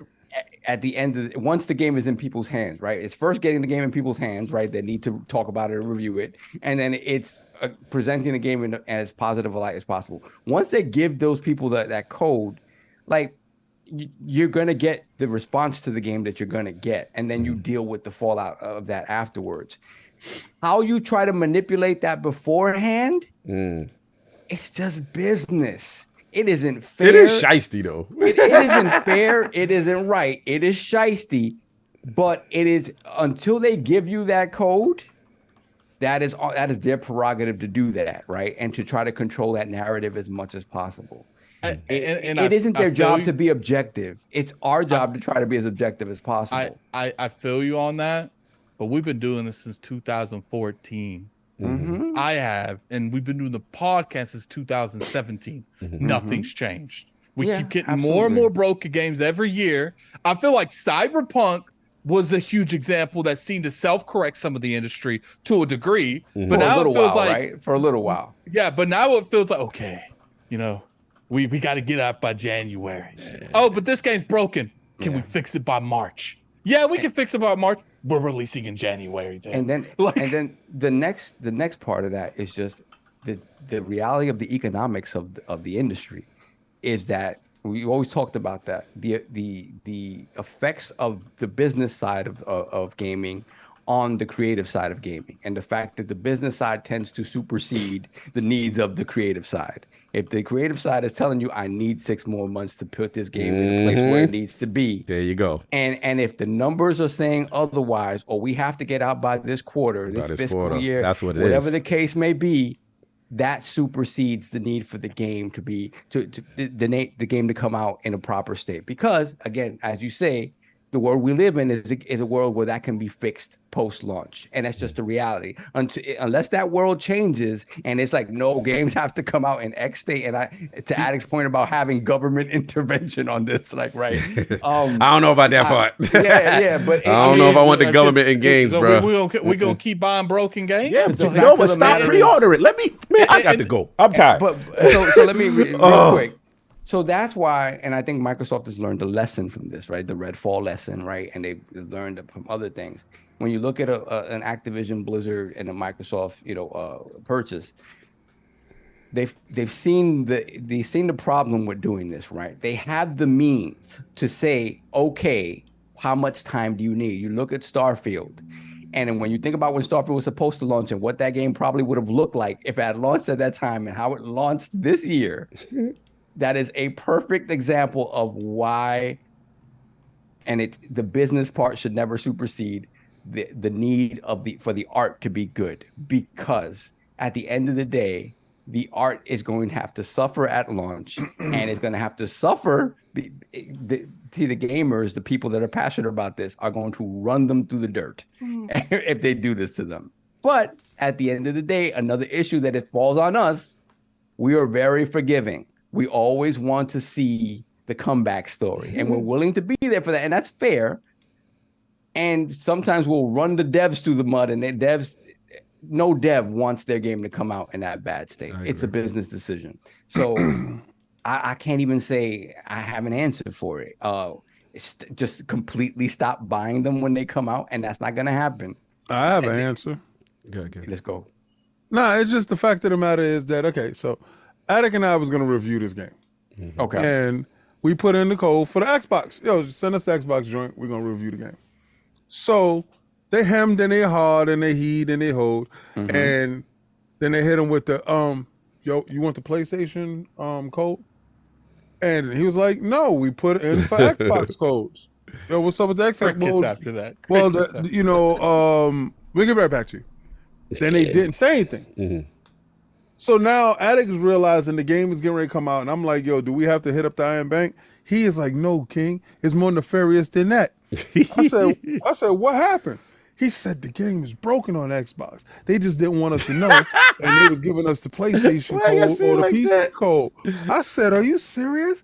He's like, yeah. Oh no, Alex got a hold of the situation too. I was like, what?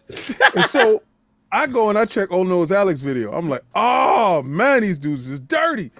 Right? So this is where it is. if you know that one version of the game, and we have the Baldur's Gate people too, and it's the reason why we stole one of you dudes, and you over here on Xbox now. You talking about playground? You're ridiculous. Yeah, took you, didn't we? We took you. Messy. Heard you got Game of the Year candidate. We took you, didn't we?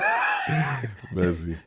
So, the fact is that it was broken on one console. Delay it until all consoles can release in a good state. Don't say, oh, we're going to drop it on these right now because they ready to go. Y'all can get whatever y'all going to get and we'll fix it later. Why is it not done on PlayStation? I have. Well, every time I turn around, every time, it seems like the Xbox version is, oh, it's an afterthought. We're going to go with the market leader. And, the install base, the money. Yeah, it has a bigger install base. So we'll go for it. A lot of pre-orders went down. We got to fund these pre-orders. Board decisions in a world is governed by gamers. I don't like this. I don't like it. And I especially don't like it that it's happening to my console that I love the most. Right? If it was happening to PlayStation, I'd be like, You'd be laughing. I get my laugh on, which I'm gonna do later. I'm like, but at the same time, I don't think that it's right on either console, right? If it's wrong, it's wrong. If the game is broken on one, wait till it's fixed on both and release it.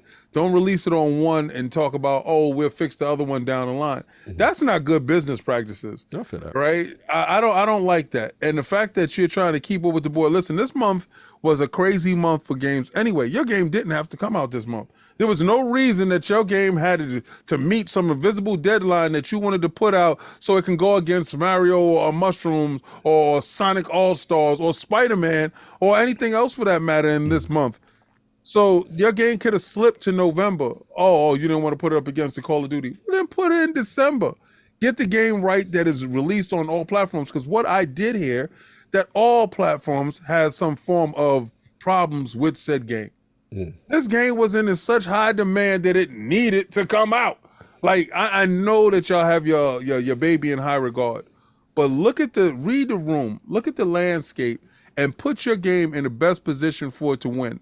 Y'all went with the same name of the failed project from before, right? And hoping that you can get a different outcome, but it seems that you're making the same mistakes. Put the game in a prestige way. Put it out in an ideal situation. In a December when people are looking for games, you don't need to meet Black Friday. You can just wait and put it out a little bit later. What if they got enough money though to wait? What if they not built for like a big studio to be like, yo, we can afford? They like, yo, we spent all this money. The game got to come. And that's a problem. That's a problem that you're saying that, okay, we need the return on investment now so we can put out a broken product and hope to recoup on the back end. You're gonna diminish your returns on your next project because you're putting out broken projects. Take the time out, put out a good product, so that way that you built up this goodwill that your consumer will say, man, I love the way their products come out on all platforms, on Steam, on PlayStation, on Xbox, and say, yo, I'm going to support them with their next product because this product was so good. Now you're going to have the Xbox consumer say, this project is dog crap. Or the PlayStation product consumer saying, this product is inconsistent in some of the level designs or something that's going wrong with it because I heard there's problems over there. Or the PC guy saying, I can't get it to run. It keeps crashing on this end. Put out a good product so you can build faith in your product so the next time you release something, you don't have the hesitance inside the community. Because right now, to be honest with you, Addict said he didn't care to review the game at all. He said, I don't want the PlayStation version. Forget about it. I'm going to talk about this. And I love the stance that he took because he could have took it and said, no, we're going to review the PlayStation version. He said, to hell with that. I'm going to give them the smoke that they deserve. And that was right. Look, I'm sorry. I want to point out this is an industry issue. This isn't the people who make Lords of the Fallen. It seems like everyone at one point in time in this industry has done this to some degree. Yep. Oh, shout out to David Jaffe. I'm a break protocol. $5 super chat. The problem is once a studio turns it around, most gamers forgive the past mistakes and the cycle continues. Absolutely. Look, this is tough. This is not This is not an easy fix. I'm more on the side with solve with this because it's like, look, we as gamers have to stop. Our FOMO for wanting to be first, right? That's crazy. It's part of this problem. I'm not absolving the developers and the publisher. I'm not absolving the publishers because I don't feel I'm with solve. No developer wants their game to come out and be bad. No developer wants, they want the best representation of the product. They work extremely hard for these visions. We interview these devs. The passion is there. They are controlled by a boardroom that either find a publisher that financed the project, and they got a certain amount of money and time of when it got to come out. Now, it could be the publisher's mad, yo, we feel this should have been out when you said you didn't meet your deadline, right? Or, hey, the publisher, the developers go back to the publisher like, look, man, we just need a little bit more time in its current state. It's, it's not good enough. Now, the addict's point where I do agree with him is I don't like the idea of, yo, we got multiple platforms of this game. Mm-hmm. We are going to release one platform inferior on launch day. Mm-hmm. That's wild. I'm with Addict 100% on that. Like, that's wild. Not good. That is not a good precedent. That is not, hey, we're going to send this out to 2 platforms. You got the best representation of us. This is how we feel it should go. But you, you over here, you get the other one and you got to make a statement. That's not a good look. The other thing I got to call out, and y'all going to be surprised about this, I got to call Xbox out. From what I'm hearing, their certification process for multiple devs is a problem. And it takes very long to get certified for whatever reason. I don't know what that is. I'm just telling you, the people I speak to who do not work for Xbox, who are third-party developers, they tell me the certification, it takes a long time. So if that's the case, that got to be corrected because you can't blame the dev. They like, yo, we gave it to them and they still ain't certified our joint. I don't know Lords of the Fallen situation. I'm not saying that that's what happened in this case, but let's just say theoretically they gave it to Xbox and was like, yo, PlayStation certified, PC certified. What's up with y'all? Now, they going to say to them, yo, we not going to launch our game because y'all holding it back? I can't get mad at the dev if that's the case. I don't know. You know what I'm saying? But I have heard that is the joint. The other thing we got to talk about is the straight business. And I know nobody, I got to be corporate cog again, and y'all know y'all don't like it. But at the end of the day, we got to be real with the install base numbers. If the certification thing is an issue or not, we know what the PlayStation install base is. It is a third party's company best interest to launch on the platform that you think you're going to get the most sales on, especially if you ain't getting the Game Pass back. Yeah. So we got to be real. These dudes are trying to keep their lights on. The reason the certification's hard is because of the Series S. We got to be real. We don't know, right? We don't know what it is. We don't know if it's little man. We don't know if it's just the theoretically, but theoretically, you got to pass 2 certifications for Xbox. I will say this, and this, I'm not going to snitch out the person because we ain't going to snitch them out. But I have heard that this game, me and I played this game at PAX behind the scenes. This game was a beautiful game on PC. This thing is doing amazing things with like a lantern. It's basically rendering the game two times. Like when you got this lantern, it's like showing another version of reality in the game. This was on a high-end PC that we played. This thing was beautiful.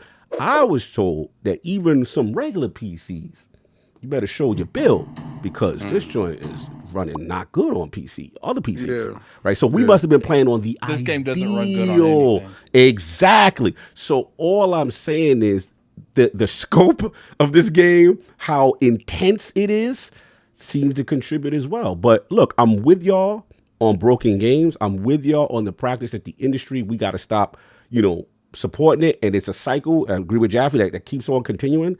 But we also have to take accountability as gamers. We also can't, y'all, they giving us, you know what I'm saying? And the statue, $100, $150 up front. We got to stop. If we feel that, we also got to do our part. So that's pretty much all I got. This whole situation. That's something we'll have to agree to disagree. Yeah, we'll just agree to disagree. I won't blame the consumer base. That's just me. But where I definitely going to agree to disagree with you on, I feel you on that. And where I agree with you, I don't want no government on my gaming. Well, I fought too hard. I came from the Mortal Kombat days where dudes was like, we don't want no blood and dismemberment in our game. This is bad for the kids are causing violence because of video. Nah, get them government out of my games. Please. Art is art. Let us create. Let the developers have the vision that they want to have. And if you want to put a mature rating, fine. If you want to say I'm not supporting it because of the graphic nature, fine. But when they got involved in gaming, bro, it was horrible. That's right. So that's where I'm at with that. But I feel you at it because I do understand your point with the process got to stop, man. And I feel you on it. It does have to stop. And it is what it is. But I just want to make sure everybody get their balls up before. Woo, last topic. Huh. All right, cool. Super chats. Let's get these. Quick super chats. We have Michael Patton, $5 super chat.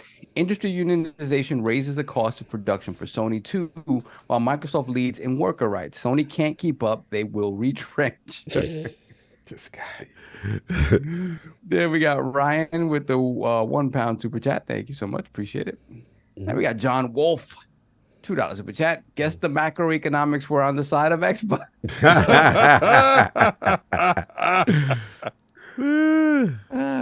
Then we got Ryan once again, £2 super chat. Should Xbox get KOTOR back now? PlayStation version is dead. Yeah, let's try to get that back, man. That it's on ice. That was egregious. Oh, yo. King, stop it. They like to put things on ice over here. It's on ice, baby. Hold on, let me get at somebody real smiling ways. I just feel like it's always Cognito want to defend these companies, man. It's look, when I read the corporate card, because I know it bothers y'all. But the reality is not all I want people to do is see the other side of something. That's all. I'm not agreeing with the practice. I just want you to see the other side before you get emotional. That's all I'm saying. See how you contribute to the problem. You can't say you don't contribute to the problem. That's all I'm saying. We all have to be accountable, both the corporations for doing the foul stuff and us as gamers for being able with our FOMO and our foolishness. That's where corporate card comes. And I do it to bother you because I know it get on your nerve. Like if tomorrow the reviews for Spider-Man come out and there's 7.5s, are you not gonna play Spider-Man? That's a good point. Nah, IGN already said they're gonna be a 9. Yeah, at least a 9. He said if this game ain't a 9, you already know, son. You already know. There we go. We got Jaffe already. Shout out to Jaffe. Oh, shout out to Jaffe. TSWS Gaming, $5 super chat. Is there a chance us as content creators can unify to make a guild where we speak as one voice, one band, one sound, drumline-ish? Yeah, that ain't gonna happen because no, we do that now. It's called LordsOfGaming.net. Sign up to become a writer and join us in our fight against all the crap. Because you won't hear us say something like, "Yeah, that game will be scored a 9." Before it even comes out a month before. That's crazy. you have little pockets, just like King said, but across the board that ain't happening, bro. There's too many people have too many other agendas. Join us. That's it. We're caught up. No doubt. Last joint in. Let me get the last code. Oh yes, please. All right, this is the last code, and I want y'all to tag me to you so I know that you got the game. Remember, this is brought to you by Champagne Poppy, Champagne Supernova. He got this game to you with his hard-earned money, and I hope you enjoy this game. This is the last code. I'm glad that you stuck around. We have 1,171 people. We have 841 likes. Let's get those likes up for this last piece of the code. V23GZ. That's V23GZ. Good luck. No doubt. And by the time this topic is done, if nobody posts, I will read all of them in succession to make sure that y'all got it. No doubt. Let me get God Empress Sofa King solved. Member for 6 months. Cog, I feel it what you're saying. I just don't believe devs should not be excused when they know how long certification, especially when you are marketing Xbox. Look, I feel you. All I'm trying to explain is a lot of people don't understand that the certification process does take long. I don't know. I wasn't in the room. I wasn't making this game. I don't know when they submitted it, but I'm just saying theoretically, let's just say they submitted it at the same time they submitted PlayStation and PC.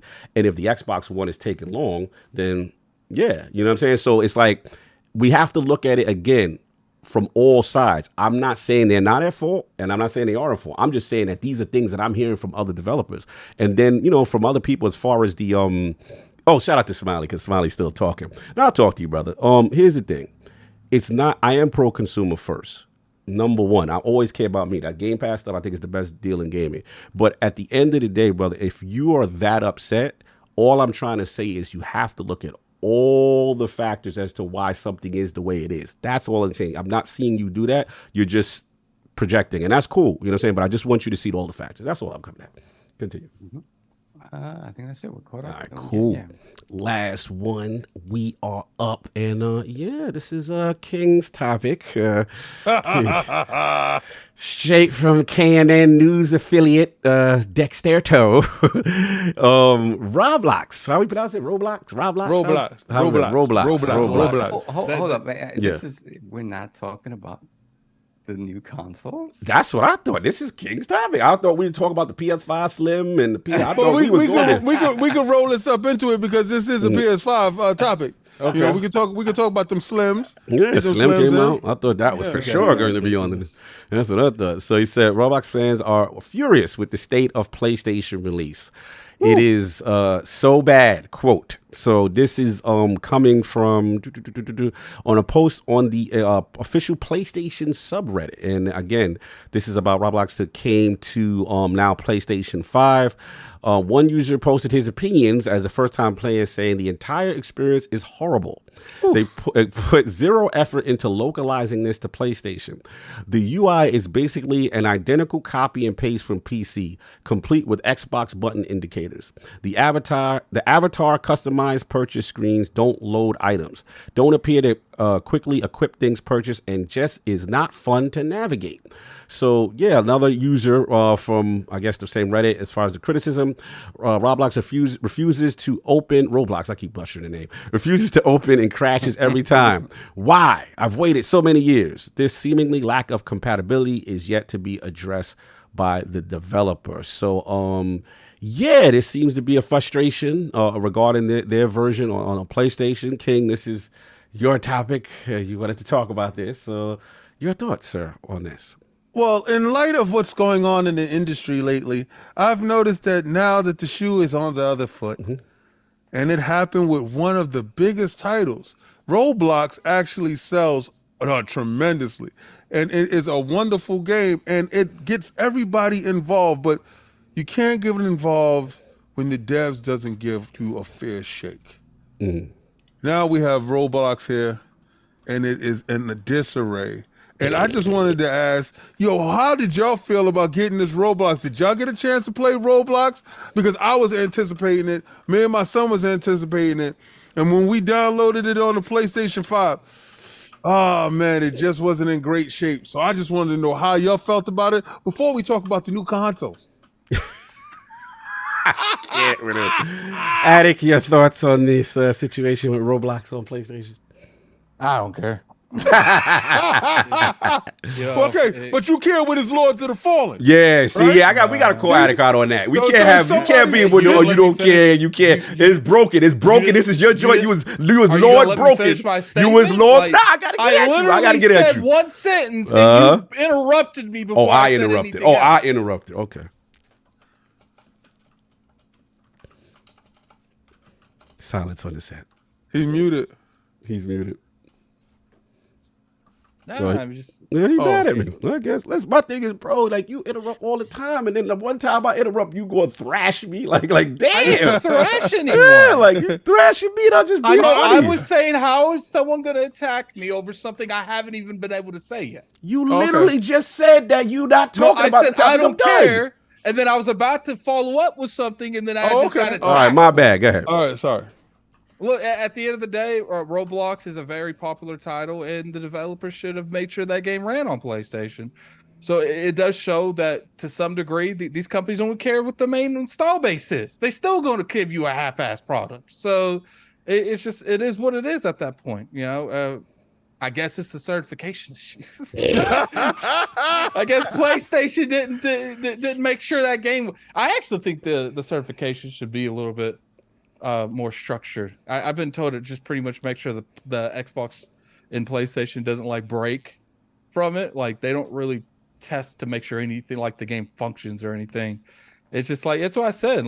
I personally believe these companies start ripping these games off their stores. The moment Roblox came out and it was in the performance and the degree it was, it should have been pulled off the store, and PlayStation said, "Get your stuff together, and then we'll put it back on." So, your thoughts on Roblox? No, he stepped away for a minute. All right. Yeah, go ahead. Go talk to me about these robots. Again, it's funny to me how you find these stories. I have not found anyone. This is my first time hearing about this.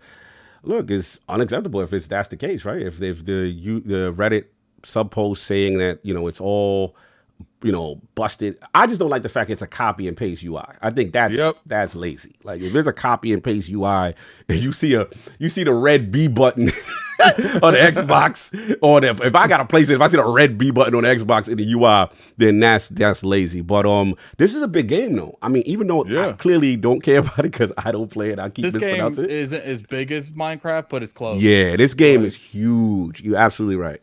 It's the biggest game on PlayStation, most likely, besides Minecraft. Because Attic is right. My number one metric for I like of engagement, especially on Xbox, is Xbox most played, and a lot of it is daily active users and stuff like that. I'm still getting official confirmation on all the algorithm behind the metric, but it's extremely important to see what's trending, what gamers are playing. Yo, Roblox always be up there. Roblox, it be in the top 5. I'll be like, yo, what is this game? Like, I remember seeing it during the Destiny days. I'm like, why is this game ahead of Destiny? Like, I used to be mad. Your own world. That's like create your own games. This joint is crazy. So yeah, I gotta bend the knee, man. I gotta bend the knee. This is a huge, and let's be real. Didn't Xbox have this exclusive for a long time? For a long time. It's been on Xbox for a long time. Yeah, this is a long time. So this is a huge deal, and people in that community, really waited for the PlayStation version, and for them to get it. I know, I can't pronounce. I don't know what's wrong. Roll your boat, roll your boat blocks. Okay, roll blocks. There we go. So I'm like. To see them that upset about it shows you, like, yo, it must have been a lazy port or whatever. But Sav is back. I took his turn. I jumped out. Yeah, I mean, again, I don't play this game, but I get it because this game went into like it had an IPO like not too long ago. If we had all put some money in, we'd be rich right now. Yep, that's when this game went public. Facts. So it's a huge game, and for we just go back to the topic that we were talking about. It's like they get away with just copy pasting this UI because people are just gonna jump on it. They're gonna complain. They're gonna bitch. They're gonna moan. But the numbers are gonna be there. Trust me, the numbers are gonna be there. So yeah, people are gonna play that game in like masses. Like people don't understand how popular that game is. Hugely popular. It is hugely and it just is like a creation suite. That's really all it is. Like it's just you going on there playing other people's creations. So yeah, it'll be fixed. It'll get fixed. It'll be fine eventually over there. But yeah, this is because PlayStation had what the heck is it called? The heck is that game that Xbox passed on that was huge? It's like Breath of the Wild. What they passed on? That they passed on. Immortal Phoenix Rising? No. It's a free to play game. Genshin Impact. Oh, no, you mean Xbox passed on now? Yeah. So they've had that for a while, and now we're flip flopping where they're getting this game that that Xbox has had for a bit. So they're gonna fix this, but again, it just goes back to the idea of people, and this is not the same type of FOMO, obviously, because you can play Roblox in other places, right? It's not like, but if this is your platform of choice, you're waiting, right? You're probably gonna wait, and for it to come over in this state is disappointing. But again, don't play it. Just the answer is don't play it. Don't play it. And don't play it until they fix it. And bad behavior. This is the whole thing, right? At the end of the day, the Roblox thing, that is a business decision why that game came over in that state. That's just what it is. It wasn't the devs that be like, yeah, I don't care, let's just do this. No, the devs don't do that. So, it's hard to say I'm going to penalize the publisher or the money people behind the game and not be penalizing the devs at the same time. It's a hard line to draw. So at the end of the day, the best thing to do is to wait until the product morphs into the product you want it to be. And if it never happens, it never happens. But I doubt very much that it's not going to happen on the Roblox side. It's just too much money there. And if this will be fixed by this time next month, probably, man, if it isn't fixed by this time next week, I would be surprised. So yeah, that's it. I mean, again, it's Roblox, and it's everywhere as it should be. Shout out to King for finding these very that's hard to KNN find.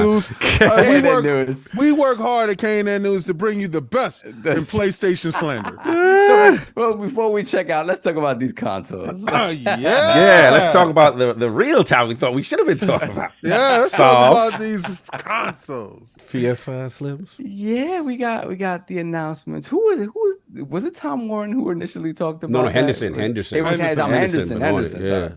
Yeah, so Tom Henderson originally said that these were real, and yeah, it turns out that they are. Shout out to Tom Henderson.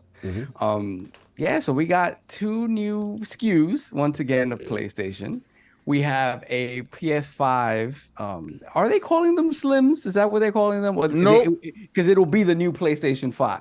They're not calling them Slims. They're calling them new PlayStations. The new PlayStations. The new they're supposed to PlayStations. take over the SKU or something. Yeah. Like that. Right. The old SKU is gonna go. Right. Discontinued. Yeah. I love how King loves using the most negative language possible. Discontinued. That's right. Dead. Put on ice. Put on ice. Put on permanent ice. Put on ice. So yeah, the new consoles are supposed to be 30% smaller, which in comparisons that I've seen so far kind of holds true. Yeah. We are getting. Essentially, there is one model, and that one model it can come with a disk drive that comes off, right, for the old $500 that you were used to paying. Now, if you gotta say it like that. If you want the digital model up front, though, there will be an increase in price for what, $50 from the current digital model, because said digital model is going to be modular in that if you decide someday you want to add the disk drive to it, that will be an additional $50 or something to that end. So no, basically what that's $80. That's $80. $79.95 for the extra drive, right? Yes. Right. In addition to that, they are only giving you a horizontal stand with these PlayStations. Now they are smaller than they were before, right? A little what horizontal stand? So they're giving you a horizontal stand that looks like a paperclip. You talk about the little leg, the little kickstand? If you want to place it vertically, as I have done, that's an extra $30 for you. So no, it's not. It's $40. Like I keep going. Wait, where's it? $40? It's $40, $39.99. Oh damn. Okay. $40. So yeah, PlayStation in this, they've managed to do what I don't think any company has ever done when it comes to a mid-gen refresh of their console, is that what you usually do is you come in, if there's like a slim version or whatever, well, it's a cheaper price, right? Or if you come in just with a remodeling, well, you immediately drop the original model in price, and stand is $30. I'm seeing on the site. Right. It's 30. That's what I. Oh, sorry, I was giving you Europe price. Yeah. You always throw extra money on. We know. I was giving you the Bangladesh prices. Bangladesh prices. You went to listen. Which price is highest? Which price is highest? Now I'm going to hear 20 people say ILP gives nothing but misinformation. Oh yeah, you know. Misinformation. I got the right information. You ain't getting it in the box. So, so again, they committed what I kind of think is the cardinal sin in this is that the new model comes in at, if you want to maintain price, right? The new model comes in at the old SKU price. It takes it over, and then you discount whatever stock you have of the older model, and that usually drives your Christmas sales and whatever, because everybody's trying to liquidate that stuff, and you get it at a better price. And the other stuff, the newer stuff that has whatever, better power usage, in this case, more storage, slightly more storage, like 100 and something more gigs of storage or whatever the case may be. That's it. But they said no. we're literally giving you less console for a higher price. And we're dipping our toe into this digital future that we know is inevitable. But if you want to go to that digital future 100% with PlayStation, you're gonna pay. You're gonna pay. It's just not. There's nothing about this that feels good. The redesign, they just shrunk it. They paid no attention to the fact that most people despise this console design. Yeah, it was very meh all the way around. So what do you gentlemen think of the new PlayStations? Addict, you can start first. If they'll pay, let them. I just got to the point with PlayStation. Are you surprised? Like you're sitting there like, oh, I can't believe they're doing this. Really? like it's like I think the odds of PlayStation straightening up their the way they're thinking right now, there's a better odds of not releasing broken games these days. Like it's like PlayStation, they're like, oh, they love us. They pay for us. The PlayStation's not okay with having a wife and a mistress. They want a wife, a mistress 2, a mistress 3, a mistress 4. And they're gonna make, and they're not catering to you. They're not whining and dining you. You're gonna wine and dine them. They got a harem. Yo, what's crazy is you go from 1 month that they increased the prices of all PlayStation Plus by 30%. Then the next month, Jim Ryan leaves. Then the month after that, now the price of the console is going up. That's the second time they did that with that console, though. Well, the first time was a little different because it wasn't in the States. It was everywhere else. Yeah. But this one's everywhere. So if you want to play a digital version, it's like one would think they would try to close that gap between the Xbox Series S. But it seems like they have truly lost their mind. And they're like, you know what? If we gonna make them pay if they will. And that's what I'm saying, man. I didn't see too many. I didn't see no articles saying this was horrible. I didn't see too many people making videos about this. I literally saw a gaming industry that accepted it. So it's just like, I get, what are we going to do? Like, yes, it's been the talk this week. You didn't see much on it. Like what Attic was saying, you didn't see too many people talk about it. But, I mean, not that I shouldn't say too many, but people are upset about it. I agree with him on that. King, you already got your bars off, or should I go? No, I didn't. Okay, so clear your bars, please. Yes. Oh my God. So y'all talk about the roof isn't falling in on you. Yes, it is. Oh, hey, King. Doc said it's all Game Pass's fault.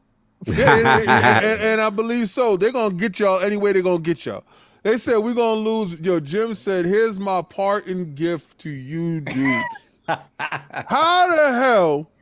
See, the PlayStation Digital launched. Was it $399? It was $399. Right. So he said, "Remember that $50 deal that he gave you?" He said, "I'm gonna get my $50 back. I'm getting my $50 back. We're gonna shrink this joint, and we're gonna charge him $50 more. Why? All right. So technically, let's if you want to keep the numbers the same. And King, it's worse. Remember, they split the little size that you already bought, so those don't work anymore. So you've already bought the stuff. You've already bought the covers. Yeah, you've already bought the covers. So you locked. Yeah. You went in and you purchased all your little covers and your stuff, and you was dope. You was like, yeah, I got my joint. So if they come out with the next joint, no, your joint do not work for this. And that's cool. Mm-hmm. That's cool. You locked in. They're gonna discontinue the joint that you love. They got to get it off the market because that comes with the stand. We can't have free stuff out there. That got to go. How they going to take the thing they gave y'all? Because they forced y'all to either stand it up or lay it down. Microsoft joint can lay down on the side. It can stand up. You don't need nothing extra in the box. There you go. Go get it. Yeah, I saw the little kickstand, the little plastic glass slipper, the little Cinderella glass.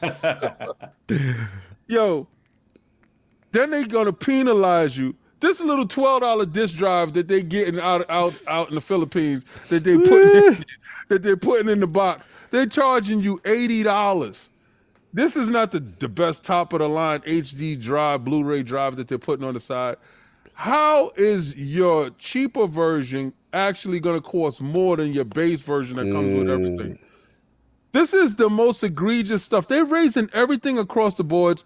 They're raising the services. They're putting cloud through a paywall. If you don't have premium, you don't get cloud. Y'all talking about cloud like now all of a sudden y'all love cloud streaming. Now cloud streaming is, this is the wave. The cloud is gonna be the thing. Everything has been raised. They have blocked the prices as far as you're not going to have a lower cost of entry. No, actually they raised the cost on everything for you dudes. And y'all don't see this as a bad practice. Nobody talked about this. Nobody talked about you're going to get a slim and you're going to pay more. This is the first time in gaming history that the consoles in a later cycle has gone up in price. We have this is the part where they're supposed to save money. They told you a while ago that they were making money off of every PlayStation sold. They told you that now that they're selling the PlayStations at a profit. But instead of saying, okay, we reduce the footprint, we reduce materials, we reduce productivity costs and manufacturing costs, they, instead of giving you the discount and dropping them by $50, they kept the status quo at $4.99 and raised the digital at $50, gave you a bunch of peripherals that go with it that normally that you get in a box for free. They charge you for it. And they raised the service. And they told you, get ready for the cloud. But in order for you to get in the cloud, you got to get in that $40 premium service that we put over here extra. When are you going to see that they're giving you nothing and taking everything from you at a higher cost? You got to stop being a fool at some point in time.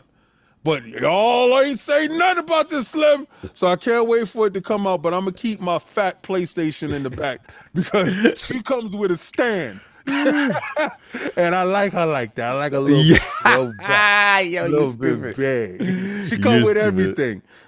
Oh, man. Yeah, this is, look, not surprised at all. You know, this is par for the course as far as the economics and them knowing their base. I mean, me personally, yeah, they've gotten away with a lot this generation. You know, so obviously they've raised the price of the console.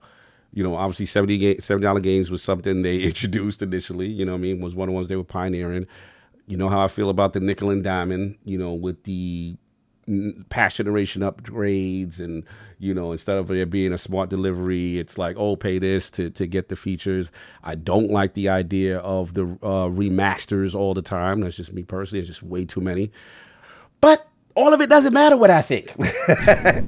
Because as corporate cog, I know how they move. And you know what they say? You're gonna buy it anyway. And you do. So all this talking, dudes will run out there and get the new Slim with all the trimmings and and they will buy a new set of covers because they know their base. Their base is loyal. Their base continues to go out and buy despite any shiesty practices. They will do it. And can I get mad at them for that? Not really. I mean, it is what it is. I just feel that, I will say the thing that it justified for me is that, because I forgot who I was arguing with. Someone was like, yo, everybody was mad at Xbox because when the snitching came out, when they were like about the consoles, and we found out that they're not doing a mid-generation refresh. So everybody was like, yo, you know, how they going to do that? And then, yo, PS5 Pro, remember they said the cloud, what was the name of it, the code name? I forgot the code name, but remember the hybrid console, right? There was a code name for it. And then they were like, yo, how they going to have, excuse me, the slim version of the Xbox One. That's the Xbox Series X. Was it Brooklyn? Was that Brooklyn, right, or whatever it was, right? So they say, how the Brooklyn going to be 500 when we know a PS5 Pro is coming? Because shout out to Tom Henderson, right? We know his reporting is on fire. He called this slim thing a long time ago. So I was like, you sure it's going to be $500? Because Microsoft must know as well. So if they're 5 and now we know that this is going to stay, 5 or whatever, that means the PS5 Pro is not $500 to me. In my opinion, $6 or whatever, right? So that shows that. The other thing is like, with the decision, again, with the mid-generation refresh. So we'll see how that works out. But they know that their base does buy. I will say something, though, King ain't gonna like. To me, when they drop, this is my opinion, I could be wrong. When the Series X and the S was announced, we saw 2 SKUs. It was like, all right, boom, we understood what Microsoft was doing. $500 console, then, you know, we get the $300 joint, you get the lesser person in on the back end. Remember, when PlayStation they announced theirs, they did 2 SKUs. But with the digital, if we remember, it was kind of hard to find. Yeah. It was kind of like low. So I've always felt that the digital was always a last minute thing. Okay, this is what we're doing. We're going to compete with you in that space. We can't let you have a, you know what I'm saying, completely, not even though they don't got the lowest SKU, we got a lower SKU, right? So that if people did flock to the S, we're protected a little bit. That's how I felt the mentality of the PlayStation 5 launch. Now, this tells me, based on their success, how much hardware they're selling, we don't care what you do. You know what's worse, Cog? Yeah. I think it's even a little bit beyond that. I think they're going to try to artificially raise the price of a physical version, because what they're going to do is they're going to print more digitals.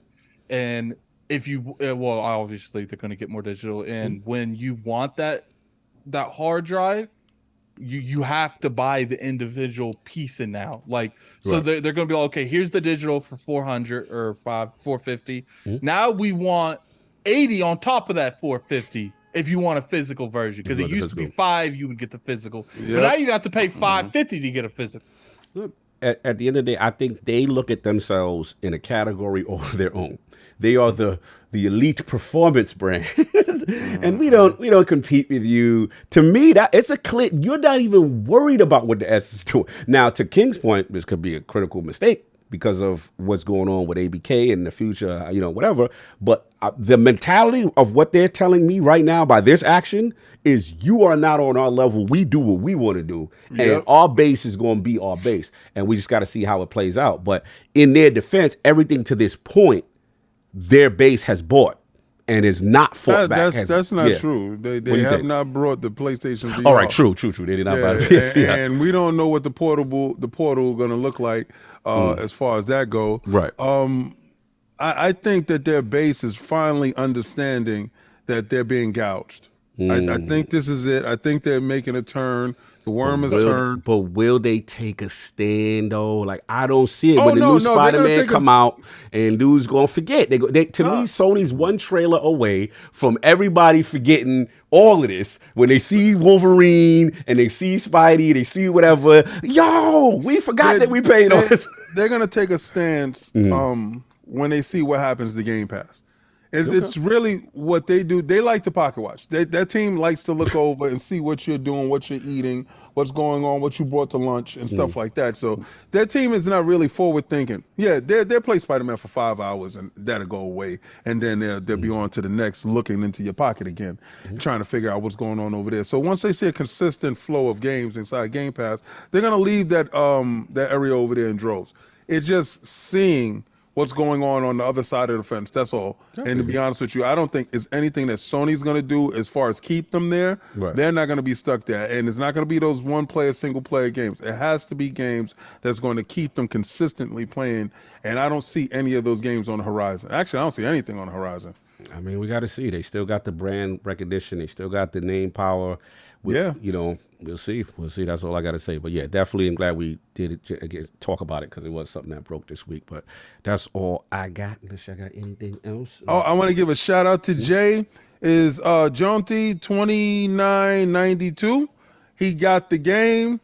It was EA Sports FC 24.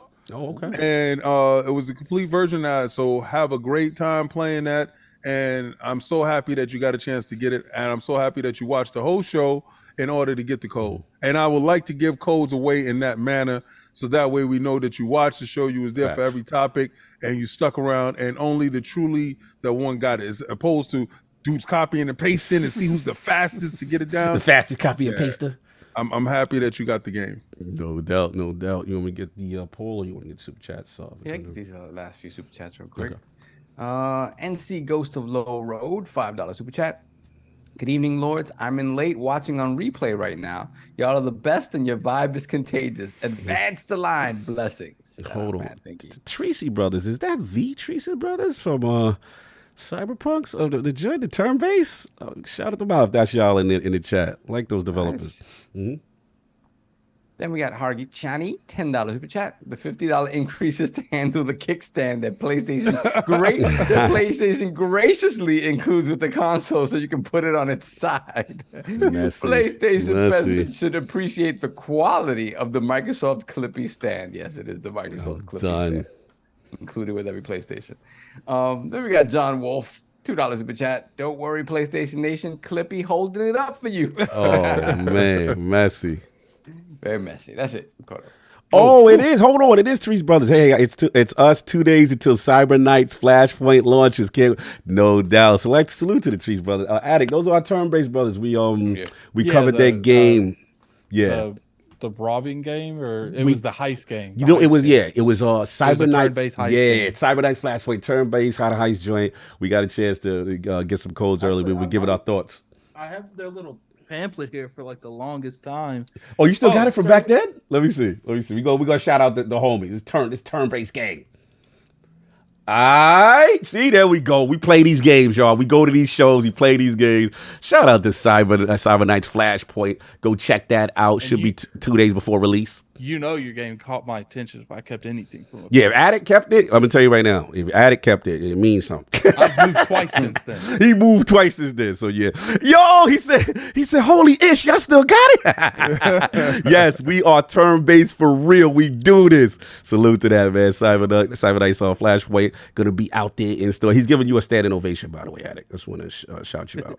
Hit me up on Twitter, man. Hit me up on Twitter. Yeah, let's add him. We add our devs as a little moderator, but then I'll get the poll if we good. Soft, we good. Okay, cool. No doubt. All right, new ILP poll with Microsoft finally closing the deal and acquiring ABK into Xbox Game Studios, and the rumors that they are not done acquiring studios. Who do you think Xbox should acquire next? I wish Tom was here for this one. A, no one. Xbox has enough studios. Consolidation is bad for the industry. B, Sega. Bring them over here. C, Addict, Square Enix. Or D, third time is the charm, baby. Nintendo, we want you. And we're going to have you. You just don't know it yet. Those are the choices. Booty style. Check out the form when it goes up. And I remember, and hopefully I'm not hospitalized to put it up. And again, shout out to everybody who hit me up. Just check and see how I was doing and everything. But it was a scheduled procedure, so I'm doing good. But let's get our shout outs. Lord Addict, where can find you what you got going on, sir? Follow me on Twitter. Lord Addict ILP. Find me on YouTube at Gaming Addict. So you know what's funny? I had like a really spicy video, messy video I was gonna post. But every day last week there was some Xbox news I had to cover instead of it. So hopefully that will come out Monday. I noticed, Cog King. Yeah, so I know there's a reason that PlayStation fans talk about Xbox more because there ain't never any PlayStation news. So it's hard. It's hard, man. It's like if you're a strictly PlayStation content creator, it's rough in these streets for you, man. It's rough. No, I'll give you that because they don't got no leaks either. Yeah, I would see why you would have to talk about Xbox. What else are you gonna talk about? So shout out to we had 1,700 people in the chat today. We have 912 people of 1,000. Come on, let's get that over 1,000 for the end of the show. There's 80, 90 people. Well, actually, 88 people ain't like this podcast yet. I know they ain't that. That's what's up. But regardless if we get over 1,000, I appreciate it for coming through here. I do want to address something I saw in the chat earlier, but I wanted to leave, so I wasn't really trying to flesh that out. No, me and Cog gonna have beef. Relax. What's funny is every time there's any type of disagreement to anyone, especially me and Cog for some reason. Yeah, it's always me. You. People feel like oh, they beefing. No, we've had way seriouser conversations. That's my brother. We went at each other over Destiny multiple times. Multiple times. Bro, we've yelled at each other way worse. That's my brother. We are very passionate when we're on the other side. And you know how we know, this is how you know when we good. When we just say, we just going to agree to disagree. And we just move on. It's not that I'm saying that because it's like there's beef and I'm mad. I'm saying that because it's like, okay, clearly this conversation is not Ain't gonna going go anywhere. nowhere. Exactly. It's not productive. Facts. But I guess people sit there like, well, Attic, you weren't talking. Yeah, because I didn't know what to say. So I was like, you know what? Let's just move on. Like, Facts. That's how real brothers do. Continue. yeah, but appreciate everyone coming through, man. We had a pretty engaging conversation, which we knew we did. Definitely caught that hold the line and advance Facts. the line t-shirts, man. You know, we might do something in the future with that. I don't know yet, but I appreciate everyone coming through. By the way, if we was beefing, we'd have to use this emoji. That's real beef. What's the? I can't see. Look at the screen. Look at the screen. That's what we beefing. When you see that, Oh, I'm gonna be real. I like the original design. you like the original one with the J with the Yeah, bell? Okay, I liked when you had like the tomahawk and you With the meat? looked like you just biting that off of the bone. No, we just try to make it work. Shout out to the young Dre. Shout out to Gavin God for the update. No doubt. Yeah, but appreciate it for coming through. I'm gonna send you guys over to, let's see who we sending you to. Just keep going until I figure it out. Salute. Lord Sov, where can people find you? What you got going on, sir? Yeah, you can find me playing Mirage this week up until I can't. I was mysteriously gonna get sick on Friday, but we already have too many people. I already know the list of people that are gonna be out, so I can't. So I have to hold my head. So I will be playing probably playing Mario on Friday at work.